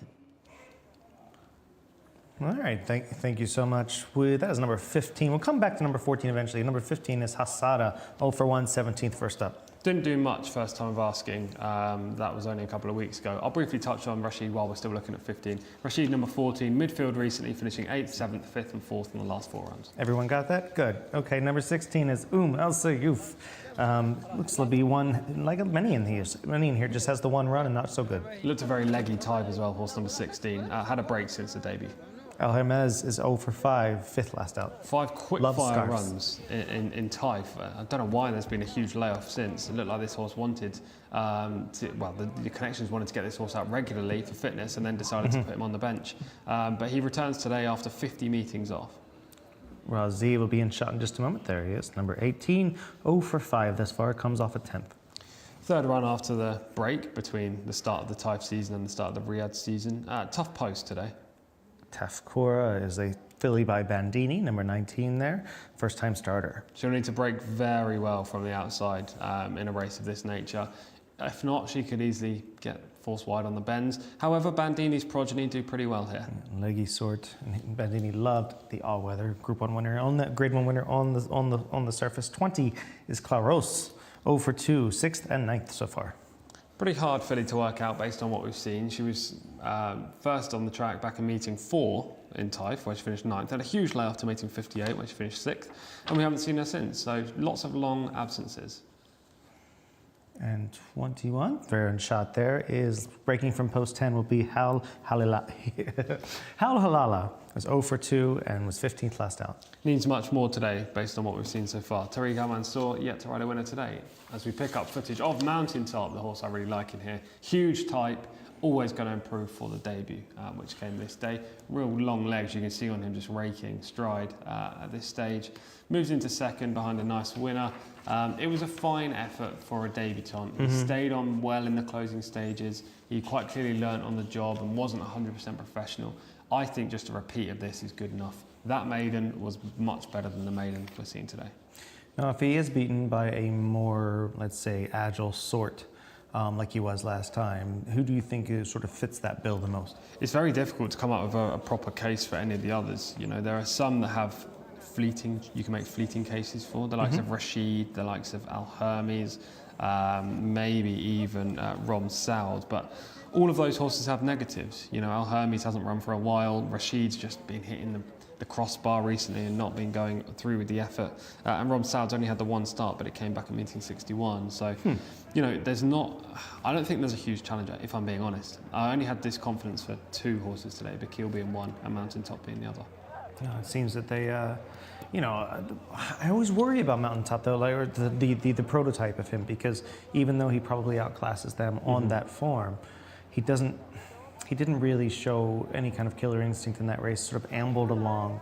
And they often get beaten, especially in races 1,600 and a mile and below, by more agile sorts. I'm just trying to find something that remotely looks like could fall into that category. This is the issue, because the only horse I thought on paper had a good chance of beating him was Stow Al Noor, horse number 10. He's been scratched. So the race has really lost one of its two major players.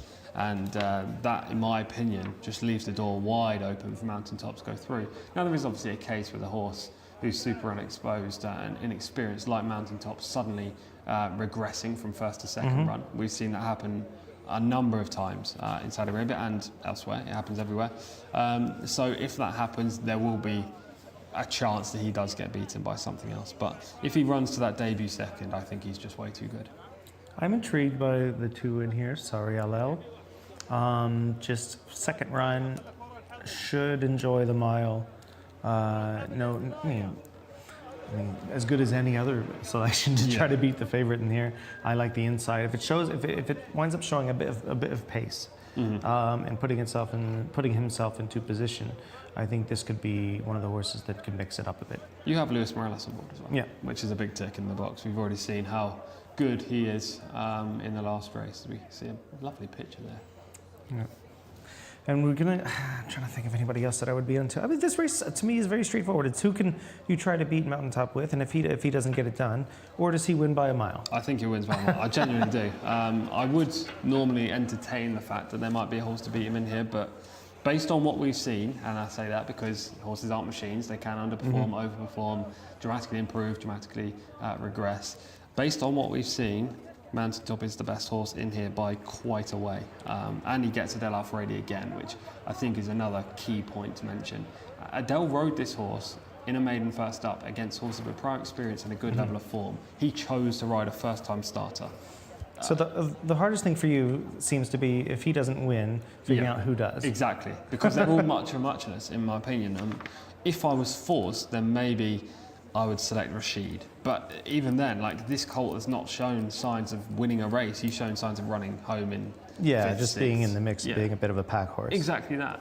I'll give the two Sari Alel a shot in here. We're seeing an adjustment now on the 15 Hassara.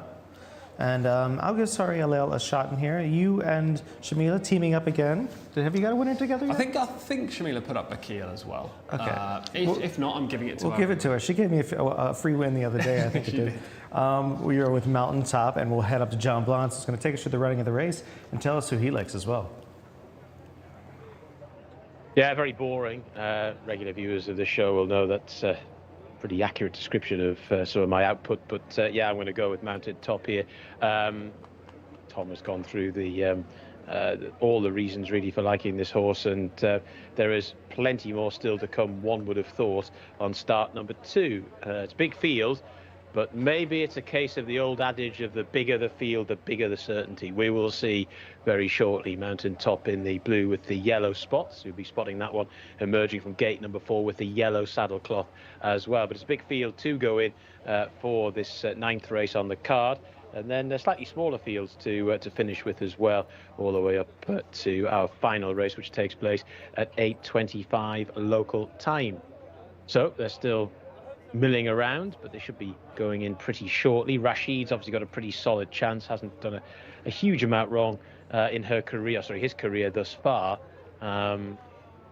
And were Mountain Top not in the race, Rashid would be a definite chance, although a slightly tricky draw to overcome. Others to maybe entertain. Well, it's a bit tricky. I mean, Muhi Bukum, I was very impressed with Ricardo Sosa Ferreira's ride in the previous race on my selection. He's clearly a jockey that we've just got to know here over the last few meetings on the English broadcast channel, but is clearly very experienced from around the world and has brought that here to Riyadh. And I'm sure there'll be some good rides for him to have over the next few weeks. And of course, as we zero in on the Saudi Cup meeting, which of course will be on us faster than we think in February. They're putting them in now, though. The 9 to go in, that is Asil Al-Foz. The 5 to move forward, this is Daga Alelia, just a 1 run so far. Nawaf Al-Mudiani rides this one. Over on the far side, Hasadar to come forward. I say that, just backing away now, Hasadara. Not great behaviour from Dagger and Eliar either here. Big field of still relatively inexperienced horses to load here. Hunter the Black to go in. In fact, Hunter the Black is in. Waiting for Dagger and Eliar to go in. Moving forward in the light blue and orange colours there.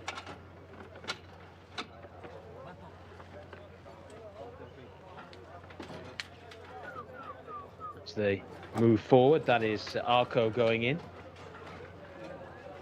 to stall number 7.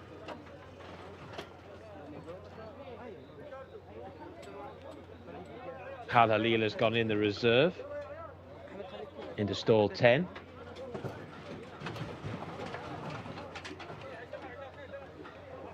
Now Al Mudiani just getting off Dagger and Eliar in the starting stalls. Still waiting for the 3 to go in, that's Cannibal. Also the 12 to move forward as well, Dream Catcher.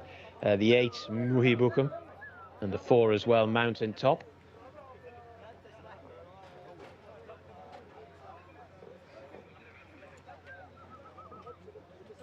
Two to load. Dream Catcher. And the 3, Cannibal.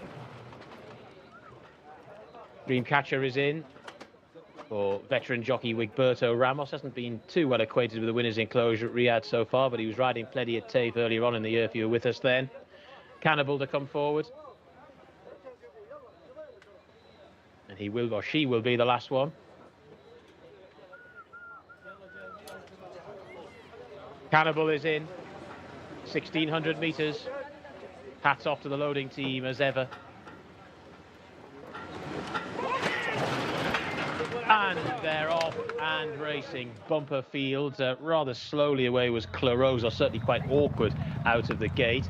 Nice start from Dagger Aleliar in the yellow and black colours. One that's pushing on, though, is Muhibukum, showing good pace in the early stages. Also there, Dagger Aleliar, the 5. The 1 up the inside is Abu Al-Bashir. Towards the outside, pressing on from a very wide position, is Claros. Also there, from a wide stall, is Razi, looking to try and get forward, as indeed is the 19 there, Tafkura. So once again, plenty of horses vying for an early posse as they make their way through the first 400 metres or so. Then just off the back of the speed there, in around about 6th or 7th spot, is Rashid. So that one's got a nice posse. Here comes the very well fancied Mountain Top, who's just got into a prominent position as well. Spot the blue and yellow colours as they start to make this long sweeping turn. 800 metres in 50.80 seconds, and Mountain Top has come through to challenge Abu Al-Shair on the inside, the green and white colours. Then towards the outer, Muhibukum, who races in 3rd. They've just pressed on now from Tafkura, who's in 4th. Some of the rest beginning to flail around him behind,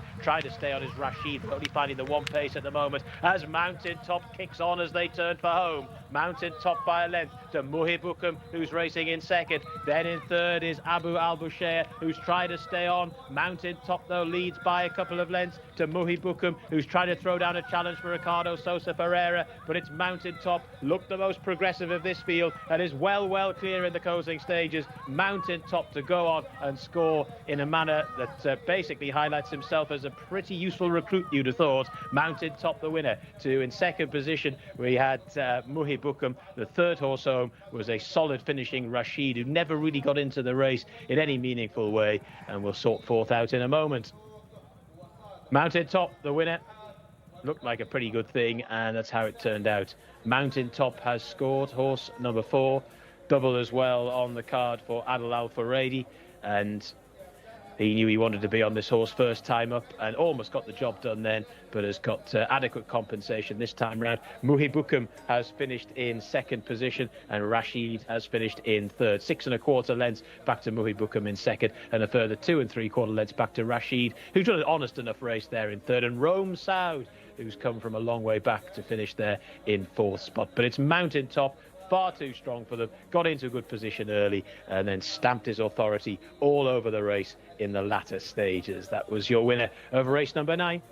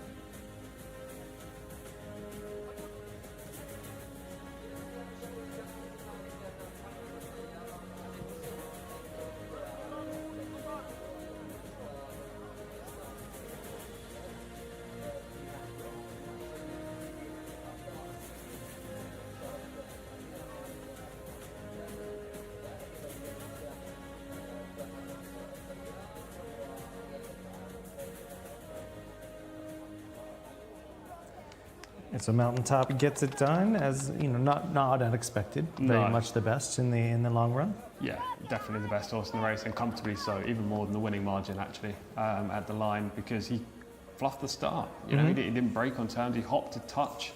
We'll see it in the full race replay. Look out for the horse drawn in stall 4 in those silks you can see on the screen right now. He hopped at the start, was forced to be further back in the pack than Adele Alfredi would have wanted him to be. But he made a long and sustained effort all the way up into a prominent position, and then fended off his rivals in the straight.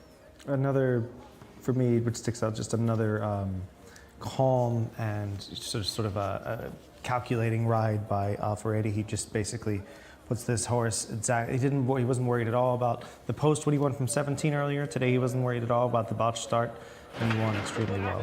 Yeah, this isn't the best angle of the start, but you could have just seen him hop there. He's a big horse in behind. At this stage, there's only 3 or 4 behind him in the blue and yellow. You can just see him 4 off the fence at this stage of the race. 4, maybe 5 horses behind him now, but Adele just slowly moves him up into the position.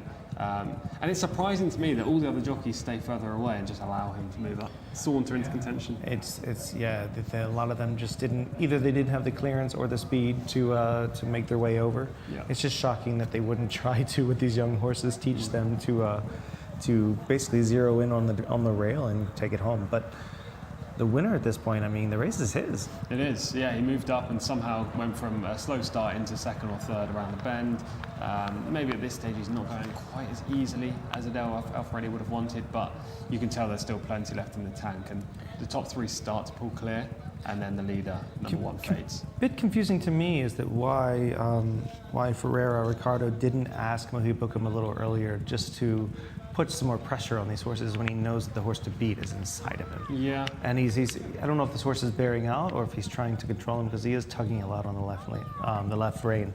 But he just, there was no way he was going to beat him unless he, or at least dishearten the favorite, unless he sort of pressured him around the bend. Yeah, it looked like the horse was hanging a touch, but I agree with what you're saying. You need to kind of be proactive and try and win the race rather than sit alongside and then see what happens. But he's a very good rider, Ricardo Sousa Ferreira. But Adele Alfredi is just a different level at the moment. Yeah, he's just riding extremely well. It helps when you're on the best horse, but this time he overcame a bit of adversity and got it done on the way home from about the 5 furlong pole home. Yeah. He basically there was no worry at all, and he didn't use up. What the most impressive part to me is that after the start, he eased the horse in instead of rushing up. He used the natural speed of the horse and the natural gait of the horse to not use any extra petrol. Exactly that, yeah. Calm and composed in the saddle. The horse won by around 5 lengths. I don't know what the official winning margin was, but it was around 5 lengths. I think you could add at least 2 or 3, just because he would have lost, he'd have lost more than that at the start, given the ground you lose when other horses break on time. But obviously you can't overestimate how much he lost, because Adele's ride negated much of the... we see it right now, Here horse go. 4, just third last to break. So he wasn't quick to begin with, and then the 3 came out on it Exactly. at the same time. Yeah, Adele enables him to find his stride, and he does pick up the bridle instantly. Yeah. But you can see there's a huge gap there. So Adele's thinking, wow, they're just allowing me to go up into the perfect position. And he's not asking him at all. The horse is taking him there. It's shocking that 2 or 3 horses are not at least herding over, and forcing the issue. But Adele's had a dream run on a horse who's broken a touch slow. I imagine once the horse hopped at the start, I imagine he didn't think this was going to be the outcome. Saying that, the horse might have won anyway, no matter what the circumstances were. And actually, Mountaintop going forward is a pretty smart type who could win a fair amount of races. He's a big individual. He's only going to grow. Distance-wise, do you think the mile suits him best, or do you think he can stretch out to 9, 10 furlongs? He probably could, but I think a mile suits him best at this stage. He showed natural early speed, tactical speed in the race, and also a kick. So he's a horse, though. If you go 9 or 10 furlongs, I actually wouldn't mind seeing him on the front, just letting him go, just letting him use his stride and bury them. Yeah, I don't disagree with that at all. Because he doesn't seem to be one that per se wanted to pass the horses. He just ran his own race. Yeah, and actually he was at his strongest. Like, he was left and right in the home straight when he was when Adele was using the whip in the opposite hand. So he's still a bit babyish, and he wasn't sticking true to that line, but it didn't stop him from galloping, which shows that there was still more to give. And do you think that they would be, I wouldn't be afraid to try him against open company at this point? No. I mean, He is a Saudi bred, but he ran on well at that point, and not a bad time, not a bad horse. He overcame a bit of adversity at the same time, and he has natural speed. So have fun with him. He's going to be a fun horse moving forward. And some of those local bred opens that they have here, especially for 2-year-olds, come up pretty weak as well. I know it's an open, so you generally face, well, you do face winners and you face relatively good horses, but at the same time, you don't run into that many top tier horses in 2-year-old local bred opens. So if they wanted to go down that route, I wouldn't dismiss the opportunity for sure. Look, we see the start. Horse number 4 just hops up in the air, loses a length or two, and then the 3 comes out in front of him. Yeah, I definitely wouldn't mind seeing him over 9, at least 1,800 meters. Yeah. The Saudi Cup distance. Yeah, it's probably the biggest 9 furlong race in the world, if you think about it. It is? Yeah. All right, how about that? Yeah, we have a few more races, and we're gonna head over and look at what's gonna be another. We're gonna stick at the 8 furlongs, the 1,600 meters, local bred, 4-year-old and open, and to me, it's gonna be another one that you're gonna have to wrap your head around and help me figure out who's gonna be the ones to narrow it down to. Another tough one. Yeah, it is another tough one, but we're gonna end this card strong. I'm saying it now. There were 2 horses I really liked today that I've touched on. They both won.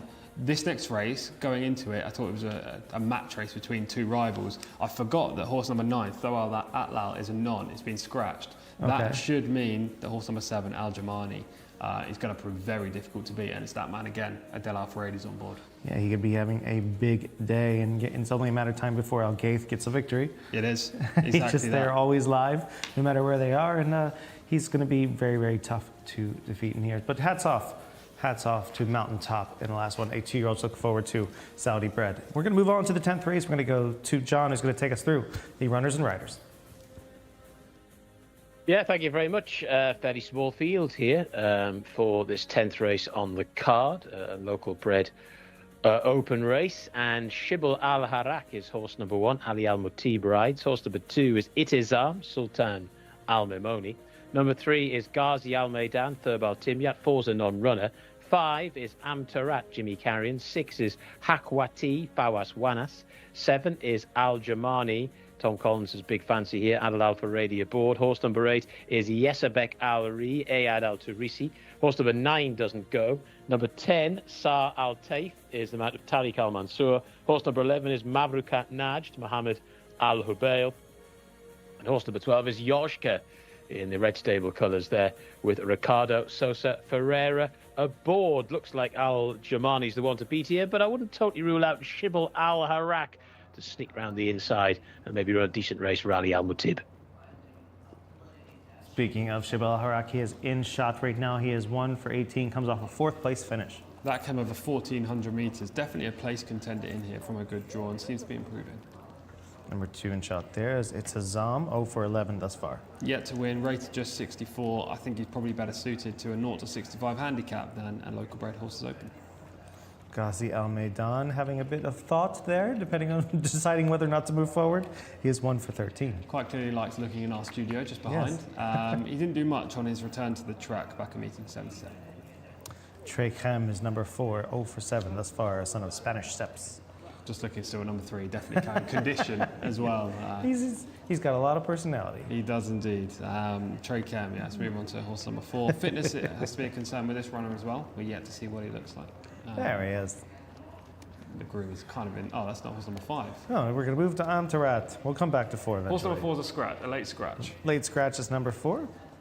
Yes. Confirm that with the board. Number 5 is Amtarat, 2 for 16. He was 15th last time. Backward steps recently, finishing 15th and then 7th the time before. 1 back in Taif earlier in the season. Hakwati is 1 for 22. Must improve from 15th last time. Not capable of winning this race, given his mark is just 53. Who is capable, apparently, is Al Jamani. He's a winner 2 back. Yeah, really good effort as well, 2 back. We were here for that victory, and he was strong from off the pace. Last time, wasn't beaten too far in 5th. Another quick return, but he's very capable. Yesabek Al-Ri, 2 wins from 23 starts. 15th and a 0 to 70 handicap last time. This is a big class rise. Number 10 is Sar Al-Taif, is 1 for 19, 8th last time. Just rated 44 in this race. Far from prolific. At least beat some horses last time. Yeah. He has no noseband on that one. Very nice. Kind of reminds me of the Steve Asmussen horses back home in the States. Number 11 is Mabrukat Najid, is 1 for 23. He'll be in shot in just a moment. A winner 2 back on meeting 58, but 6th last time at meeting 70. Camilo Ospina usually rides this filly. He was booked on Thawal Atlal, who's a scratch. I presume there's not a jockey change to see him on board. And, you know, this filly's just 1 from 23, far from prolific. Yeah, this is going to... Number 12, we have Yash Kerr for Red Stables. Ricardo Ferreira picks up the ride. Could run into a place. The Taif form earlier in the season was fine, and then the first run in Riyadh was a good run as well, but recently has fallen a little bit short. But given the non-runner with Thawal Atlal in here, Al-Jamali needs some horse to trouble him. Maybe it'll be Oscar. Fresh off a victory, our first of the evening with the obvious choice. We're going to go to Shamila in the parade ring. Thank you very much, Michael. And I was just trying to secure my selection here. Is horse number 1, Shibal Al Harak, rated 85. Just caught my eye as soon as he walked into the parade ring, just looking really well. And hopefully the horses will do another round. I'm not totally sure. Oh, and the jockey has unfortunately been unshipped off of my paddock selection. Hopefully the jockey is absolutely okay, but I will bring you more once I know of that. I will give you a paddock negative though. It's horse number 3, Ghazi Al Maidan, being very on his toes the moment he came into the parade ring, but now seems to have gotten a lot better that the jockey is on board now, and it looks like the jockey is still being checked, made sure that he is okay to ride. He did hit the deck pretty hardly. I also really like the look of horse number 7, Al Jamani, rated 94, who Tom really likes as well, and with good reason. 5th last time out, and first the time before that at meeting 75, with Adel Al Faredi chasing that treble as well, and Gaith Al Gaith, who got awarded a saddlecloth only last week for his 600 training performance winners, so it would be great to see them back in the winners enclosure. A little bit of a question mark for me was horse number 10, Sahar Al Taif. I just wasn't totally convinced with his. I wasn't totally convinced with the way he was going around the parade ring. However, horse number 1, Shibal Al Harak, is still being checked over, and I will let you know more once it's made official. All right, thank you so much. We're looking at a bit of form right now. This is going to be Al Jamani and Thawal Atlal, who is not running in the race, but Al Jamani finishing first on 4th of November. Yeah, I actually selected Thawal Atlal this day when we were both here in the studio, and I thought he ran a fine race back in 3rd, but he was no match for Al Jamani, who came with a wet sail down the outside, finished the race off very nicely, was held up in around 4th or 5th in the early stages, and then made a big late move. If he can reproduce this kind of effort, then he's got to be the most likely winner of this race. And just a quick update, I believe they will have to replace the rider on the 1, Shibal Al Harak, as Al Mutib is being tended to by physicians at this point. So we will get you updated on whether or not the horse is going to first remain in the race from the stewards, and is also whether or not the jockey has been reassigned. So hopefully we'll get some good news on that front. We'll let you know as soon as possible. Well, to me, okay. We're going to side together. I can feel it. Come on. He does look better than any horse in the parade. He's the best of every horse, and he looks the best. I'm trying to find something to go against him, but I feel like he's the best looking horse in the field. He presented himself extremely well from the get-go. Little update: Shibal Al Harak, number 1, has been scratched. So we have 3 scratches in the race: number 1, number 4, and number 9. So we're going to go with 9 horses in this race. Like it's more like an English or an American race. It's going to be well, I always say this. It is a bit cliche, but it does become more of a chess match at that point, especially from a pace scenario. It does. Is this and your our reasoning? horse, Al Jamani, is going to require pace. Yes, he's a bit of a stalker, but I mean, the biggest danger once Thawal Atlal came out was Shibal Al Harak, and now he's out of the race. I mean, generally, looking down this race card, Look at the figures, the official handicap figures. Itizam, 64. Ghazi Al Maidan, 64. Amtarat, 69. Hakwati, 53. Yesabak Alri, 68. Sar Al Tay, 44. Mabruk Atnaj, 72. There's only 2 horses rated 80 plus in this field. Yoshka, rated 82, and Al Jamani, rated 94. That tells you Al Jamani's 12 pounds better than Yoshka, gives him 4 kilograms. I mean, a lot would have to go wrong, in my opinion, for Al Jamani to lose this race. He's in form, got the best jockey, trainer, banging in winners. I mean, it's got to be a winner. And just a quick update, Shibal Al Harik, who has been scratched, obviously they're being very cautious with the horse number 1. He is on the walk behind us in the parade ring, so all looks well with him. Hopefully everything scans well, and he is good to go next time. Moving forward to selections for me, I'm going to go against you because I love to do it. I'm going to go with Yashkur, number 12. To fly the red flag. You're a glutton for punishment. I know. But obviously, the horse looks fairly well. Not as good as Yajamani, but I think the pace has to be a bit lightning for him to run his best. And maybe he doesn't even, maybe is slightly below his best. Well, you still win with Yajamani, or Al Jamani rather.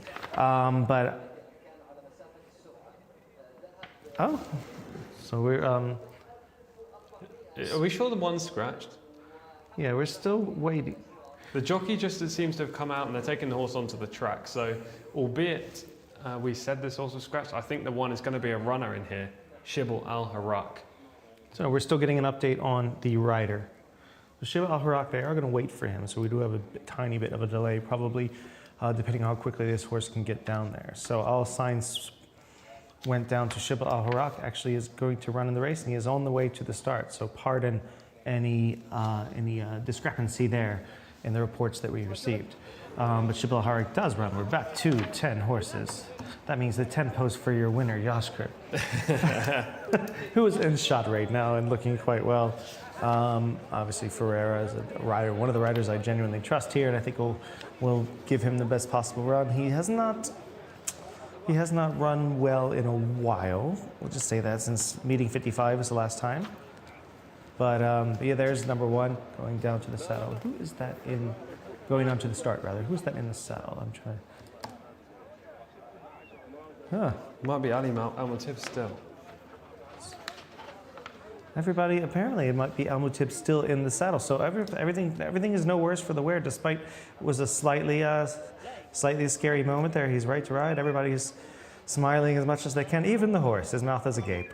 But everybody's going to saddle, going to post, ready to go in the saddle.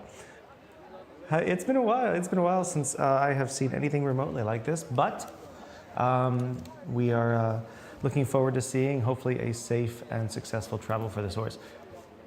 I'm going to go with number 12, Yashkur. You are going to go with Al Jamani. Yes. And where did Shamila land? She landed with the 1, who was scratched and now not scratched. But Shamila's with the 1, and she's going to have a lot of celebrations if that horse gets it done.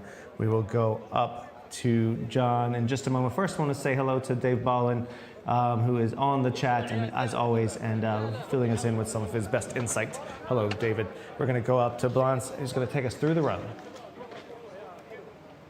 Yeah, indeed. Well, there we go. Shibal Al Harak is going to be my little each way play in this race as well. The horse that apparently made the greatest comeback since Lazarus and is now back in, having been out.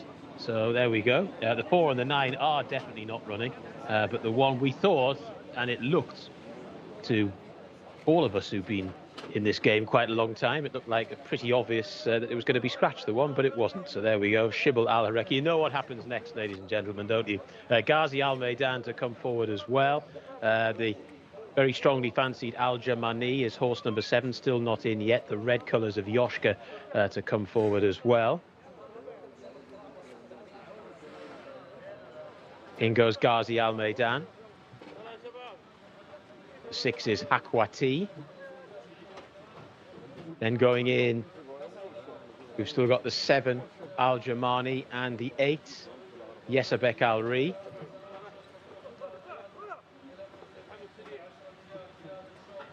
Yesabek Al-Ri is in, stand by. Got a full complement. 1,600 metres.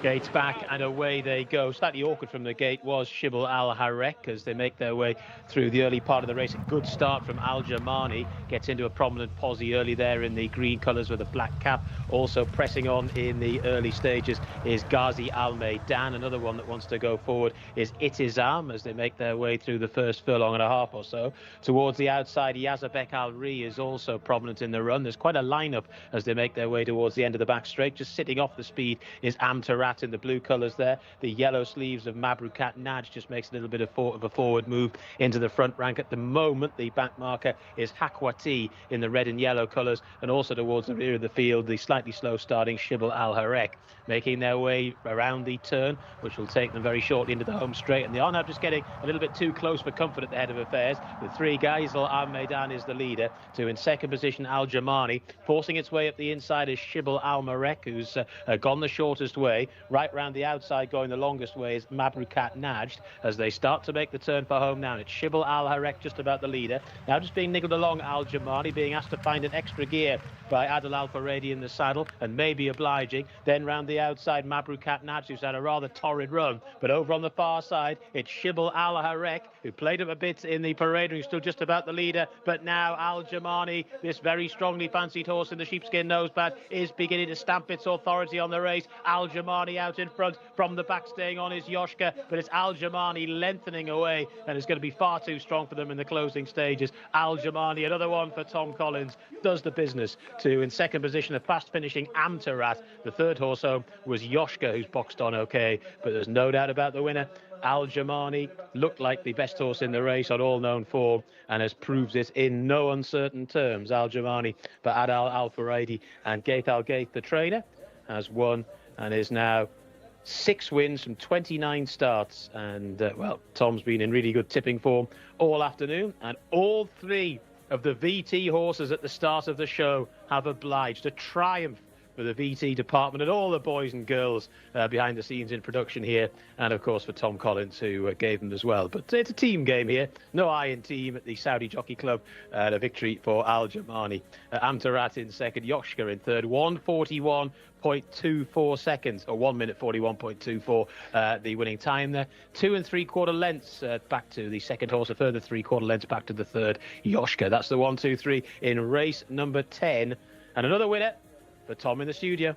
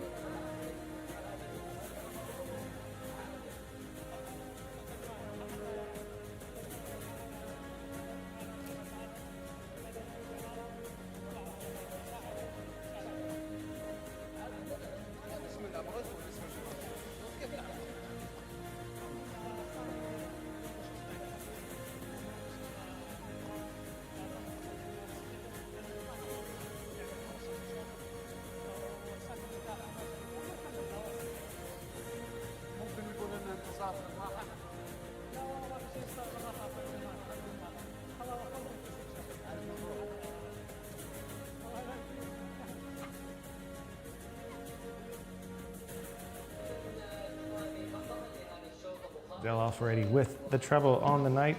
Another, basically just a confident ride, gets it home. Yeah, good ride. They went really slow early, then it somehow developed into a sprint, but very early in the race, going around the bend. Adele was 4 wide at that point, and Al-Jamani wasn't travelling overly well. Your selection, Jcsa, was going best around the bend. Yeah, and he just did not want to change leads, and that was the difference between finishing second and third. Yeah, exactly. But Al-Jamani had plenty of run in the straight, and we saw that in the footage prior. You know, this horse finishes off his races very nicely, and he got the job done well again today. He's not going to find a weaker open race to win than this one, though. Mm-hmm. Yeah, he's going to have to step up against better horses now. But yeah, he definitely loves to win. That is for sure. I was worried when he started getting boxed around a bit around the bend when the impromptu sprint began. Yeah. You know, because a lot of times that would take a horse out of its rhythm. But no, like we said before, a confident ride off already basically kept him in his own rhythm and kept his position at the same time. And that, to me, that was the difference between him, you know, winning comfortably, which is what he did, and barely winning. Yeah, he's more of a grinder than a quickener, which is why he generally comes through late in his races. This time they went slower early on, and although he was in the best possible position after 2 or so furlongs, the fact that Sultan Al-Mamoni pushed Irtizam up the inside, as well as Ali Al-Mutib pushing up Shibal Al-Harak, and it kind of forced Adele to go for him early on, to wind him up, and he looked maybe in a little bit more trouble than he actually was. In at that point of the race. At the end, he's won decisively. Yeah, he sees out the mile extremely well, and that became sort of the difference in the end. They just could not keep pace with him, especially in the final furlong. He just put them to bed nicely. Yeah, this is a camera angle I've not seen before. Yeah, I like this. Yeah, this is the full pan. This basically. is an American kind of style angle. I like it indeed. It's great. You can actually see all the horses. Yeah, the horses up the inside, the ones that pushed up forward, going into the bend, are all paying for their exertions at this stage of the race. And the 4 out wide are coming through. Al-Jamani just quite clearly the best horse on the day. Amtarat ran well in second, a bounce back to form for him. Jcsa travelled nicely, wasn't able to get across from the widest post, and then just weakened a touch late on after moving into the race nice. Shibal Al-Harak came up the rail. Yeah. With all the drama that happened going into the race. Was revived into the race and then kind of revived from a bad start around the bend and asserted itself. But I'm not sure what to make of that, though. You know, do you give it credit for doing well despite all the drama before the race and making a bit of a run, or do you just think that's just he was just taking advantage of a slow pace and an open gate, an open path? Yeah, I think maybe the latter. As you can see here, he pushes up, but so does Sultan Al-Mamoni on the 2 with the star on the back, and they both kind of caused some interference going into the bend just about now. A couple of those outside are bumping, and look, we see here quite a few bumps. It gets very tight up the inside, and they dramatically. Did he start that? The one did, yeah. Yeah. But Sultan Al-Mamoni wasn't willing to lose his spot on the horse with the star, so he also forced a gap kind of in between horses, and yeah, that caused the bumping. But they went from blue slow sectionals to suddenly racking up fast sectionals, and that kind of got every horse off the bridle except for Jcsa, who travelled in nicely and at this point looked like he was a major player, but just didn't fire through. He's in a bit tight, obviously. Yeah. Just had no interest in changing leads, and that's just such a brutal aspect of dirt racing. You just cannot do that. Yeah, exactly. At this point, Al-Jamani is just going to pull further and further clear. Down the outside, Amtarat's going to run home for second. Both Jcsa and Mabrukat Naj both ran fine. The 2 horses that filled 3rd and 4th, but yeah, they were no match. Yeah, it'd be interesting. Where does he go handicap-wise from this? Al-Jamani, I think he should stay on. I mean, he should stay on 94. He won't because he won a race. He'll probably go up to maybe high 90s, and then their hand's going to be forced. They're going to have to stay in open races. They may tilt at a cup race, but you know, these local bred contests, because he is a Saudi bred, you can win them if you're rated in the high 90s. It's not like, you know, you're going to face horses rated 120. That's not going to happen here.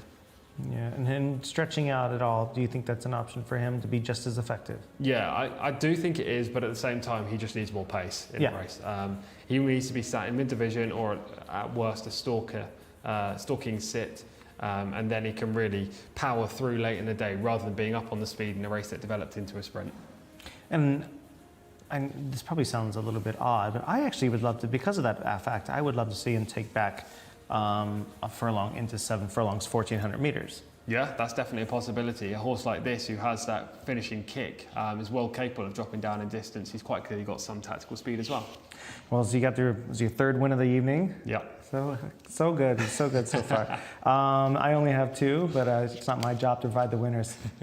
So I don't know, but so hats off to you. We're going to try to keep it rolling here. We'll roll on to our 11th race of the evening, which is going to be, we're going to up and trip as well to the classic American distance of 10 furlongs, 2,000 meters. And we'll go to John Blantz with the runners and riders.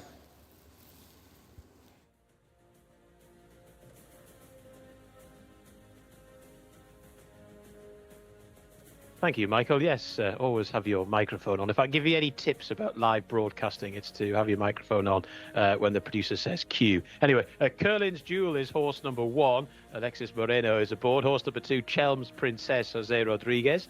Number 3 is Waj Al Shams, Nawaf Al Mudiari. Horse number 4 is Sunny River, Luis Morales. Number 5 is Bugatti, Fawaz Wanas.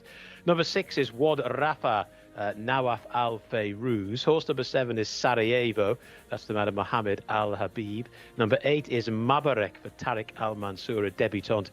And horse number 9 is Celestial Star. So it's a fillies maiden. It's for 4-year-olds who are horses that have yet to win, obviously. It's a tricky little race, actually. Probably Sunny River would get the nod here. Luis Morales aboard.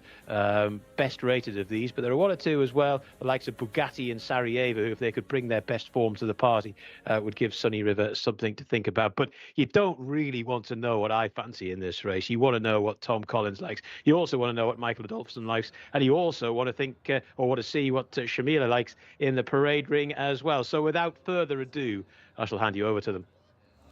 Well, thank you so much to John and John's microphone. We appreciate all of his hard work. We're actually going to have him go through the horses again because we're so used to having at least 20 horses gone through for these races. But it's nice, actually. It's nice to have nine horses here where we can talk about, in depth. Yes. I'm gonna from you, Mr. Analyst. I'm going to expect in depth all the way back, 10 races, each horse. What I'm kidding. But this with the 10 furlongs, 2,000 meters. Yeah. It's going to be, for me, it looks like it's going to be a tough race to sort of pull apart of like how the race is actually going to set up. Yes, there are some speed horses in here. I think Sunny River leads in the early stages. We've seen him run over the 7 furlongs, the 1,400 meters recently. This is a big step up to 2,000. There's a question mark there, but also she's by Arrogate out of South Bank, so I presume that she'd be okay over this distance on pedigree.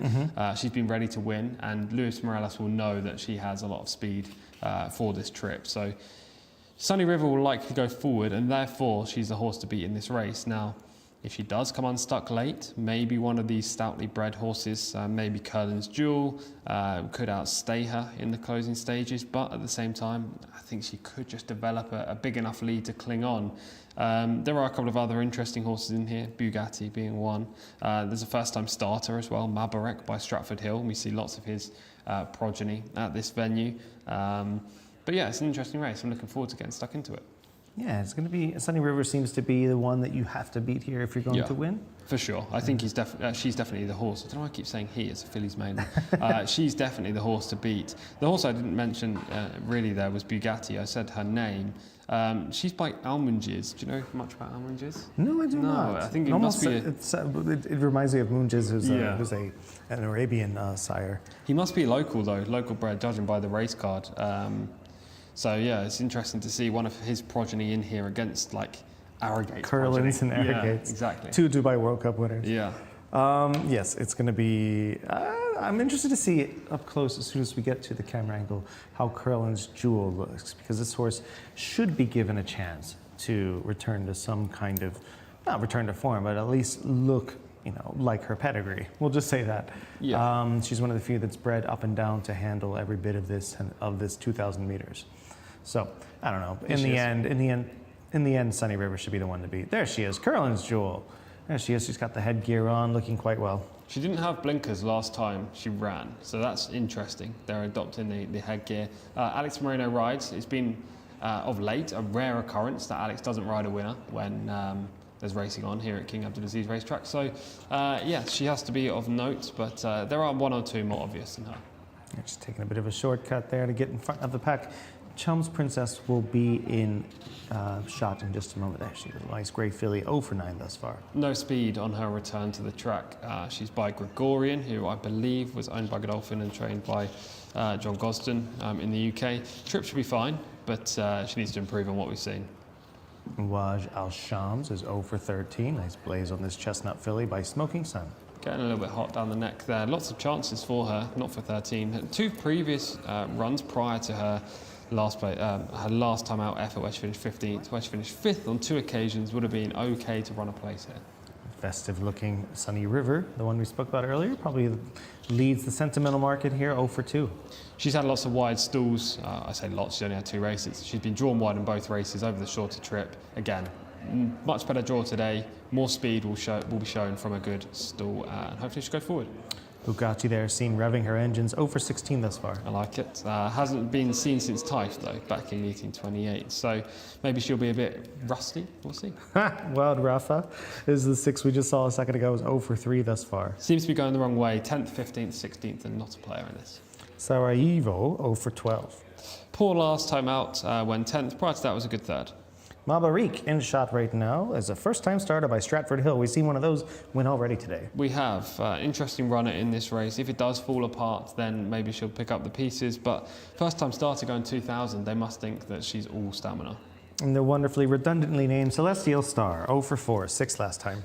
Middling efforts so far. She's been a bit in and out, finishing 9th, 3rd, 7th and 6th. 5th run in Riyadh, all in a short space of time. We're going to go to Shamila, who is in the parade ring. Thank you very much, Michael. It is our penultimate contest, and only 9 fantastic fillies go forward for the 11th race of the day. And 1 will break their maiden by the end of it, and I think that'll be horse number 4, Sunny River, rated 71. She is a little bit less exposed than a lot of horses in this race. However, she's had a really good season. 2nd last time out at meeting 72, 3rd the time before. So she's been campaigned really well. Obviously got Louis Morales on board as well, which is a huge plus. So he'll be chasing that double today. But she just looks absolutely fantastic here in the parade ring under the floodlights. Really nice coat on her and dapples all over as well. So really wouldn't be surprised if I was speaking to Louis Morales after this race.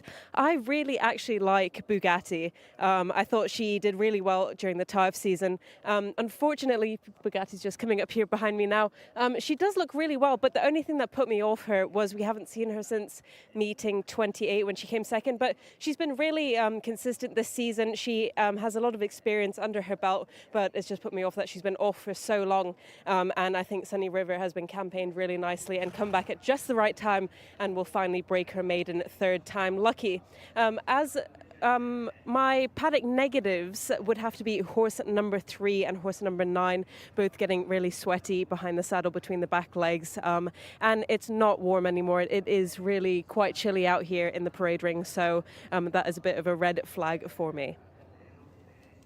All right, thank you so much, Shamila. Yeah, you're gonna stick with Sunny River. I am, and yeah. She's there with you. Shamila's not exactly enticing me outside, though, for the outro, I have to say. She keeps saying it's chilly and, stop it. We'll be fine. You'll be fine. Put on your big boy pants, we'll make it through. I'm gonna try to beat her with Curlin's Jewel. Nice. Which you saw this coming probably a mile away. Yeah. Just big pedigree. I think 4 out of 5 of her siblings have been winners. So I don't think that's gonna be, actually, I think all 4 of her siblings have been winners. She's the only one that hasn't won yet of the ones who have raced. So we'll give her a chance to live up to her 10 furlong pedigree. She's out of a bluegrass cat mare, which screams 10 furlongs on the dirt as well. We'll just see whether or not it's capable of beating a horse that looks like the obvious player in Sunny River. Sunny River, I will say, it's just very calm. She's behind us right now, very calm, being saddled up, and absolutely calm as can be. And I like to see that from a horse who's going to have to stretch out in distance to 2,000 meters. Yeah, I think she's very obvious on paper, Sunny River, but I'm not as confident as I was for the previous 3 winners today, which were, not all of them, but most of them were similarly obvious. The fact that she's stepping up so dramatically in trip is a big question mark. It's not 1,400 to 1,600, it's 1,400 to 2,000, so she does have to prove that she stays. We could easily say Arrogate stay, and she's shaped like she would stay, but we don't know for sure. There is a chance, and a relatively big chance, that she comes unstuck late in the day. but at the same time, she could just blow these away early. If this race was run over 1400, and I know this is a ridiculous statement what I'm about to make, because it would never be run over 1400 with this field, but if it was, she would be by far and away the horse to beat. We pick her up here of her last time up. You just see she's the grey horse down the outside in the black silks, switches leads at the top of the straight, made a run from around midfield, and finishes her race off A-OK. You know, watching this back, you'll see that the trip should be fine, but at the same time, she's not exactly flying in the closing stages. She's more of a grind away, and get as close as you possibly can. On this basis, I think she should handle the distance, but Yeah. I'm not 100% convinced by it. Yeah, should be interesting. Looks like a bit of an adjustment here. That is Bugatti. Bugatti getting her tires changed. She's heading out. Oh, there we go. All good to go. And for a lot of people who think that she is actually the biggest threat. We pick it up now of her last time up. This was back in Typhon, just way back in the season, meeting 28. She finishes second, and from this stage, you're thinking, how has this horse lost? And this is an actual time that I haven't slowed down the tape. Yeah, well, exactly. Okay. They are walking it behind. You can see. It's actually. I think we may have shown this before, and I made the same exact reference. It's another of Prince Sultan bin Mishal's horses who gets the better of Bugatti on this occasion, and you know he's It'll looking be deja vu again. Exactly, looking for Groundhog Day here with Sunny River. Yeah, a bit choppy going down, but still full of herself. Yeah, Bugatti's interesting. I think that 10 furlongs might be a bit of a stretch. Don't know much about Jcsa as a stallion, but just the look of her, it's going to be a bit troubling. And the way she finished up last time doesn't give me a lot of confidence. Yeah, she's a bit one pace, and actually last time she had the perfect opportunity to win and didn't get the job done. So look at her body language. She has got some opinions going down to the. They're trying to calm her down as much as possible. To me, it's. I'm gonna try to beat. I mean, Curlin's Jewel. I have no basis whatsoever, other than I just think the pedigree will be everything you need to handle what this race is going to throw at them. But Sunny River, to me, that race at 7 furlongs last up, should be tailor-made for this. She's out of a Tappet mare. She's bred to go a classic distance. that's what I'm thinking. She's bred to handle it. It's just she hasn't necessarily proven on the track that she definitely wants it, and also she has so much headgear on. She's got the hood, she's got the cheek pieces, she's got the shadow roll, noseband, whatever you want to call it. She's quite clearly not the most reliable. And this is a racing hood that she has on. She'll wear this throughout. Because a lot of times you see is it red or is it I think it's pink, but I know what you're about to say. In the UK, they wear red. If it's red, it comes off. Yeah, just down to the start to keep them calm. I'm pretty sure she's going to run in it. Made popular by David Loader and then Charlie Appleby. Yes, yes, indeed. So we'll see here. I'm going to try to, as always, I'll try to beat the horse that everyone likes. Yeah, that's fair. It's fair. I got 2 wins so far doing it today. I'm not angry about it. But I think 2 is the most I've ever had on a meeting. So. To be fair to you, though, I think Curlin's Jewel does have a chance. It's not like a complete left field selection. Yeah. You know, she's bred well. She's got a good rider on board. She's drawn nicely. Albeit she hasn't done that much on the track with a rating of just 57, she's achieved something, which quite a few of these haven't done. So if Sunny River does not stay the trip, if Bugatti disappoints again in the closing stages, then it could be Curlin's Jewel. You're definitely going away from the obvious, but at the same time, I think there's cast iron claims for her. I'm going to take Curlin's Jewel by 6 lengths. Now you are going away from the obvious. It's gonna bury them. Just crazy statements coming out of this young man. I just think that we'll give this pedigree a chance, especially with her being the only one for her family to race that has not won yet. So, very useful family, one of the best sires, if not the best dirt sire in the world in Curlin's. We'll give him a shot. You're going to stay with Sunny River? Yeah, I'll stick with with Sunny River. You and Shamila are teaming up again, I believe? We are, yeah. Wait, did Shamila go for Sunny River? I can't remember. Yeah, I think she did. Okay, I think she did. We'll I was trying to put her off there by saying, did she go around? No, she didn't go. Hopefully Luis Morales is super aggressive. That's what I want to see on Sunny River. She's been ridden mid-div in 1,400 metre races. I want to see him go straight to the front on this Daughter of Arrogate and then see if she stays. She's bred to do it. I look forward to her finishing a fine second to Curlin's Jewel. We'll go up to John Blance, who's going to take us through the running of the race, and we'll see who he likes as well. Yeah, I'm going to go with Sunny River as well. And again, once you've listened to you guys, there's not much more that can be elaborated on, really. And Sunny River, it was a pretty tough effort last time out to get the second place finish that she managed. And you'd have thought there was a race of this nature in this horse very, very soon, and I think today will be the day. But we will see very shortly. Chelm's Princess goes in. The 7 is Sarajevo in the blue and yellow colours. Horse number 1 going in is Michael's pick there, Curlin's Jewel, who is eye-catchingly bred for this dirt test here at Riyadh this afternoon. Bugatti goes in. Well, that will be motoring home late, we will see. The 4 is Sunny River. And the last to go in is the 2. We're all in, they're all out, they're off and racing over the 2,000 metres for the 11th race on the card here today at Riyadh. And a good start towards the outside was made by Mabarik, but the lead is held by Sunny River. So has grabbed initiative early, Sunny River, as they make their way through the first couple of furlongs or so. Celestial Star towards the outside also wants to go on. So Celestial Star providing the pace pressure to Sunny River, but in the end Luis Morales happy just to take a sit and just moves to the outside of Celestial Star there as well. They're quite well on from the rest at the moment. They did the first 1,000 metres in 11.83 and then 15.54. So as they make their way through the early part of the race, the lead is with Celestial Star, to in second position Sunny River, followed then in third position by Bugatti, the black and white colours.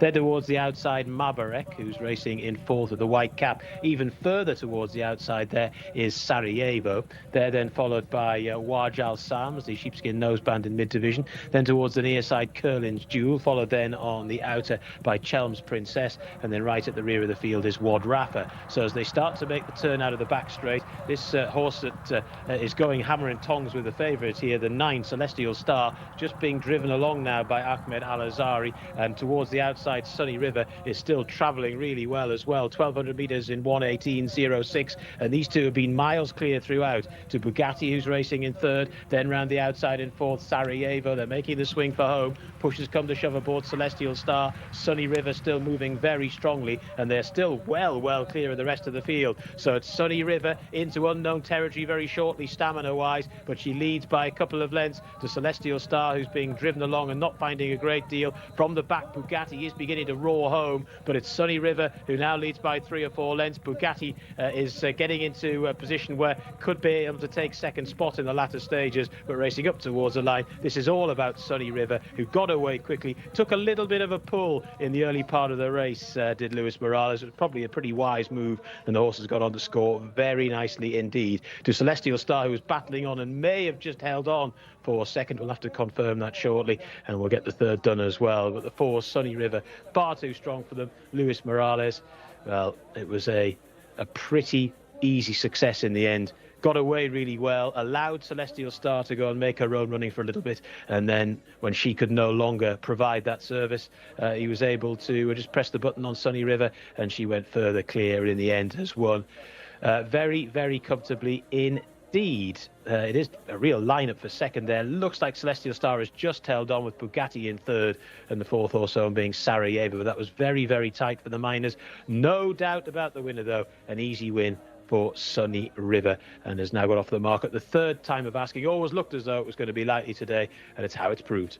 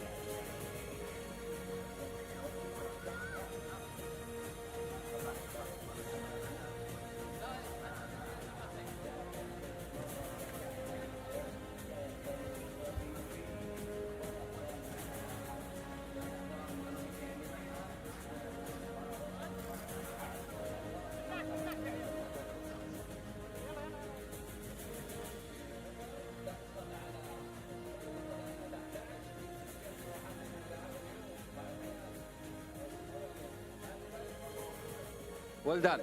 Alhamdulillah. Congratulations for the Prince Sultan bin Misha bin Abdulaziz and the whole team, So for the successful season, and inshallah we'll be better. Lewis, tell me about the race. It was pretty slow from the beginning. She was comfortable today, more than ever. And then from 600 I started, picking her up. And she just flying there. Alhamdulillah. Thank you.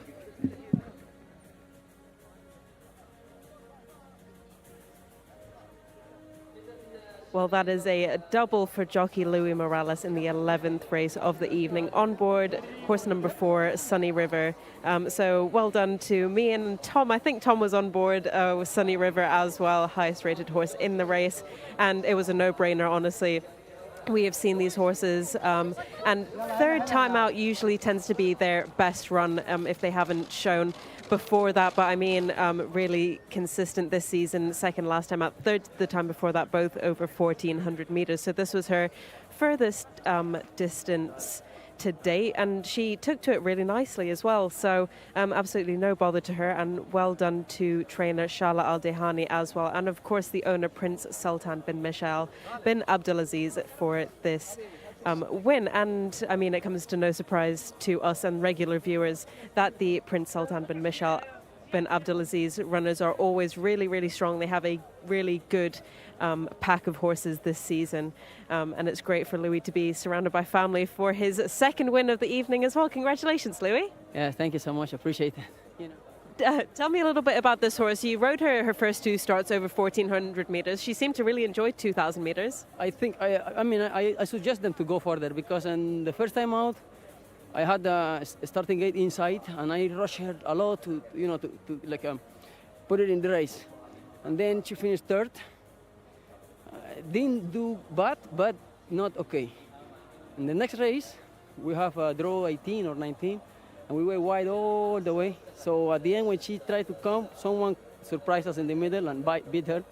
She finished second. And then today, I knew the race, if we go fast, better for her. If you don't go fast, I want to take the lead. So everything goes just perfect. Excellent. I mean, the way I wanted. And do you think this filly could go over multiple distances, or is she a long distance horse by nature? I think she'll be performing better from 9 furlongs, like 9 furlongs, 10 furlongs. I'm not going to say the 9.5, but between those distances, she'll be more comfortable because she shows some speed and also stamina.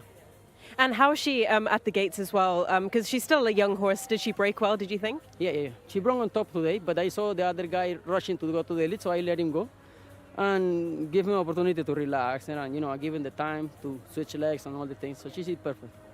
And do you think she could be a horse to watch for next season, maybe even a cup horse? Probably. She's a daughter of Arrogate. I mean, he was a champion. So probably if she keep performing and improving a little bit, she'll be good. Do you think she still needs cheek pieces though? Yeah. She needs a little bit more racing and, relax herself because she is a little bit nervous sometimes. But she's handling very well today. Well, brilliant. Thank you very much, Louis. Well done on your double. Appreciate it. Thank you so much. Appreciate it. Oh, thank you so much to Shamila and Louis Morales, who, as always, he's got an unfiltered view on things. He doesn't really, I love that. He just gives us exactly what he thinks on it, and even on volunteering the information that he suggested, that he moved them up to the connections. Yeah, the one great thing about him and the great thing about Jimmy Jerkins and several others is that they give not template answers. Yes. For example, Louis told us there all about what he thought after this horse's first run, after the second run, and then why they decided this trip today. She broke extremely well here. Coming out of a 7 furlong race, we expected that. Exactly. Yeah, I wanted him to be aggressive on her because she has that early speed and bred to stay. As Louis said, one of the jockeys out wide on Celestial Star wanted to go forward, and being the clever, experienced rider that Louis is, he took back, because if you get in a duel, that's just silly. So he took back and took a nice lead, relaxed her. Those two were 4 lengths clear of the remainder, who were then 2 lengths clear of the rest. So there was a big gap in the field already at this part of the race. And I mean, even at this stage, it was difficult to see Sunny River losing. Yeah, the way the way the leader is running, you just had a sense that it just wasn't going to stay. No. Yeah. And you know, the winner at this point just looks like it's a matter of not so much how far, but just when she was going to decide to push the button. And he definitely waited as long as he could. Yeah, you could see she was full on the turn. Her tank was full and ready to go. Like right now, when this leader's seemingly going backwards at this stage, Celestial Star just being niggled along, trying to keep going at this speed. And you can see that Luis Morales is just taking a pull on Sunny River. He doesn't want to go forward just yet.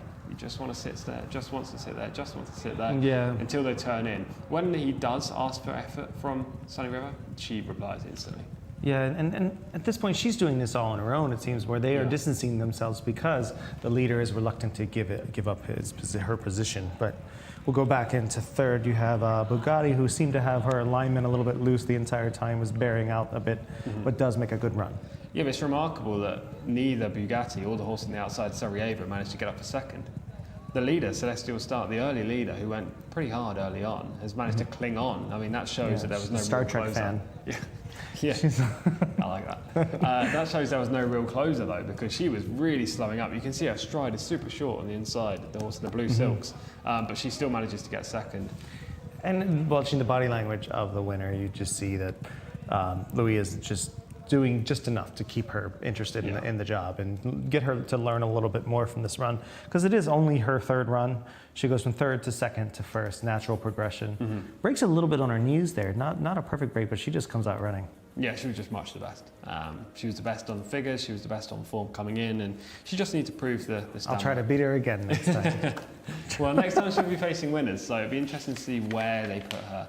Obviously, she's had 2 starts over 1400, but Louis thinks that she's a 10 furlong horse, the trip that she ran over today. Yeah, I agree. He said 9 and 10 furlong should be right up her alley. Yeah, I think so. It allows her to settle early on, whereas the shorter distances she doesn't settle. And her ingrown stamina just allow that. Those distances allow her to separate herself from them. Yeah, for sure. I don't think those cheap pieces are needed. I know Louis says that, and he knows the horse better than me, but they didn't seem to be. I don't think they needed it at all. Fitted either. I think just the shadow roll would be fine. Yeah. Whether I mean, Hood going down to post, absolutely fine. If she's a bit nervous, I completely understand that. But I mean, that right cheek piece, the left as you look, doesn't even look fitted properly. So I don't think it was even doing her job, even if it needed it, and even if she needed it. And as we can see in the closing stages, it's not like she hangs fire. I wouldn't be afraid to put a bit of a visor on her if it wouldn't put too much speed on her. Yeah, maybe. It all depends on the race, I guess. But even just this distance, I could see she could have nothing on it. I'd be happy with it. Hood down to post. If they think she's nervy, then that's fine. But in the race, she seems to be A+. Yeah, she got the job done. She went down. She did take her little pink hood off. Yeah. As expected. So yeah, we're gonna congrats to that. Another impressive winner on the day. Another jockey gets a double on the day, and Louis Morales. We're going to move on to another purebred Arabian, the final race of the evening. Purebred Arabians, 4-year-old, another maiden for you. Yeah. This one, you'll have a better chance of actually getting it right with an Arabian horse, which is a hard one for you. Just the 10 going. Yeah, I'm looking forward to this race. It's pretty tricky. There's no real standout, but hopefully we get a 5th winner on the card. We'll go to John Blanc, so take us through the runners and riders for these 10. Yeah, thanks, chaps. We've come this far, so maybe you want to go that little bit further, as they used to say in a film. Horse number 1 is Reem Al-Adiliya. That's the mount of Abdulaziz Al-Yesh. Horse number 2 is Jalma de Violette in the hands of Osama Al-Sharani. Horse number 3 is Moga. We don't have a jockey on that yet, but I'm sure there will be one. Horse number 4 is Shabri Al-Hezam, Turkey Alofi. Number 5 is Bint Jalan, the mount of Nawaf Al-Fayruz. Horse number 6 is Soyul Al-Galah. Feras Al-Sunayatan is riding that one. No wins from 9 thus far. Horse number 7 is Rasakat Al-Khaladir with Jimmy Carrion, who is getting the leg up on that one. And then horse number 8 is Zahar Al-Harkanya in the hands of Ayed Al-Turisi. Horse number 9 is Jeg Desarnay, Khalid Al-Mamoni. And horse number 10 is Nebras Al-Amal, who at the moment is the proud owner of a record of no wins from 35 starts. So it's obviously a maiden race, but some are more maiden than others. I think it's probably fair to say. And Nebras Al-Amal looking to try and get off the mark at the 36th time of asking.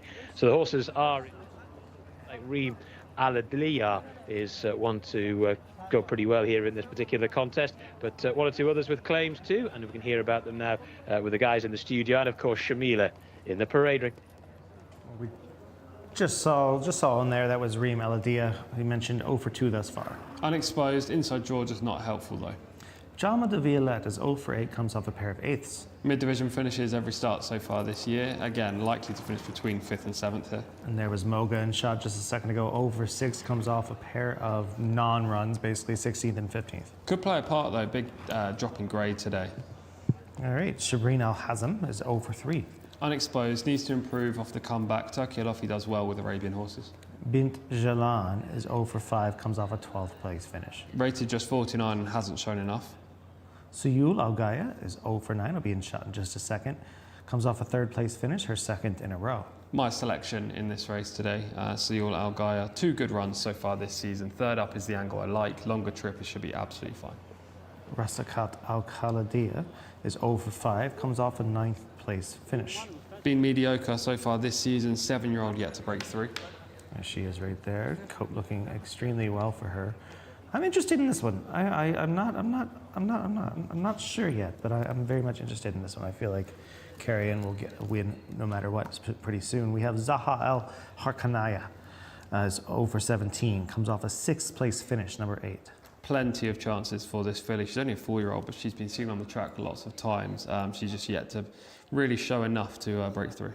We'll go over to Shabila and see what she likes. We know she's so good with these purebred Arabians. Well, I don't know about that, Michael, because I haven't had a great track record today. I think I've had, 2 winners, 3 winners. I haven't been keeping count. I'm sure Tom Collins has, though. I have decided to go with horse number 6 in this final contest of the evening, Suyul Al Gaya. Really nice looking grey filly, 4 years old, and has had a really consistent season so far. 3rd in her last 2 starts this season. No wins to her name yet, but that could all change today. I do have to say that I would love to see horse number 3, Moga, finally going forward and breaking her maiden. I've loved this little filly ever since the Taif season as well. She's done really, really well, but hasn't taken to the Riyadh track so well as some of the other horses have. We have spoken to jockeys and trainers, and they have said that the track is so much different here in Riyadh than it is in Taif, and some of the horses just don't do as well on it. But I would really like to see her get her head in front finally. And also, I really like the look of horse number 9. However, I will be sticking with horse number 6 finally, and hopefully getting you that last winner of the evening.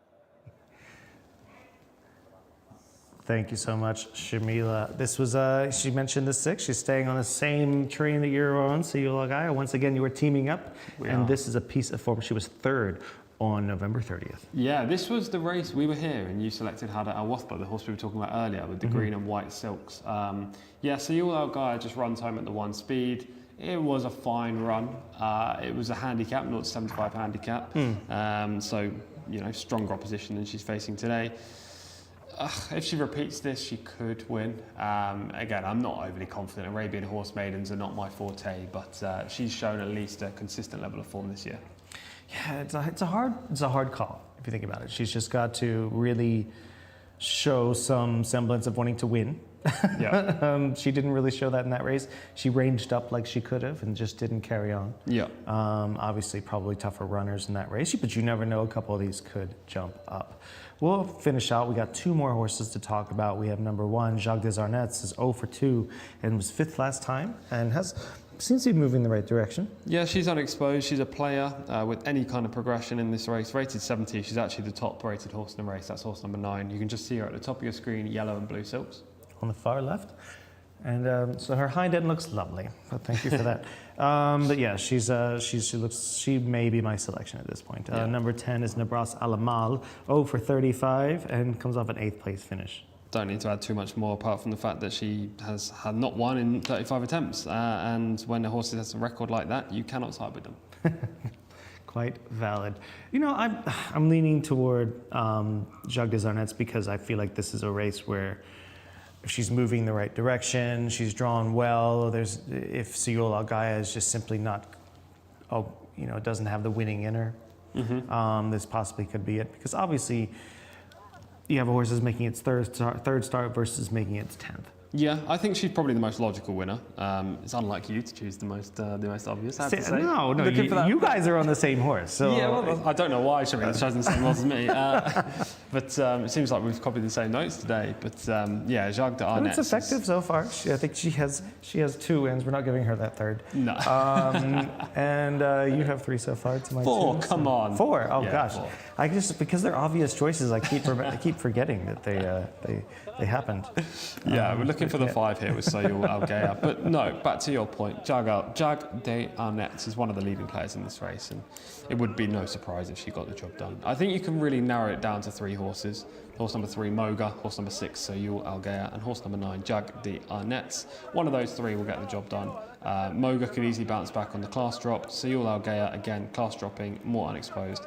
And your Jacques de Arnett, completely unexposed. Yes, and I will go. I'll go with Jacques de Arnett. You guys will be with Soyul Al Gaya. And we'll head upstairs one last time to John Blantz, who's going to take us through the running of the nightcap.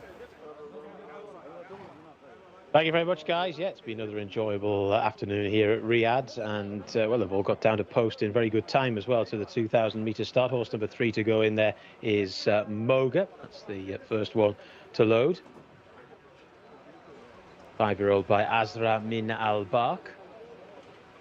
Somewhat broadside to the starting gate at the moment. Rest waiting patiently. The star jacket there of Jalma de Violette, who's been a pretty consistent conveyance all season. Dismounted there is Jacques de Arnett. The red headgear for that one.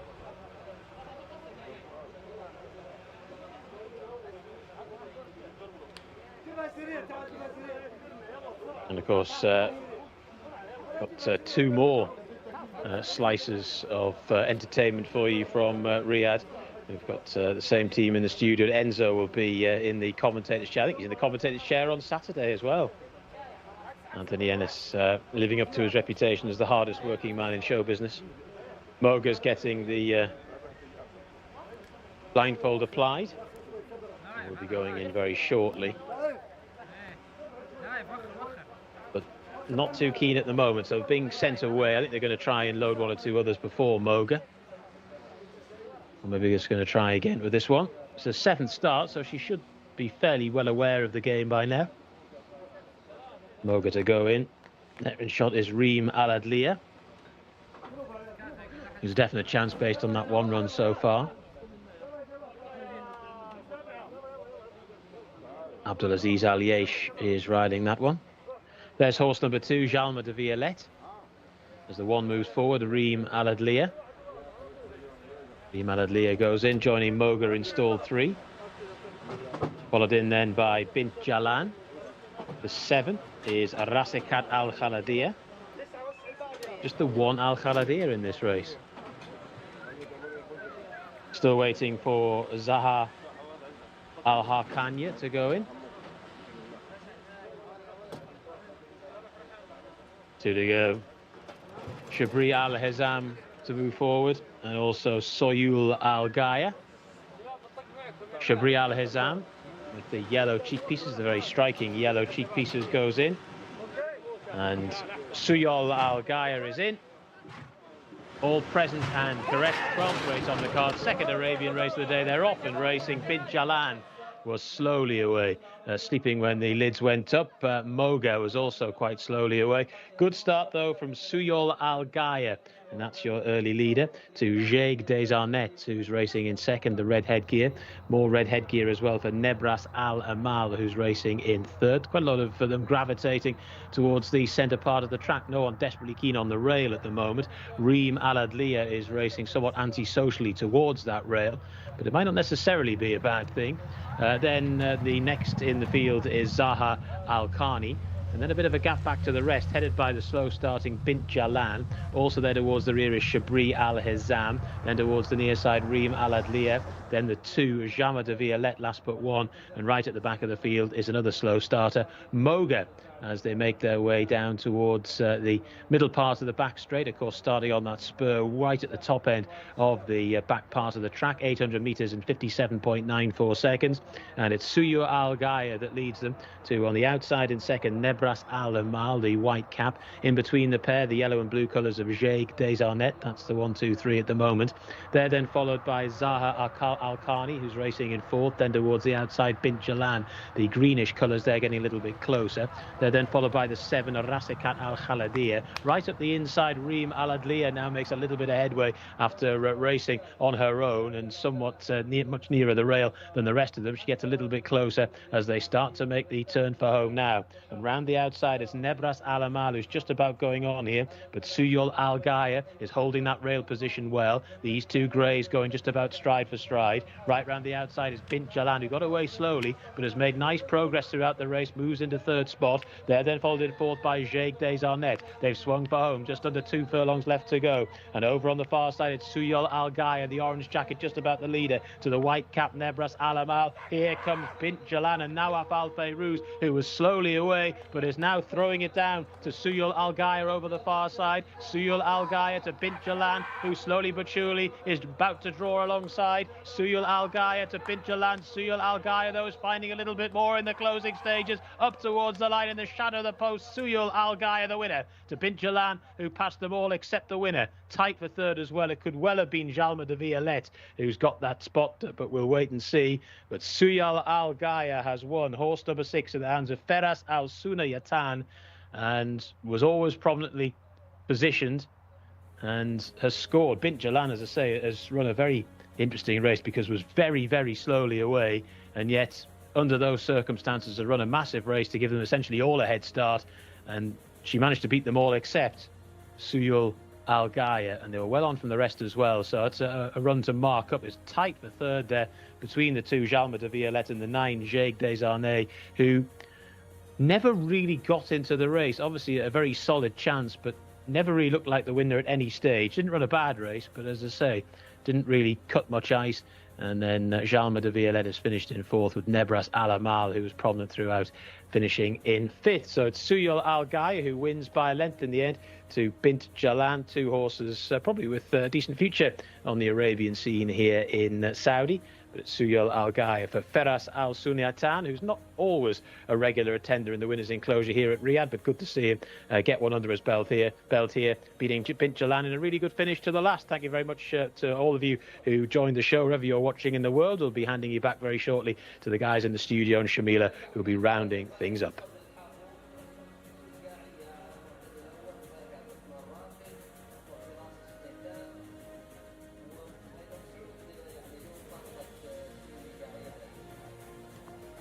So a 5th win of the evening for Tom is Suyol Al Ghaya gets it done. Nice gritty performance from the inside. Very gritty. I was nervy all the way up the straight, I have to say. I thought the closer out wide was going to do me late on, but good end to the card today. A fair few winners, and it's nice to see this. You got an Arabian winner. I'm so proud of you. I know. I'm surprised as you are, I have to say. Yeah, she's done it nicely. 10th attempt, and she's gone off the mark. Yeah, it was basically from the get-go she had control of the race, but there were some moments, did you say, coming for home that she definitely looked a little bit worrisome. It looked a little bit worrisome for her. She kind of lucked out that my selection, Jacques Desarnet's, basically threw in the towel pretty early there. Yeah, it was backpedaling going into the turn, and jockey seemed to be asking for more and more, and Khalid Abdelmani was getting nothing back. For a brief while, it looked like the 0 from 35 Nebras Al-Amal was going to play a part in the finish, but wasn't to be from that filly either.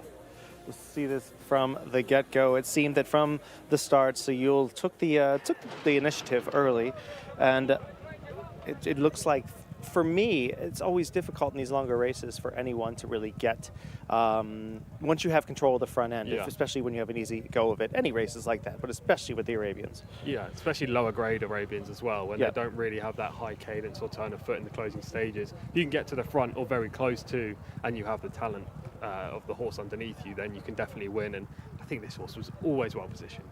Yeah, it seems that with these Arabians, like you say, I would say the lesser races, they wind up being a little bit more pack-oriented. Yeah. I do like to see when they fight back like that. It shows a bit of a sign that maybe this horse can move forward into something. 10th run, first win, 63 rating coming in. Probably doesn't move much beyond that. No, it's hard to see what she'll go on to achieve later in her career. You know, she's a 4-year-old already. She's had 10 outings. Maybe she'll run in a lower grade Arabian handicap, a 0 to 65 or a 0 to 70, depending on what the grading is. I think it's 0 to 70 for the Arabians. So if the handicapper doesn't punish her, then she's definitely a contender in the 0 to 70. But at the same time, this is her opportunity to win, and she's done just that. You're magically joined in the studio by Shamila Hanley. Your thoughts on the effort by Seoul? Well, I'm absolutely delighted with that because that was one of my selections as well. So me and Tom have seemingly teamed up quite a lot today, and it's paid off pretty well. It's been virtually every race, Shamila. I'm wondering if you photocopied my sheet, because I did this on the plane across, so I don't know what you were doing, but yeah, we've had 4 winners between us at the same time, which is remarkable. It's never been achieved before. No, I don't think so. Usually it's bad news if we team up. It really is. It really is. And I've just been throwing it against the wall, and I landed 2. To be fair, you started red hot, though. You were 2 from 4. No, I mean, in the end, I thought that a couple of my horses just didn't run as well as they could have, and I could have had maybe 1 or 2 more, maybe 6 or 7. You never know, maybe 8.